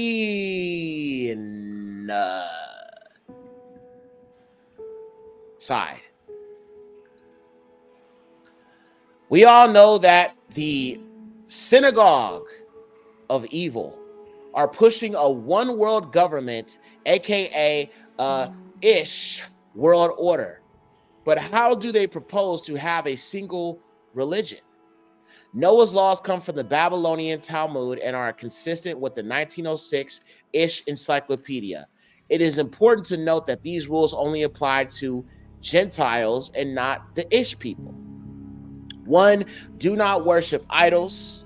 Now, keep in mind, if you believe in Yahushua HaMashiach, they consider that to be an idol. He just said, if you bow down in a church, they consider that to be idolatry. Do not blaspheme the name of the Most High. So if I use the Most High's true name, which is Yahuwah, and his true son's name, which is Yahusha, I am violating the law. And they say violating of these laws is deletion. They will create courts of justice to, basically rule over you. Do not unalive, do not commit adultery, do not steal, do not eat flesh cut from a living animal, so you cannot eat meat anymore. Now, if you really think about this all ties in directly with the Agenda 2030, as well as the you will own nothing and be happy system. This new system of governance that they're going to create. Wow. The penalty for transgressing any of Noahide laws, beheading. All individuals will be beheaded with an axe or guillotine. Therefore, according to the laws of Noah, all Christians will be beheaded. Okay, well, Christianity is part of this game because it is part of the one world religion. And that's where I'm going to get to the Abrahamic Accords, because once you understand the Abrahamic Accords, you will see that Christianity is definitely part of this. And essentially, the one world religion is the blending of the 3 Abrahamic religions. You've got Judaism, you've got Islam, and you got Christianity. They're going to blend them together, which are really just a lie to get you to worship the beast. And I'm going to prove it as we move forward. So understand that through Trump, all of these things are going to come into play. And it's not just that. As I get to the document, the Project 2025, it's going to make more sense that he is ultimately going to bring this out. So let me share my screen again, and we're going to read some more of these articles that I have here. All right. Trump meets with Chabad rabbis in Oval Office. So you see that? He is surrounded by these people. Okay? He's a butt kisser of these people. All right. And yes, he does support Noahide laws. He celebrates them. Okay. He supports them. President Donald Trump issued a proclamation in honor of Education and Sharing Day, marking the anniversary of the birth of the last Lou Victor. I can't even read this. Trump met Monday in the Oval Office with the delegation of rabbis from the Chabad Lubavitch movement. The president admires the work of the rabbis, was very keen on recognition, education, blah, blah, blah, blah, blah, blah, blah, blah. Essentially, bro, he is a supporter of these folks. I'm going to just leave it there. I'm going to just leave it at that. He is a supporter of these people. Ashkenazi Khazars look up on the Noahide laws and the FEMA involvement. Okay, so once again, you got Trump and you got Biden hand in hand, controlled by these people. Wicked, wicked people. All right, there's a new wave of new bills to define AS. Okay, in these 3 states, they could become law.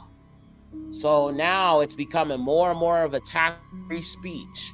Now, what I find to be so interesting about this is conservatives are supposed to be supporters of everything free speech. But as soon, because they're blind by Donald Trump, because they're blind and they don't realize that these people are not who they say they are, they blindly support this, censoring people because they spoke out against the state of Israel. And now there's a bunch of Republicans behind closed doors signing these things into law that doesn't allow you to criticize these people, even though they literally are doing some of the most wicked, evil things behind closed doors. That's just very interesting to me. I do find that to be very, very interesting. But we're going to read this article because I want to go through this. Lawmakers in more than half a dozen U.S. states are pushing laws to define AS, triggering debates about free speech and bringing complicated world politics into state houses. So you can see that these people are so protected, nobody can say anything about them. Very, very interesting. Supporters say it's increasingly important to add a definition that lays out how to determine whether some criticism of Israel also amounts to hatred of the Ish people. In so doing, lawmakers cited the October 7th attacks in which Hamas deleted some 1,200 people, mostly civilians, and took about 250 hostages back to Gaza, which sparked a war that has unalived more than 26,000 Palestinians. For anybody that didn't think that anti-Zs could cross into AS, the rest of the world could see that if it had, said Democratic Representative Esther Panich, the only Ish member of Georgia's legislation and one of the sponsors of a bill that the state legislature passed last week. Republican Governor Brian Kemp is expected to sign. Defined in 2016 by the International HOLO Cost Remembrance Alliance, AS is a certain perception of them folks, which may be expressed as hatred towards them folks. Rhetorical and physical manifestations of AS are directed towards Ish or non-Ish individuals and or property towards Ish communities, institutions, and religious facilities. So essentially, they don't want you saying anything about these people. How can they be the chosen people if they so soft? I'm just saying. Just so soft. Okay. Now, I want to talk a little bit more about Sunday law because that is also what is coming forward with this. Okay, this is this Project 2025, which we're gonna get to next. I want to just show you guys how this conversation of the Sunday law. Now, the scriptures, you would know that the Sabbath or the Shabbat is the seventh day of the week. The seventh day of the week is not Sunday. Sunday is linked to pagan sun worship. The Roman Catholic Church changed the Shabbat or the seventh day from Saturday to Sunday, which is to honor their pagan sun deities because Christianity is pagan, which is under Rome. Christianity came from Rome. It came from Roman Catholicism. It came from the Holy Roman Empire. It's pagan. And Trump is going to be the one to enforce pagan Sunday worship. But let's just read this. A new documentary makes a case for reviving the Sabbath. Sabbath is a spiritual discipline. Should it also be a social policy? In 1848, Karl Marx and Friedrich Engels wrote that capitalism, with its constant revolutionizing of production, uninterrupted disturbance of all social conditions, everlasting uncertainty and agitation, was creating a world in which all fixed, fast, frozen relations with their train of ancient and venerable prejudices and opinions are swept away. All new foreign ones become antiquated before they can ossify. All that is solid melts into air. All that is holy is profaned. I really don't want to read this whole article. Here we go. We're going to just skip forward because I really don't care about this. As the documentary shows, the Puritans brought in especially rigorous and rigid observation of the Sunday Sabbath to American shores, and this is their cultural influence, outlasted their doctrinal dominance well into the mid-20th century. Laws requiring businesses to close on Sunday were common in the United States. In fact, in one of Sabbath's most surprising segments, we learned that Bergen County, New Jersey, a New York City suburb, has Sunday closings to this day. In 1993 referendum, the county's residents upheld the Sunday regulation by a 2-to-1 vote. So essentially, they are trying to force people to acknowledge pagan Sunday. And obviously, it's written by the Roman Catholic Church. Do y'all see the deception of Christianity? And if you think you're a Christian, but you're not Roman Catholic, if you are calling yourself a Christian, you are still pagan. Because Jesus Christ is pagan. The Trinity is pagan. The Christian God is the devil. The Most High's name is Yahuwah. His son is named Yahusha. He is the Eluah of the Hebrews. And he only came to the Hebrews. He did not come to the Gentiles. The Gentiles have to be grafted in. They have to keep his laws and commandments. And that does not include voting for Donald Trump or celebrating pagan Jesus Christ or honoring pagan Sunday worship. Okay? Let's keep going. All right, I have another article here. Donald Trump, champion of the Noahide Law. See, he wants to bring this in. During his almost 4 years in office, Donald Trump has been the greatest supporter of Noahide law in U.S. history. This is who you're voting for. This is who you want to be your president. This is who you blindly and ignorantly worship. Goofy. This article is dedicated to observant and traditional-ish people, to the growing Noahide movement in the U.S., and to all Americans of faith. All Americans of faith. So it doesn't mean if you're Christian, doesn't matter if you're Muslim, doesn't matter if you're Ish. This is all part of the one world religion, and your boy Donald Trump is going to bring it in. The worship of the beast. But let's keep going. My call to all of you is to personally go to the polls on Tuesday and support President Donald Trump for re-election, and I will explain the reasons for this in the upcoming paragraphs. Blah, blah, blah, blah, blah. This Tuesday's election presents two clear choices of how to shape the American moral landscape, one which is based on God's eternal law, while allowing for individual freedom. Another one based on the globalist dogma imposed by the social media and the mainstream media. When Orthodox JEWSs are asked why they support President Trump, they often list his support for Israel and his defense of religious freedom, including the call to keep houses of worship open during the an often ignored aspect of his administration has been his promotion of Noahide laws and values. So Trump supports your enslavement, family. He supports it. Every Torah observant-ish person, Khazar, has heard of the 7 Noahide laws. There are 7 very broad universal laws with many ramifications. Universal laws, okay? So it's not just a certain people. They want to make this law for everyone who is not Ish. With many ramifications, what the Most High imposed on all nations when Noah came out the ark, they include the prohibition of idolatry, forbidden relations, murder, eating the limb of an animal while alive, theft and blasphemy, and the obligation to establish courts of law to punish violators. Like the beheading? Let's keep going. There's a very basic covenant that the Most High, or who they call God, signed with every nation, as opposed to the more complex 613 commandments that the Ish people must observe. First of all, y'all are not even... So basically, they want you to follow these laws while they get to keep the Torah. But according to the laws of the Most High, if you are grafted in, or if you are a blood-born Yashruali or Israelite, you must keep the laws and commandments of the Most High Yahuwah. But because these devils have come out and claimed to be the chosen, and they've gotten so much support, a lot of people will go along with this because they're idiots. And because they follow Donald Trump and they trust what he says, like he's on their side, but yet he supports this. Oh, boy.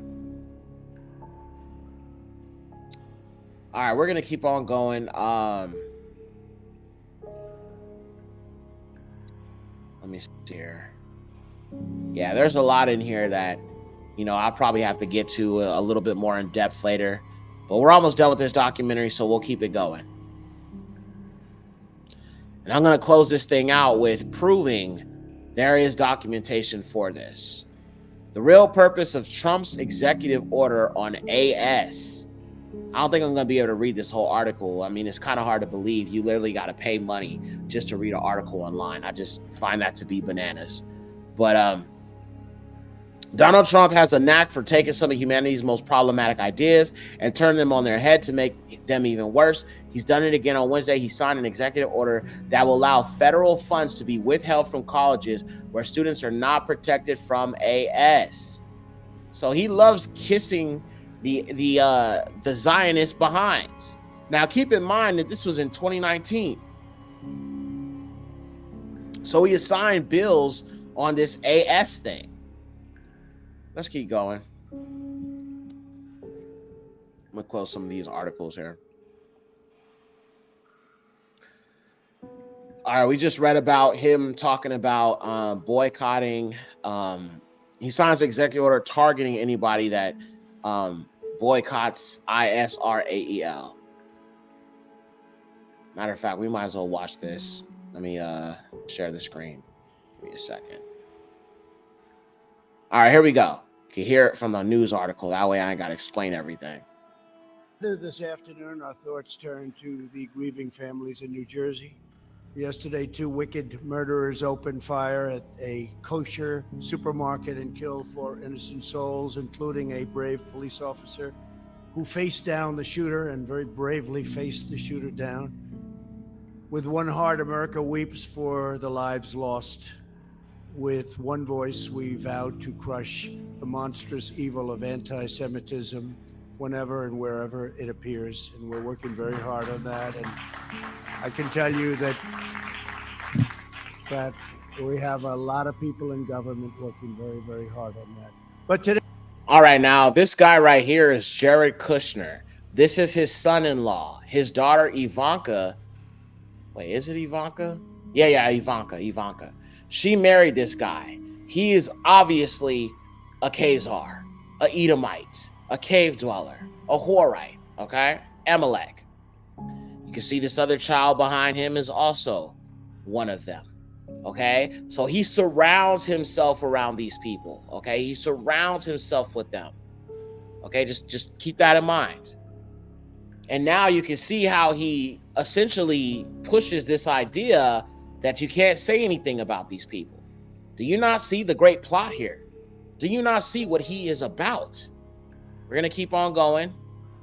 Let me show you this other image here. Let me go back to my window. I think I have any more videos to show you. All right, take a look at this. You see that? Surrounded by these people. Surrounded by them. You think that's a coincidence? It's not.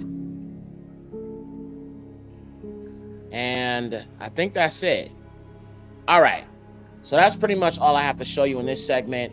In the next segment of this video, I'm going to show you this document. We'll wrap this thing up and we will pretty much be done with this. But actually, you know what? Actually, let me pull up this video here real quick because I want to show you this Abraham Accords thing real quick.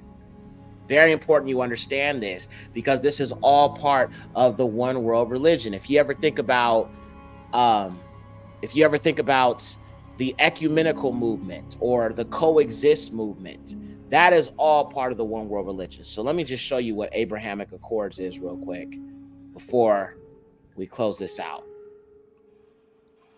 I'm just going to show you this real quick. And you're going to see how Christianity all falls into this. It all ties in together.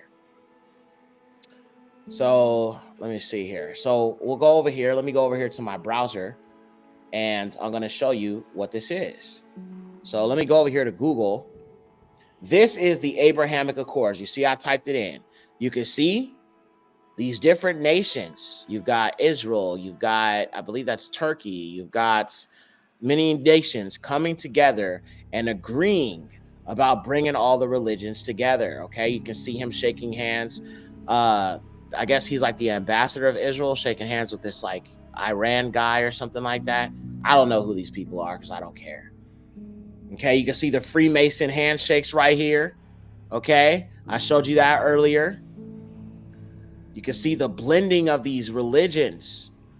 That is what this is. It's the blending of the religions, the three Abrahamic faiths, so to speak. When Trump signed, he made Jerusalem the capital, he also signed the Abrahamic Accords. Very interesting, isn't it? The blending of the religions. And then I could just go right here to the coexist movement, and you can see how it all ties together. You see, all these religions, they're going to push this lie that we all serve the same Alua, or who the Christians call God. I don't say God because that's not the Most High's name.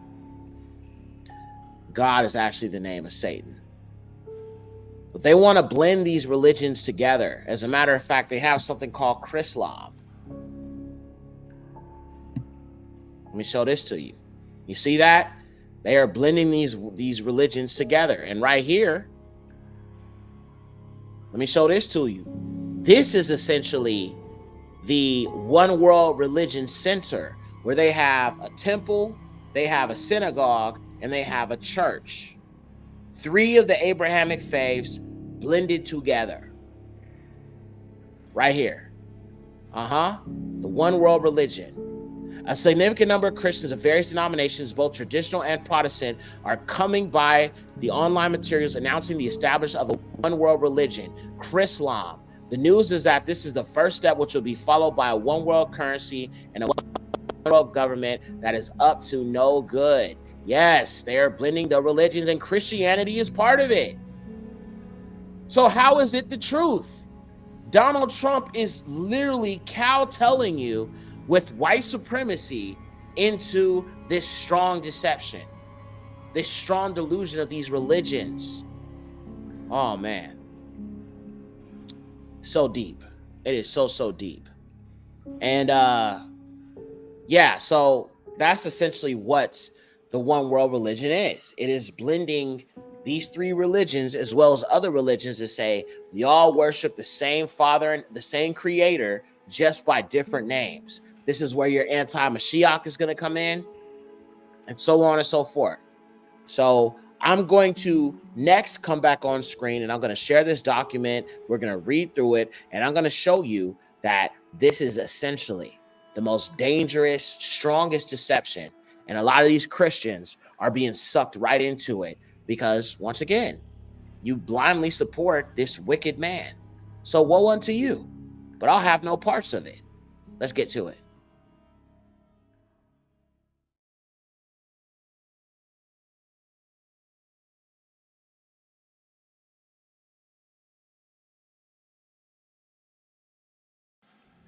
What Candace Owens says in this interview is very interesting to me, and I'm going to explain why in a second. But here it goes. I literally believe that there is an evil intent to re-enslave Black Americans, and the ability for us not to read, to me, is everybody should be hitting the alarm on that. Like, why aren't Black boys learning how to read and yet being encouraged to make music, to follow hip-hop, to do this, to do that, you know, follow sports, you know? I feel like a couple years ago, if somebody were to have said they feel like there's an evil intent to re-enslave Black people, Candace Owens would have went off like, that's just in your mind, that's the narrative you're creating, you can go do whatever you want to do, it's you guys holding you back, no one's doing this. And I'm not attacking her, but I would like to know what changed. What was she exposed to? What did she see? And I was just wondering about, could I put an amendment on that? It would include hanging by a tree also. All right, y'all. So this is the last section of this video. We are going to expose this Project 2025. Now, when you truly understand what this is, it's actually kind of scary. It is essentially a fascist, repackaged, redistributed, and reformed version of Nazi Germany. Let's just be honest. Let's just call it what it is. So before I jump into all these things I want to show you, I want to show you what fascism is, okay? And it's important that we understand the root of that word, okay? Now, keep in mind, when you couple fascism, you couple Christian nationalism, you couple in, you know, all of the things you are seeing what these conservatives are doing, you realize this is really just Nazi Germany all over again. And I'm going to prove it in a second. You know, Hitler was a Christian nationalist. The Nazis would consider themselves Christian nationalists and fascists. So I just want to show you just to prove it before we continue on, because you're going to see that this is it's essentially the same thing. You know, so unfortunately, if you are so-called black, this isn't good for you. This is actually very damaging to the black community as we get into this document. So let me go ahead and share my screen.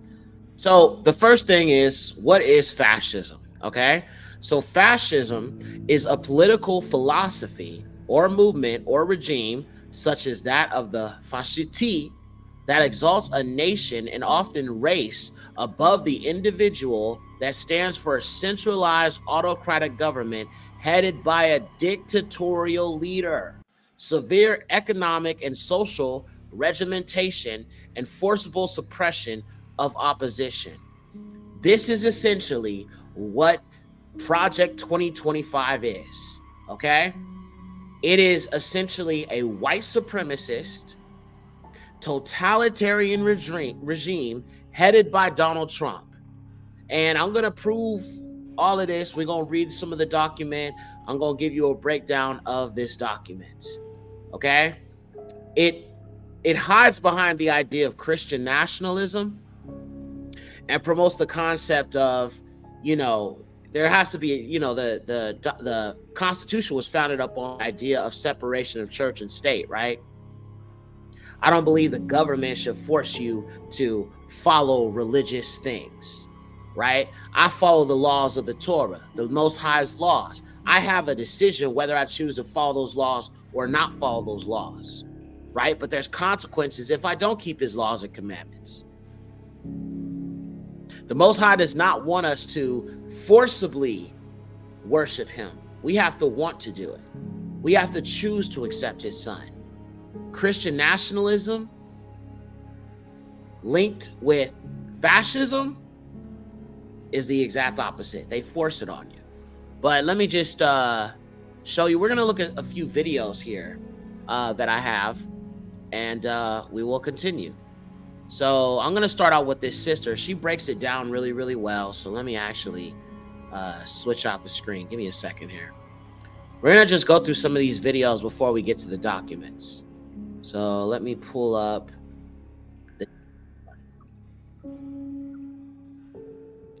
Now, keep in mind, when you look at somebody like Nikki Haley, you look at somebody like Ron DeSantis, this is essentially the Republican Party. Okay, they all have these same ideas of, you know, don't talk about Black history, don't talk about the evils of this country, do not discuss how you are oppressed, do not talk about how racist white people are, just be quiet, just forget about it, don't mention it, okay? And you're going to see when it comes to people like her, it comes to people like Trump, it comes to people like Republicans, they don't like to address the past of America. So let's take a look. You said that America has, quote, never been a racist country, unquote. Protections for the institution of slavery were written into the U.S. Constitution. The White House was built with slave labor. Your home state of South Carolina seceded from the Union, fought a war to defend the enslavement of Black people. I understand you don't think America's a racist country now, but we're here at a college. Do you really think as a historical matter, America has never been a racist country? I mean, think about what you're saying. First of all, I will tell you, when you look at, you know, the Declaration of Independence, it was that, you know, men are created equal with Okay, but see, that's not true though. Written by Thomas Jefferson, who owned 600 slaves and only meant white men. Exactly. And keep in mind, when the Constitution was written, we were still slaves. The all men were created equal is false. okay, because we were still slaves when that was written, and we didn't end up getting freed until hundreds and hundreds of years later. And even though we got freed, there was still Jim Crow. There was still the prison industrial complex, which is also free slave labor. So slavery was never abolished. Okay, and a lot of times you'll hear conservatives say, well, we fought against the Confederacy. We freed the slaves. But as I showed you in a previous segment of this video, a lot of the talking points of Republicans are essentially that of the Triple K as well as white supremacists. Let's keep going. Unalienable rights, right? That was what we all knew. But what I look at it as is I was a brown girl that grew up in a small... Okay, you're a brown girl, okay, but you pass as white. When I look at him and I look at her, I see Edom. All I see is Edom right here, y'all. Okay, you say you brown, but homie, I'm brown. Okay, I'm brown. You look Caucasoid. So please do not try to link the struggle of brown melanated people with being more Caucasoid passing, because it's not the same. All rural town. We had plenty of racism that we had to deal with. But my parents never said we lived in a racist country. And I'll say it. We live in a racist country. We live in a racist country. We live in a racist country. We live in a racist country. This country is very racist. Okay, if this is not a racist country, Black people would be on the same level as Caucasoid people. Now they tell us that we need to pick ourselves up by the bootstrap and that we need to work hard. Well, we've been working hard. We've been had jobs. We've been doing things that we can try to do. But I mean, we build things, we create things. Look back Wall Street. Wasn't that torn down? Racism. Okay? You look at these rappers. Do they own the record labels? Do they own BET? No, white men do. You think about Ronald Reagan, who tends to be one of the favorites of these Republicans. He's the one who literally put crack in the Black communities to destroy us as a people. And we are still recovering from that. They don't want to give us reparations. They tell us, oh, well, you know, maybe you just need to work harder. Okay, you give us reparations. Most of crimes committed in Black neighborhoods are economically based. You give us reparations, I guarantee you the crime rate will go down. When you put people in certain situations like living in poverty, most of the time they will commit crimes because there's less resources, less jobs, less opportunity. Therefore, they will commit these crimes to survive. So if you want us to stop committing crimes, maybe you should just give us the reparations we've been asking for. And I'm not justifying committing crime at all. I understand why some people do it. For economic means, economic reasons. And as far as crimes go, the only people I know who commit crimes constantly are the Caucasoid people. And they commit the most crimes because they've been getting away with them. But they just focus on Black people.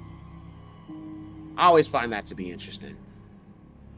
I'm so thankful they didn't. Because for every brown and Black child out there, if you tell them they live or were born in a racist country, you're immediately telling them they don't have... Right, now keep in mind, she changed her name. I believe her name was Nimrata or something like that. And you changed it to Nikki Haley. So if America's not a racist country, then why don't you use your actual name?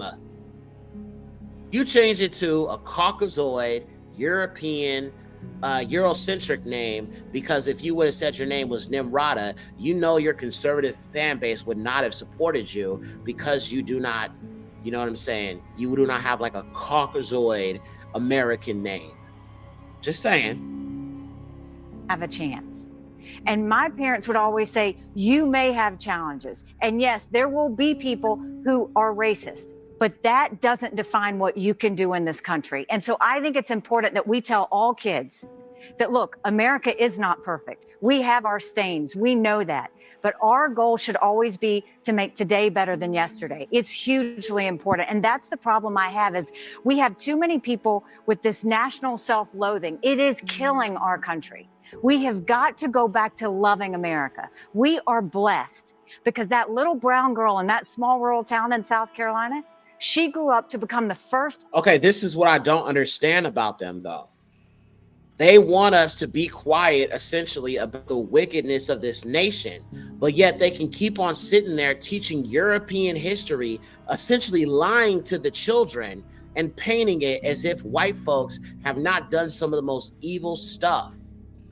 They want to just gloss over that and teach lies.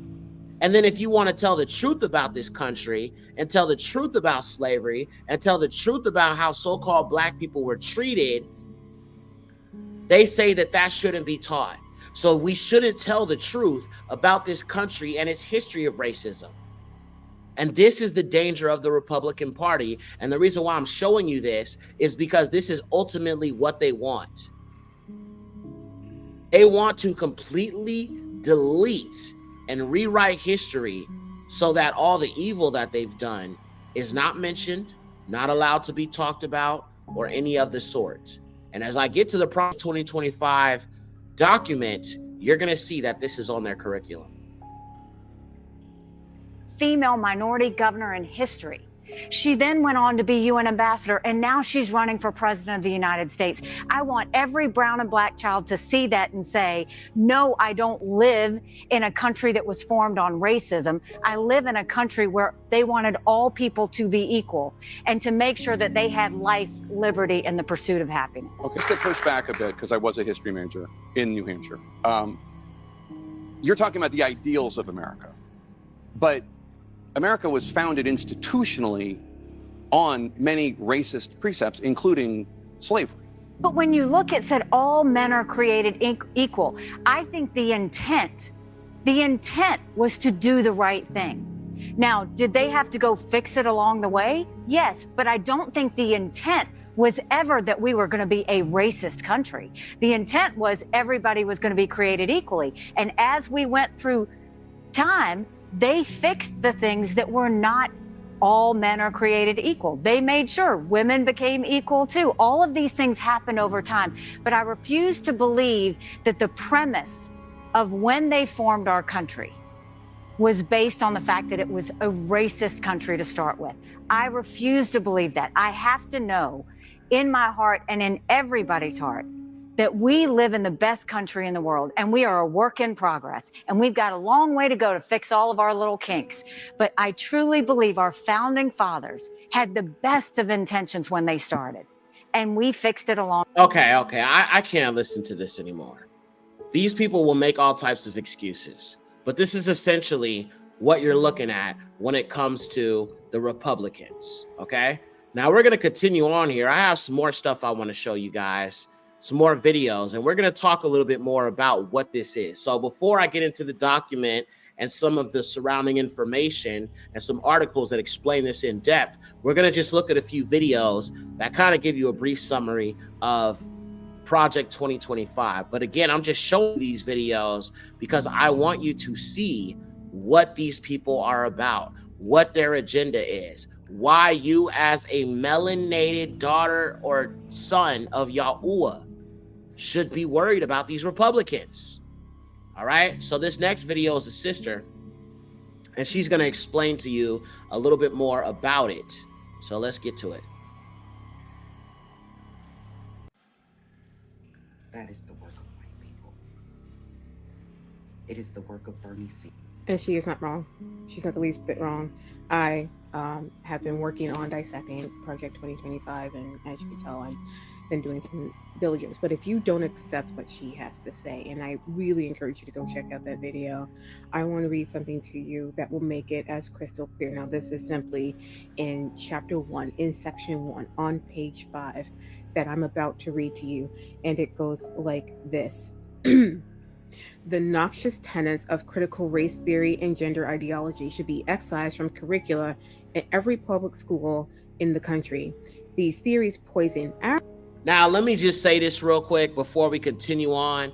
I there are certain things about this document I don't have an issue with. That I don't have an issue with, I don't want to see any more of our children being unalived.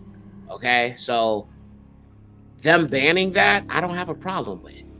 Okay, I don't have an issue with them having a problem with LGBT and transgenderism and teaching that to children. Okay, so there's some things about this particular document I don't have a problem with. My problem is the white supremacist tactics, the sour cream supremacy ideals that are attached to conservatism, the white supremacist tactics that are attached to Republicans. That's my problem with the Republican Party. I don't have a problem with, I believe in marriage. I believe in family. I believe in preserving life. I believe in a man made for a woman and a woman made for a man. Just traditional things that's in the Bible itself. However, I do not believe in white supremacy, sour cream supremacy. I do not rock with it. And as we go through this information, you're going to see they're going to mention other things that I say I don't have a problem with. Like, I don't have a problem with them banning transgenderism and indoctrinating kids. And, I don't have a problem with them wanting to ban that kind of stuff, because I don't want children being indoctrinated with these, alternative lifestyles either. I am very much traditionalist. I believe what the Bible says about the scriptures, about how, the Most High, made man for woman, woman for man, made family. I believe in all of that. It's just the white supremacist ideals I'm going to be focusing on. So just keep that in mind. Our children who are being taught, on the one hand, to affirm that the color of their skin fundamentally determines their identity and even their moral status, while on the other, they are taught to deny the very creatureliness that inheres in being human and consists in accepting the givenness of our nature as men or women. Exactly which of our children do you think the Heritage Foundation and the hundreds of people who contributed to Project 2025 are referring to when it comes to being vilified or having their moral character impugned because of learning about accurate history? Which children do you think they actually care about being affected by this? Let me give you two guesses. One of them will be wrong. And I need you to understand this, that as I dissect this and I map out, and I mean I have mapped out a series of aspects I am going to examine about Project 2025, I need you to understand one thing and one thing only, that all the theorizing, all the postulating, all the speculation, all the dissection is there for everyone. I am doing this for everyone, but you need to understand that, as this previous creator has stated, the root of the problem does not lie within my community. It does not lie within Latina, Asian, Native, or any other marginalized, racially marginalized community. Because yes, the white community may have LGBTQ members. It may have those who are single mothers. It may have all the other factions that are going to be targeted by this doctrine, by this manifesto. But the power in cutting it off, the power at getting at the root, lies within the white community. You hear that? So this doctrine, this Project 2025, as we go through it, as I bring out more information, you're going to realize it really truly targets the black community. Now, there are other marginalized communities that are roped in with this, but it targets single mothers. It targets black children. It targets black men. Now, like I said, there's other communities that can be lumped in with the marginalized communities that this goes after. But the real target of this agenda is the so-called black people. Because you notice that when it comes to conservatives, listen, you can know who they're targeting. Let me come back on the screen real quick. You will know who they are targeting based off of who conservatives talk about the most. And from what I see, from what I look at when I go on Twitter and I see the anti-black rhetoric, it is mostly coming from Republicans, conservatives, Trump supporters, white supremacists. So you better believe that this document was written with the intentions on coming after the Black community. Okay? So I'm making that clear. I'm making that clear. Let's get back to her. This is on you. This is on you. And this means that you have to let go of this colorblind myth. You have to let go of a lot of things. And man, I know it sucks to try to get uncomfortable with yourself, to try to get to the truth of what you do and don't accept. But I need you to understand right now that in clear, just very unsavory language, it's clear as day who this is for and why it will be done and who will suffer the worst. Just let that simmer for a minute. Now, like I said before, I will be going through this entire document. My hope is to get it done within a week or two, and I will be filming a series of videos over the course of a few days, back to back to back, and I will have them released at the same time so that you can go through them. I will do my damnedest to make it as jargon-free as possible. I cannot guarantee 100%, but I will get very, very close, and I am going to encourage other creators to not only look at my work and give me their thoughts, but to venture on their own and to look at it from different perspectives, because the thing is, we need to make this as clear as possible to the people who seem to think that, one, we're being hyperbolic, and two, that somehow this will not affect them, because that is so terribly, terribly wrong. And hopefully all this work will result in not only middle of the roaders moderates understanding how severe and imminent this is, but for others to have a clear understanding of just how dangerous fascism will be if it is allowed to take full control in this country via Project 2025. Be well. All right, so you can see this is a real thing. Now, we're going to continue to look at some more information, and as we get through this, we're also going to be looking at the documents concerning this, but I'm going to say the documents for last because I just want to bring out more information about this before we continue, okay? So I'm going to share a few more videos with you guys as we continue to understand this. As a matter of fact, the sister that she mentioned, I think I'm going to show her video because she broke it down really well too. So give me a second here. Okay. Let me go to the original video and we'll share it. All right, y'all, here we go. So let me bring this video back up and we're going to watch this. Times story today. Big story, very important story about how the leading Republican presidential candidate, Donald Trump, and Republicans more broadly, have this plan that they want to put in place if the Republican Party wins the presidency in 2024. They're calling it Project 2025 because this is a plan that's supposed to go into effect upon the inauguration of Donald Trump in 2025. Either Trump or some other Republican president gets inaugurated in January of 2025, and Project 2025 thereby goes into effect. This plan is being coordinated by a right-wing think tank called the Heritage Foundation, and it is a plan to radically change the form of governance that we have in the United States so as to concentrate all the power of the government in the hands of a single leader. Quote, our current executive branch was conceived of by liberals. What's necessary is a complete system overhaul. Quote, what we're trying to do is identify the pockets of independence inside the US government and seize them. Seize them so there won't be any more pockets of independent power outside the power that is held by the president. This is, as I told you, a white supremacist thing. Now, the next thing I'm going to show you is a little bit more of a comprehensive breakdown of what this is. We're going to go through that, and then I'm going to show you some articles. We're going to go on Twitter, and we're going to take a deeper look at this Project 2025 thing.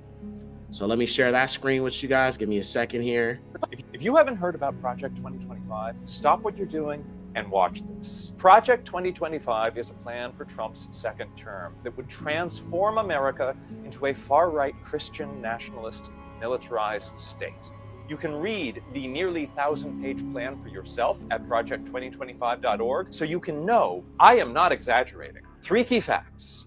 Number 1, a mass firing purge that Trump authorized before the 2020 election but never got to act on is at the center of Project 2025.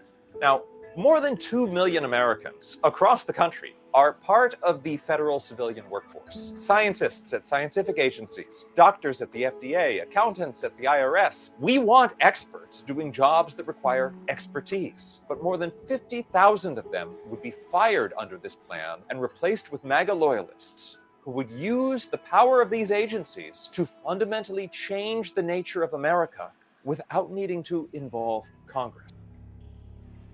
Okay, so essentially, it's a totalitarian, dictatorial regime.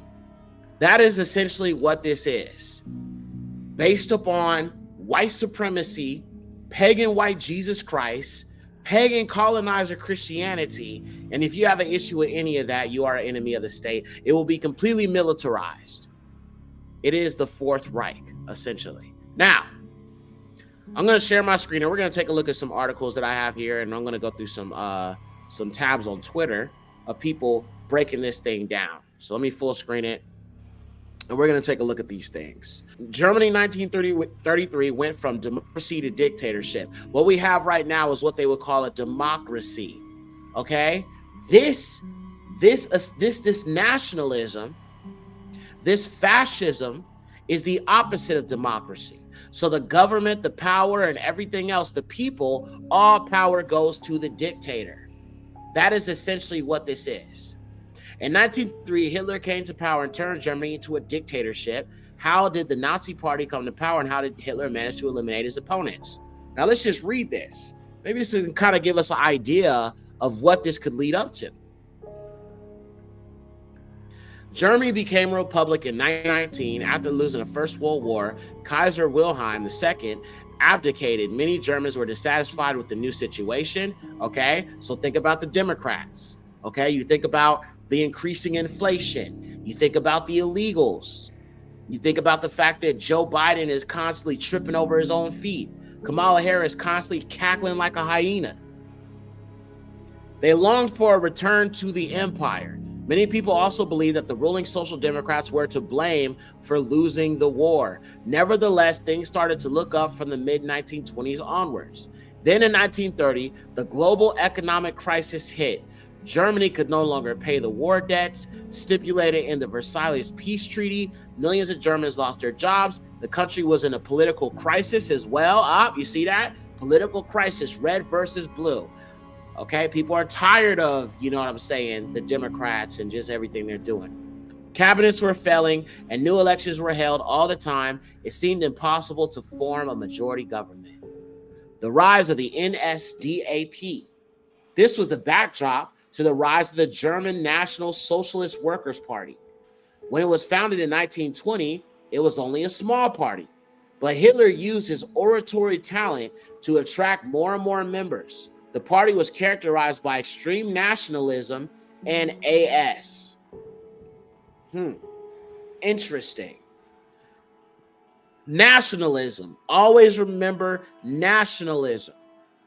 In November 1923, Hitler even led a coup attempt. It was a complete failure. Hitler ended up behind bars and the court banned the NSDAP at the end of 1924. Hitler was released after serving a relatively short sentence. However, his political career was not over. In prison, he had written Mein Kampf, setting out his plan for Germany. From then on, the Nazis were to stick to the law and to try to gain power by means of elections. They benefited from the economic crisis that began by the end of the 1920s. The Nazis used the crisis to condemn the government and the Versailles Peace Treaty. Their strategy was effective in the 1928 elections, and the National Socialist Workers' Party gained 0.8 million votes in 1930, and the numbers increased to 6.4 million. So we have to think about a time where economically things were bad. People are struggling. People need money. The illegals are coming over here, you know, taking the jobs, taking the money. You know, you think about what's going on in Ukraine, they're sending money out there. Everybody is struggling right now. Trump says he's going to fix all of that. So just like these idiots, they going to just believe whatever he says, and they're not going to realize that this is what you're going to get. This is what you are going to get, y'all. Fascism. The fact that many Germans were attracted to the NSDAP was not only because of their party program, the party radicated strength and vitality. Moreover, the NAZI leaders were young, quite unlike the graying politicians of the established parties. In addition, Hitler's image as a strong leader appealed to people. He was all set to unite the population and put it into political discord. The NAZI's focused on voters from all walks of life rather than just one group, such as the workers or Catholics. It also attracted many people who had never voted before. Still, in November 1932, the party seemed to be past its peak. The economy was recovering, and the NSDAP received 11% fewer voters than the July elections. So, if you look at this, there's a lot of parallels you're seeing right now, even when it comes to, you know, a lot of things that we understand about what happened back then with, you know, Nazi Germany. All right, we're going to keep on going. Now, before I get into the documents, I'm going to take you to this document here, which kind of just gives you a basic breakdown of what this is. Agenda 20, Project 2025 is also called the Mandate for Leadership. Okay, that's essentially what it's called. All right, now we're going to zoom in and we're going to read just a quick little summary, and I'll take you to the document a little bit later on as we close out this documentary. Project 2025's Mandate for Leadership is a huge document, 887 pages, that gives explicit instructions for how to remake every aspect of the current U.S. government structure in the event that a conservative president is elected. Now, the thing about this is, it doesn't matter if Trump wins or not. As long as they have a Republican conservative president, this will be set in place. Now, they're also going to try to make it so only Trump will win. Now, I know the Republicans talk about rigged elections and all this stuff, but essentially this will allow them to ensure victory in 2024. So, let's keep reading. The details of dismantling the government and replacing it with a cadre of political appointees who will do the president's bidding are so shocking that it's hard to see that there's another structure hiding just below the surface. The structure of rhetoric that indirectly conveys some especially pernicious ideas. Whew, boy. Now we're going to just kind of scroll through some of this. These strategies are the same one used by autocratic leaders around the world. As readers absorb the conservative playbook, we should also recognize the underlying ideology that is being advanced. This is the basic three-step propaganda strategy of autocracy. Pit groups of people against each other, mark vulnerable groups as people to be hated, feared, and seen as a threat to the community, and finally criminalize the members of the group. To quote American philosopher Jason Stanley, an expert on authoritarianism, this is essentially what fascism is. It will have one dictator, one central man. He will grant himself all power. He will abolish every single entity that does not fall in line with him. And the minorities, especially the Black community, will be the target, y'all. This is how dangerous this is. Any Black person that wants to vote for Donald Trump, you clearly have not educated yourself on what his agenda is and how his fans and supporters feel about you. And that's why I'm making this video in hopes you'll wake your butt up. The United States has never known authoritarianism or dictatorship or fascism, but the threat is embedded in Project 2025. We have always known racism, white supremacy, gender discrimination, anti-immigration policies, and attacks on the poor. Now, like I said, I don't care about gender stuff. You know what I'm saying? Like, you know, essentially, transgender and, gender identification. I mean, there's male and female. However, what's dangerous about this, though, is it will come for women, specifically Black women, single parent homes. They will come after you, which is why I say this is mostly going after the Black community. All right, but we'll keep reading. Anti-immigration policies and attacks on the poor. Okay, attacks on the poor. Yeah, that's the Black community. We have had internment camps for the Japanese and under Trump would-be immigrants were detained in mass camps. In recent years, conservatives have pushed many of the extremist policies put forth in Project 2025 to reshape America. It's critical for readers to be aware of this larger agenda embedded within its fiery propaganda, name-calling, and wonky policy discussions of proposed GOP reforms. The rhetorical tools of autocracy are at work in Project 2025 proposals, language, and big vision. 7 strategies to divide and conquer, creating false conflicts and oppositions, gaslighting, biased, demonizing specific groups of people, appropriating universal concepts, the double standard, relentless repetition of buzzwords, and old-fashioned hypocrisy. All right, we're going to just kind of skip through some of this because I want to get to the actual document. If you want to be able to read this document for yourself, I will have it linked below. I'll have the Reader's Guide to Project 2025, which is what we're reading right now, and I will also have the link to the actual Project 2025 document in the description box, pinned comment in this video. All right, so I'm going to just skip down because there's definitely some things that need to be understood, especially if you are Yahuda. Okay, so it says the gaslighting. The strategy works by claiming that any mentions of race, sex, ethnicity, etc. is in itself discriminatory. Okay, so basically they want to make it where if you say anything about racism, if you say anything about the police or unaliving Black people, you say anything along the lines of, this country was built on, slavery. It was built on the backs of Black people that were enslaved by Europeans, which is true. They consider that to be discriminatory. They consider that to make you an enemy of the state. This is where the military comes in. This is where the militarized force comes in. Okay? This is how scary this gets. Let's keep reading. Race. Astonishing though it may seem, the conservative authors of Project 2025 claim to be carrying out the aims of Dr. Martin Luther King Jr., who was a raccoon, by the way, and he was also Black Boule, and he was on his way to becoming, in those secret societies. So Martin Luther King Jr. was a wolf in sheep's clothing. While portraying leftists and progressives as racists. How does this work?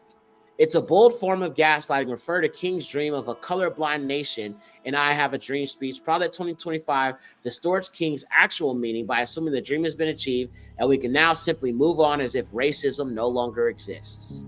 Now, you guys got to be able to chew up the meat and spit out the bones, because a lot of times when you look at these opposing views when it comes to this, it's written by liberal people. Which is why I say I don't really identify with the whole feminist movement. I don't identify with the transgender movement. I don't care about that. I'm only talking about Black people and Black issues. Those things were created by white people. So I don't care about it. Further, simply talking about racism is portrayed as destructive because that would somehow cast us back into a racist past, going against what King himself argued in that same speech. Project 2025 takes the extraordinary position that even to recognize race as a category is in itself racist, a form of discrimination. Thus, any diversity, equity, and inclusion efforts to promote better understanding of how racial equality persists in the present day are racist and should be eliminated because DEI is, they claim, illegal. So basically, they don't want you to be able to talk about race at all. Okay, they will now keep in mind that they will also use this legislation to basically treat you as less than, but you're just not allowed to say it's because of racism. So they can still treat you as less than. They can still elevate themselves as white people and white Christian nationalists, you as a black person are just not allowed to question it, or that's racism. It's just like when we say the Messiah was black, the Messiah was black, the Messiah was black. We're the people of the book. That will not be allowed in Trump's America. It's going to be the white Jesus and white Jesus only. Which is why we must push back against this. I mean, I won't be voting. I don't vote, as I've made it clear throughout this video. But a lot of black people are voting for this, not understanding what this is really about. The flawed logic has serious consequences. It results in the criminalization of any discussion about race and of any attempt to address racial inequities. The focus on DEI is a less visible way of advancing the pernicious white supremacy agenda. It erases discussion of black and brown lives and history. So they will make it so you will not be able to know anything about your past. This includes you being a Bari, you being a Hebrew. They will erase it. You will not be able to discuss that you are a Yashurali, or you are an Israelite, or you are a Yahudi. The effect, the result, race is thus removed from public discourse. It becomes a taboo topic, again, polarization, and if discussion of race is criminalized, then people who continue to discuss it can be criminalized too. Teachers, professors, historians, school librarians, etc. This erasure extends into the past as well as the present and the future. School curriculum should not discuss the history of slavery in the U.S., and there should be no mention of the ongoing effects of systematic racism. This is why they sit here and tell these Republicans tell you that there's no such thing as systematic racism. America's not a racist nation. This is what they want to do. They want to be able to say that without you being able to challenge it. That is essentially what this Project 2025 is all about. History has shown that control of public information is often the first step towards autocracy. Project 2025 is taking that step. Wow. Critical race theory. We're talking about black history, right? We're talking about, we talk about how the wickedness of this nation. Let's see where that falls under. The false definition of critical race theory. Project 2025 refers to critical race theory 94 times plus form using the acronym CRT. This is extraordinary, considering that the term critical race theory until recently used mostly in academia to refer to a specific group of writings that examine the category of race itself and how it functions, historically and in the present and in the US in Project 2025. Critical race theory is used instead as a blanket term of contempt for any policy that takes systematic racism into account. Once again, these people are so soft. They hide behind white fragility. We can't even have conversations about this because they're so soft. Their white guilt eats them alive. And that's essentially why they want to get rid of all this. They don't want to be challenged. You have to keep pushing back against the Caucasoid people. You have to keep pushing back against the Edomites, pushing back against these cave dwellers. This is Esau. This is Edom. This is how they think. They don't want to be held accountable for their wickedness. But we know what the scriptures say. Deuteronomy 30, verse 7. Yeah, let's keep going. CRT is labeled racist because it analyzes how the category of race came into being as a historically specific social construct rather than a biological immutable characteristic. Right, because white supremacists created race. They created discrimination against somebody because they have darker skin. That whole concept of race was created by white people. White and black was created by white people in order to discriminate against us. So I just find it funny that we can't, under this legislation, we would not even be able to point that out, that white supremacists created race and racial division, essentially. Wouldn't even be allowed to talk about that. How it was used to discriminate between groups of people and continue to do so through ideas deeply embedded in, for example, the legal system, and how implicit bias continues to function today. Example, eliminate racial classifications, critical race theory trainings. The Biden administration has pushed racial equality in every area of our national life, including in employment, and has condoned the use of racial classifications and racial preferences under the guise of DEI and critical race theory, which categorizes individuals as oppressors and victims based on race. Non-discrimination and equality are the law, DEI is not. The effect. This strategy is all about playing on white people's fear.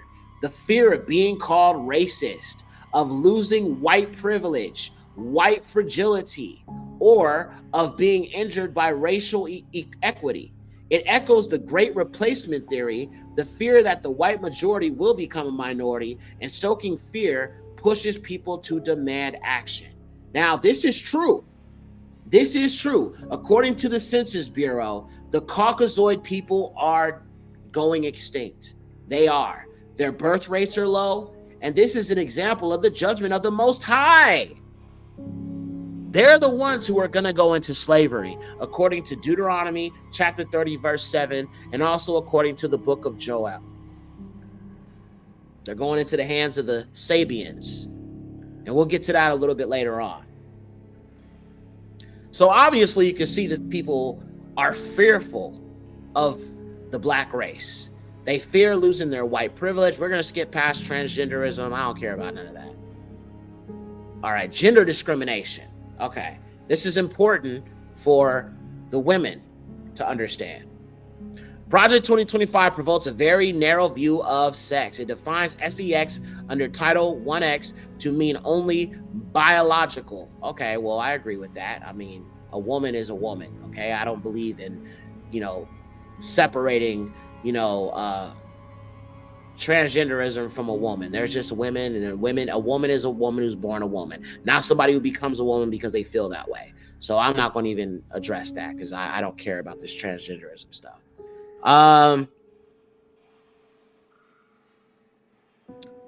Let me see. Now, obviously, this talks about reproductive rights on banning this word. I don't have an issue with that, as I said before, because I do not believe that the Democrats have used this to unalive Abari children. And I don't believe in that. I don't believe in aliving the unborn. So, I don't have a problem with that specifically. Okay, now, family, freedom, and patriotism.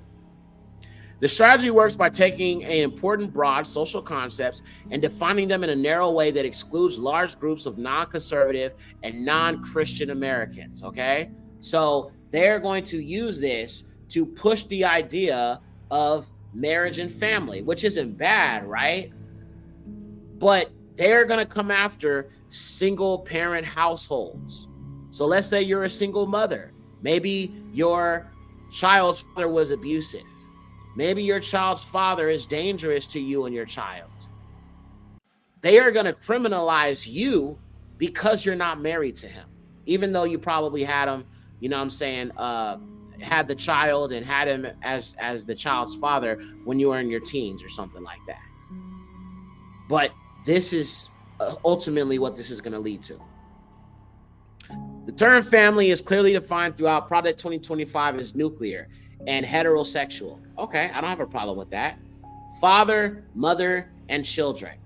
One of the stated goals of Project 2025 is to restore the family as a centerpiece of American life and protect our children. Okay, I don't have a problem with that at all. I believe in heterosexual marriage between a man, a woman, and children. I 100% agree with that. However, if people want to live an alternative lifestyle, may the Most High judge them for that. Because the Most High, Yahuwah, created the idea of male, female, children. Okay, that's his design. It's not instituted by the government. It's not instituted by Christianity. It is instituted by Yahuwah, the Eluah of Jacob. Just very, very simple. Now, obviously, this person is talking about, people that are like same sex, and, I don't care about none of that. I don't agree with it. The Great Replacement Theory. Okay, here's where it gets interesting. In fact, this is exactly why conservatives are pushing back so hard. It reflects a sense of loss and a fear of losing power that infuses the rhetoric and discussions of family. This is also where Project 2025 rhetoric reveals an unveiled current of whiteness or white supremacy that lurks underneath pro-family arguments. It is a fear that white America is losing ground, linked to racism and linked to right-wing conspiracy theory that says there is a plot to diminish the influence of white people. Scholars call this the Great Replacement theory. That fear also drives the anti-immigration attacks in Project 2025. Yeah. All right, we're going to keep on going here. A concern about racism is it would be considered unpatriotic. Wow. Wokeness. That's all that this is against. Left to our own devices, the American people rejected European monarchy and colonialism, just as we rejected slavery, second-class citizenship for women, socialism, globalism, fascism, communism, and today wokeism. This conflates wokeism with fascism. So what's interesting to me is this is actually a fascist idea, a fascist ideal, but they are saying that being woke is fascism, which doesn't make sense because wokeism is not what people think of it as it is today. Wokeism was about liberation of Black people and fighting for us to be able to get equal rights amongst the Caucasoid people, okay, in these lands of our captivity. That is essentially what being woke was about. The problem is that the LGBTQ community lumped themselves in with wokeism, and now they're claiming that they're a part of the woke culture, which they are not. So whenever I say stay woke, I'm talking about stay awake to who you are as the children of the Most High. We awakened. We had a spiritual awakening. You think about the dry bones in Ezekiel 37. We woke up to who we truly are as the chosen people of Yahuwah. That is an awakening. The dry bones awakening. So yes, we are indeed woke. Has nothing to do with the LGBT. But if we use the term woke, they will lump it in with what they define as woke, which is LGBT and things like that. Project 2025 pits traditional American values against woke culture, which it equates with fascism and communism, which are not the same thing, by the way. It pits white traditional families against everyone else who are suspect. Traditional values are portrayed as good, and so by extension, progressives are evil and a threat. Note once again the use of conflation. Obviously, there will be book bannings and censorship. You won't be able to talk about certain things. You won't be able to, discuss the true dark history of America, so on and so forth. Corn will be illegal. I mean, I don't really have a problem with that either. Religion.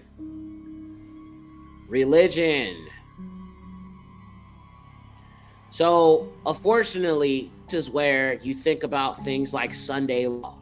You think about things like the law was done away. You think about the false image of Jesus, the white Jesus, the Caucasoid Jesus. This is where this becomes forced on you, okay? And obviously, I am not a Christian. Christianity is straight paganism. All right.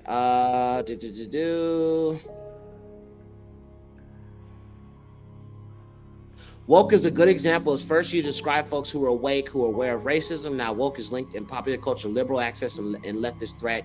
Repetition is a tool of weaponization. Exactly.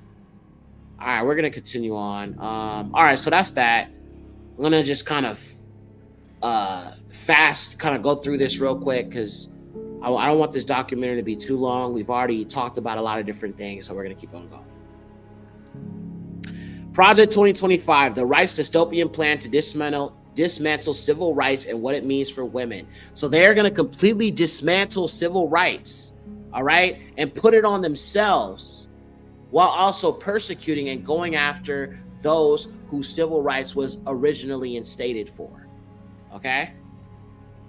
Wealthy right-wing think tank the Heritage Foundation has published a detailed plan for the next Republican president to use the executive branch of the federal government to attack the rights of women, them people, and people of color by eliminating the agencies and offices responsible for enforcing civil rights laws and placing trained right-wing ideologues in staff positions throughout the federal government.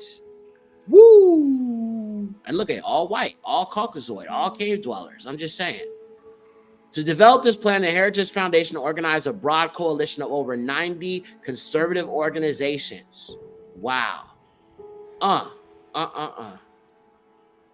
It is not enough for conservatives to win elections if we're going to rescue the country from the grip of the radical left. We need both a government agenda and the right people in the place ready to carry this agenda out on day one of the next conservative administration. Wow. Boy, oh boy, oh boy, oh boy.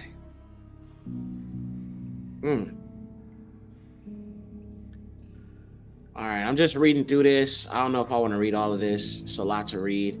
Like I said, if you want to read these, I'll keep the link in the description. I'm just trying to kind of make some things clear. Eliminate the Department of Education. Eliminate the Department of Education, which enforces civil rights law, including Title 1X, which prohibits sex discrimination in education. Okay. I'm just trying to focus on things that affect us. I don't care about these other groups of people. All right, we'll keep on going here. Trump's Project 2025 for Black America: racism, high costs, less jobs, ripping away healthcare, and cutting Social Security and Medicare. So if you have family members that are getting Social Security, getting Medicare, getting food stamps, they're coming for all of that. They're coming for all of that. Donald Trump has spent his life degrading and discriminating against Black people, and they'll sit there and turn around and tell you he's not racist. But let's just read this. Trump was sued by the Justice Department for refusing to rent apartments to Black tenants. His rise in Republican politics started when he spread the racist conspiracy theory that Barack Obama wasn't born in America. He's praised KKK members attacked majority Black district as a disgusting rat and rodent-infested mess. Not to mention he drove the Black unemployment and uninsured rate through the roof as president. Every single year he was president, Trump proposed budgets that slashed Social Security, Medicare, Medicaid, and housing and food assistance programs. Trump tried to repeal the ACA, which would have stripped away healthcare access for millions of Black Americans. Threatened protection for those with pre-existing conditions. All right, let me see here. Donald Trump's plan for Black America can be described in 2 words: demean and destroy. His record of damaging, insulting, and discriminating against Black Americans spans generations. He's every intention of utilizing the most powerful position in the world to continue doing so, from refusing to rent apartments. Okay, yeah, we read that already. All right, let's just keep on going, y'all. All right, so we're almost done with this. I just want to take you through some of this document. I'm going to just focus on some parts that I think you should pay attention to. This document is about almost 1,000 pages. So if you want to read it for your own, the description box will have this document, and it'll also be in the pinned comment below. I'm going to just focus on some parts that I think that our community should pay attention to. So let's go ahead and let's take a look at it. All right, now all I had to do was type in the word woke, okay? Anti-woke. And everything you need to understand about their agenda when it comes to the Black community, because they love to tie us to the word woke, you're going to understand what this is really about, okay? Now, let's do this. Page 34. Conservatives should be confident that we can rescue our kids, reclaim our culture, white supremacy, revive our economy, and defeat the anti-American left at home and abroad. So because we hate America, I hate America, I'm a problem to these people. That's okay. Page 36. Today, the left is threatening the tax-exempt status of churches and charities that reject woke progressivism. Church is pagan. The next conservative president must make the institutions of America, civil society, hard targets for woke culture warriors. So do you see how they're blaming every single thing on us? You know, the woke community, the black people, so to speak. Listen to this.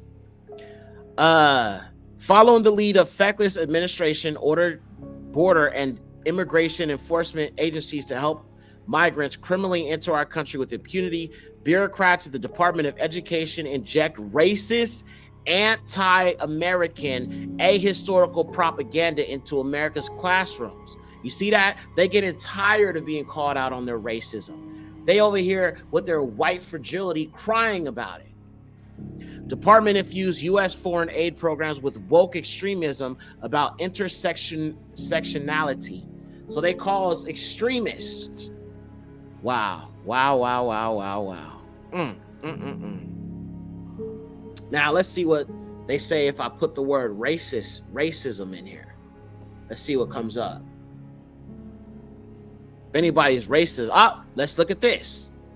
The conservative promise, Primorac, asserts that the United States Agency for International Development must be reformed, writing the Biden administration has deformed the agency by treating it as a global platform to pursue overseas and divisive political and cultural agenda that promotes that word, climate extremism, that word, and interventions against perceived systematic racism. It's not perceived, it's real. They don't want you talking about this. They say it's perceived. It's like it's a figment of my imagination that I've been dealing with racism since I was a child. It's perceived. It doesn't exist. It's not real. And if this passes and Trump gets in office, once I said, like I said before, you will not be able to talk about this. USDA strategic plan fiscal year identifies 6 strategic goals, the first 3 of which focus on issues such as climate change, renewable energy, and systematic racism. So once again, this is what they're trying to fight against. Those who subscribe to the theory believe that racism, in this case, treating individuals differently based on race, is appropriate, necessarily making the theory more than merely an analytical tool to describe race in public and private life. Okay, let's go to this because I'm curious point they're making if we attach it to this. Okay, let's see here. So this is obviously, I believe, talking about critical race theory. Let's see here.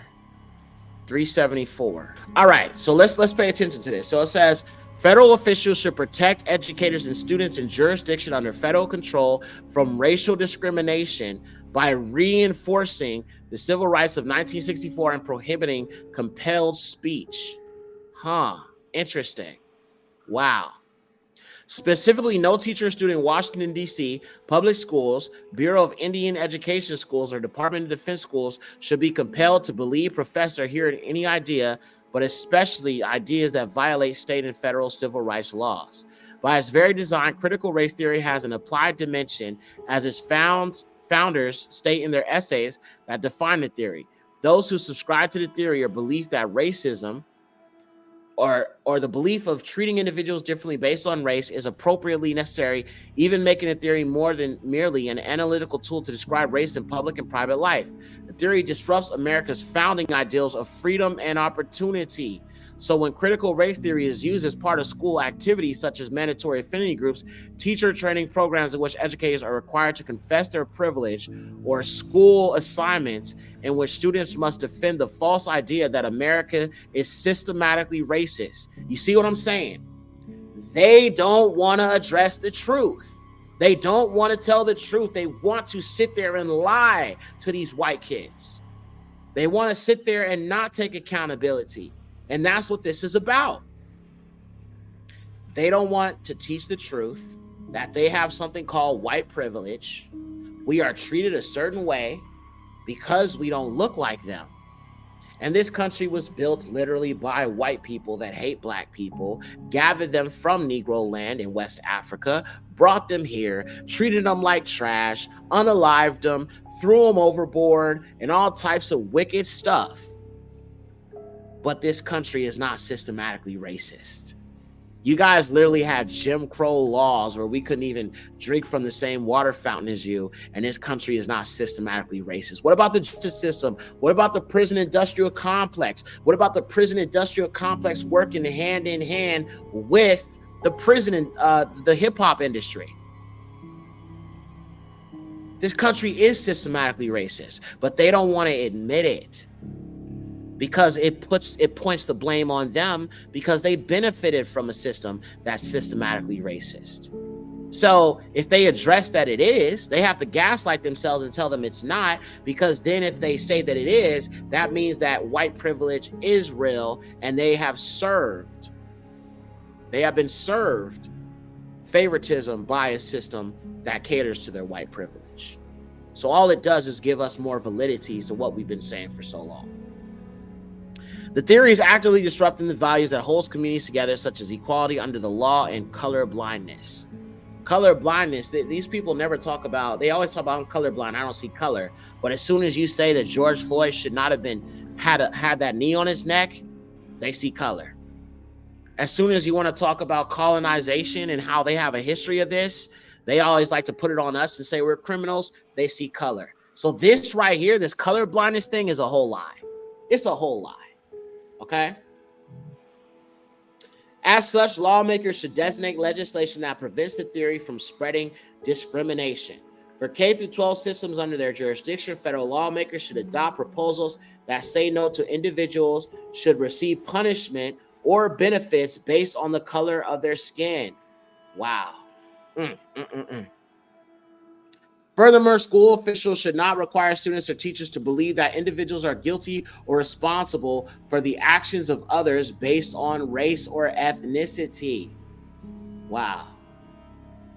Educators should not be forced to discuss contemporary political issues, but neither should they refrain from discussing certain subjects in an attempt to protect students from ideas with which they disagree.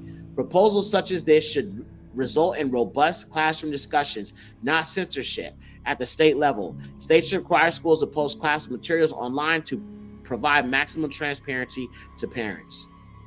So if you don't believe in censorship, then why don't you want people talking about real history that took place in this country?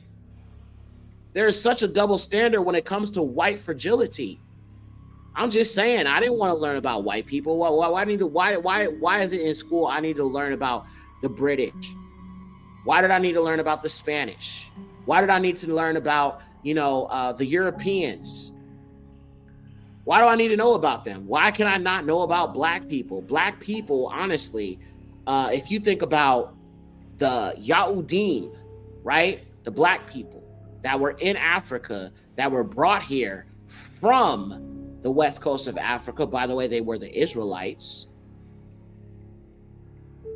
They were kings. They were builders, stonemasons, blacksmiths. They had all types of skills. If it was really about color, then why did they go to that specific place to pick up these Israelites if it wasn't about color? Why didn't they just go pick up these indigenous Hamite Africans? No, they wanted the Israelites. They wanted the Yahudim. All right, let's keep reading here. I'm going back to the word racism, and I'm going to see what else we can find here. So they say that they call it perceived racism, as meaning that it's not real. It's something that is basically a figment of our imagination. We're just making something up, essentially. All right, let's see if I can find some more stuff. Mandate for leadership. The conservative promise short, the Secretary of Education assist the department serve parents in American ideals, not advocate whose message is that children can choose their own sex. Okay, I agree with that. Children can't choose their own. You are who Yahuwah made you to be. That America is systematically racist, so they don't want us saying that. That math itself is racist, which is crazy. I don't know how that fits into this, but okay.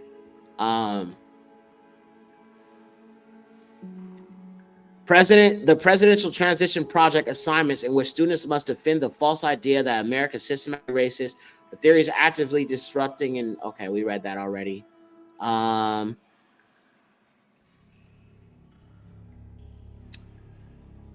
Offices at financial regulators that promote racist policies using the name of diversity, equity, and inclusion should be abolished, and regulations that require appointments on the basis of race, ethnicity, or should be eliminated. Okay, let's go to this one.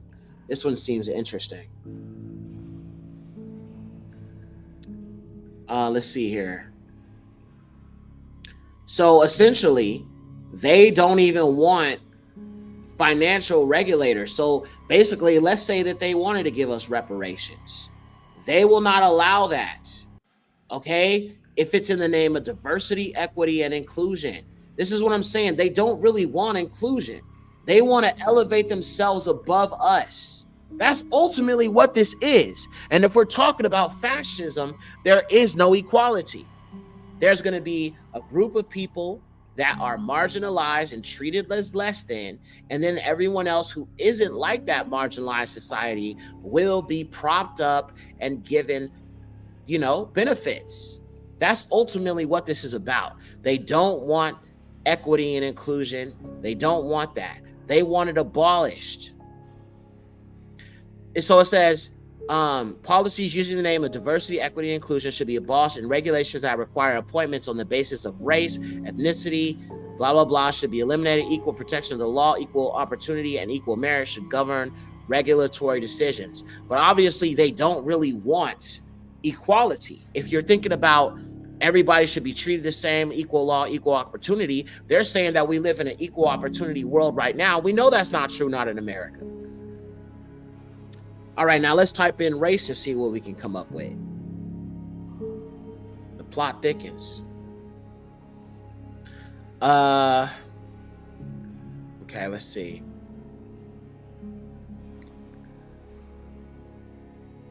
Cases involving can be appealed. Okay, hold on.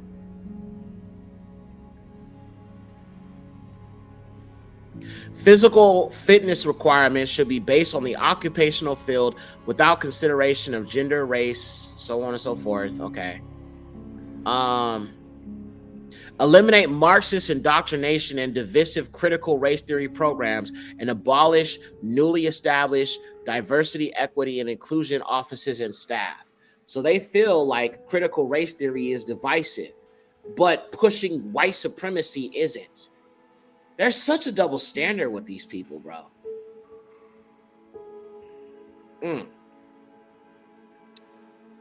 Let's see. Left-wing social engineering agenda, the most assertive in history, which empowers race, gender, and climate change at the expense of American workers. Okay, I don't believe in climate change either. Okay, let's see. I'm just reading some more of these, y'all. We're just going through this document piece by piece.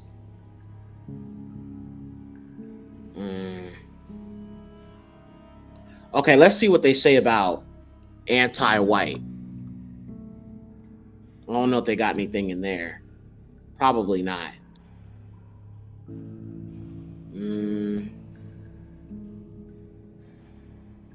No. Oh, let's read this. It says, the conservative promise. Bureaucrats at the Department of Homeland Security, following the lead of a federal administration, order border and immigration enforcement agencies to help migrants criminally enter into our country with impunity. Okay, we read about that. Woke bureaucrats at the Pentagon force troops to attend training seminars about white privilege. They don't want that being allowed either. Discussing that they have white privilege will not be allowed under this administration if this dude gets into office. Wow.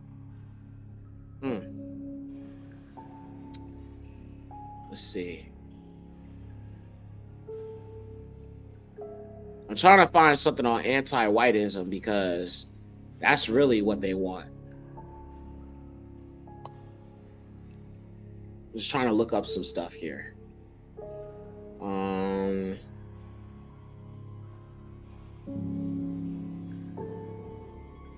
Black history. Let's type that in and see what we can come up with.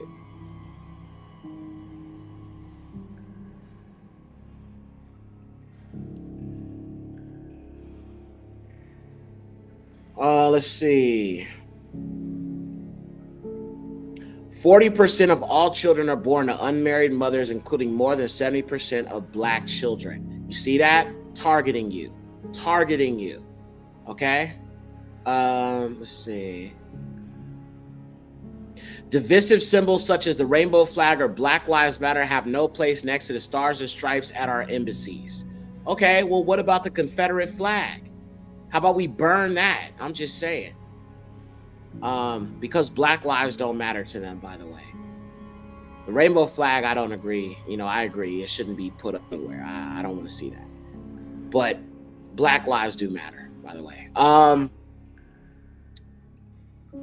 Let's see. I'm just reading some more of this.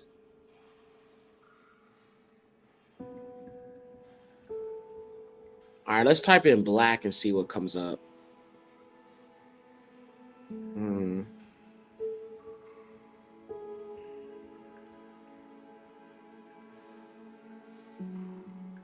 All right, let's type in black and see what comes up.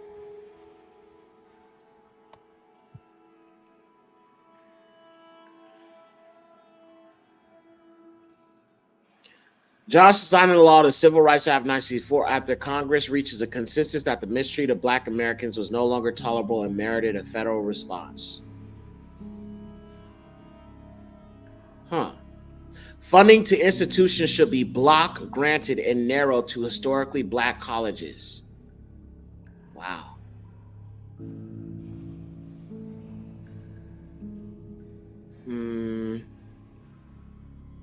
With nearly 41% of children born without a married father in the home and nearly 69% among Black Americans, the fatherhood problem is clear. Once again, singling you out, man, singling us out. Like this is only exclusive to Black people. There's plenty of white folks that they father ain't around. I mean, I'm just saying, this is not a Black problem. But it was created by white people, essentially, because if you think about the left, drove the man out of the house. The 1970s, the fathers were around. But the culture created by white men has encouraged this kind of behavior. So if we're not going to, you're going to destroy everything Black, well, why not destroy BET and the Ashkenazi Jews that are in charge of everything? Because they're really the ones that push this on us. All right, let me see what it says about this civil rights situation. All right. I want to see if it covers this at all. Let's see here. All right, y'all. Well, I think we've read through a good chunk of this. I'm gonna just stop it here. All right, y'all. So this has been a long documentary. I just wanted to show you guys this, but you guys just need to understand that this is part of the game. The Sunday law, the forcing you to worship on Sunday, which is paganism, the forcing of you to, follow these traditions and these laws that don't necessarily apply to you. I will never bow down to white Jesus. I will never worship on Sunday. I will keep the Shabbat as my Father has commanded, which is Saturday and is not Sunday. I'm not believing in the white man's constructs. I will continue to expose their white supremacy, their white fragility, and there's nothing that they can do about it. And I'm not afraid of what these folks want to do. And honestly, I do believe that leading up to this, there will be some sort of civil war. Now, just to prove some things here, I'm going to pull up some scriptures before I go. Now, the first thing I want y'all to see is Deuteronomy chapter 30, verse 7. And Yahuwah Eloheka will put all these curses upon your enemies and on them that hate you, which persecuted you. So a lot of our enemies are going to be the ones to go into slavery. Now, a lot of them and they want us to be enslaved again.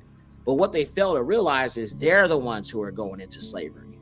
Let's prove it further. We're going to go to Revelations chapter 13, verse 10. Revelations 13, verse 10.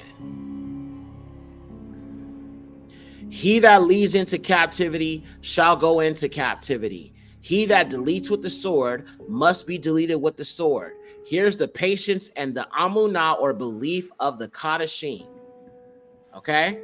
So clearly there will be a second slavery, but it's not going to be us going into slavery. It will be the nations.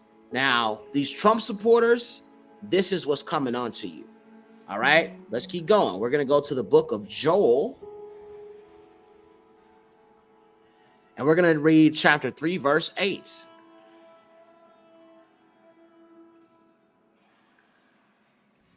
And I will sell your sons and daughters into the hand of the children of Yahudah, and they shall sell them to the Sabaeans, to a people far off, for Yahuwah has spoken it. Proclaim this among the nations, prepare war, wake up the mighty men, let all the men of war draw near, let them come up. Assemble yourselves and come, all ye heathen, and gather yourselves round about. Cause your mighty ones to come down, O Yahuwah. Let the heathen be awakened and come to the valley of Yahushaphat, for there I will sit and judge all the heathens. All the heathens.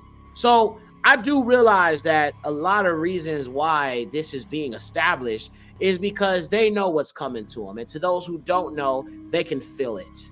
They know what's coming to them. And I'm going to give you a few more scriptures. Psalms 118:8, because I feel like it's important for us to also understand that we shouldn't be voting for these heathens, putting trust in men. Psalms 118, we'll start at verse 8 and read verse 9.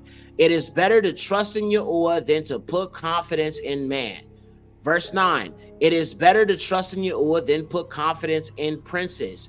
All nations compass me about, but in the name of Yahuwah will I destroy them. So you're not supposed to put your trust in men. And I'm going to give you one more scripture that makes it very, very clear. We're going to go to Jeremiah, or Yirmiyahu 17, verse 5.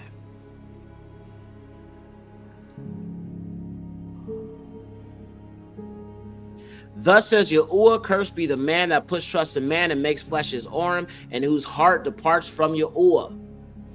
So family, it's very clear. You're not supposed to be voting and putting trust in men. Now, obviously, we know some people are going to do that regardless. Woe unto them is all I got to say. So that's it, y'all. I don't really have anything else I need to say. I think I've proven that this agenda is very, very, very serious, very dangerous, and will basically establish a right-wing, white extremist, totalitarian, fascist dictatorship. And if you are not a white, pale-faced, white Jesus worshiping individual, this is going to work against you. But more importantly, it's going to work against so-called Black people, the true children of Yahuwah.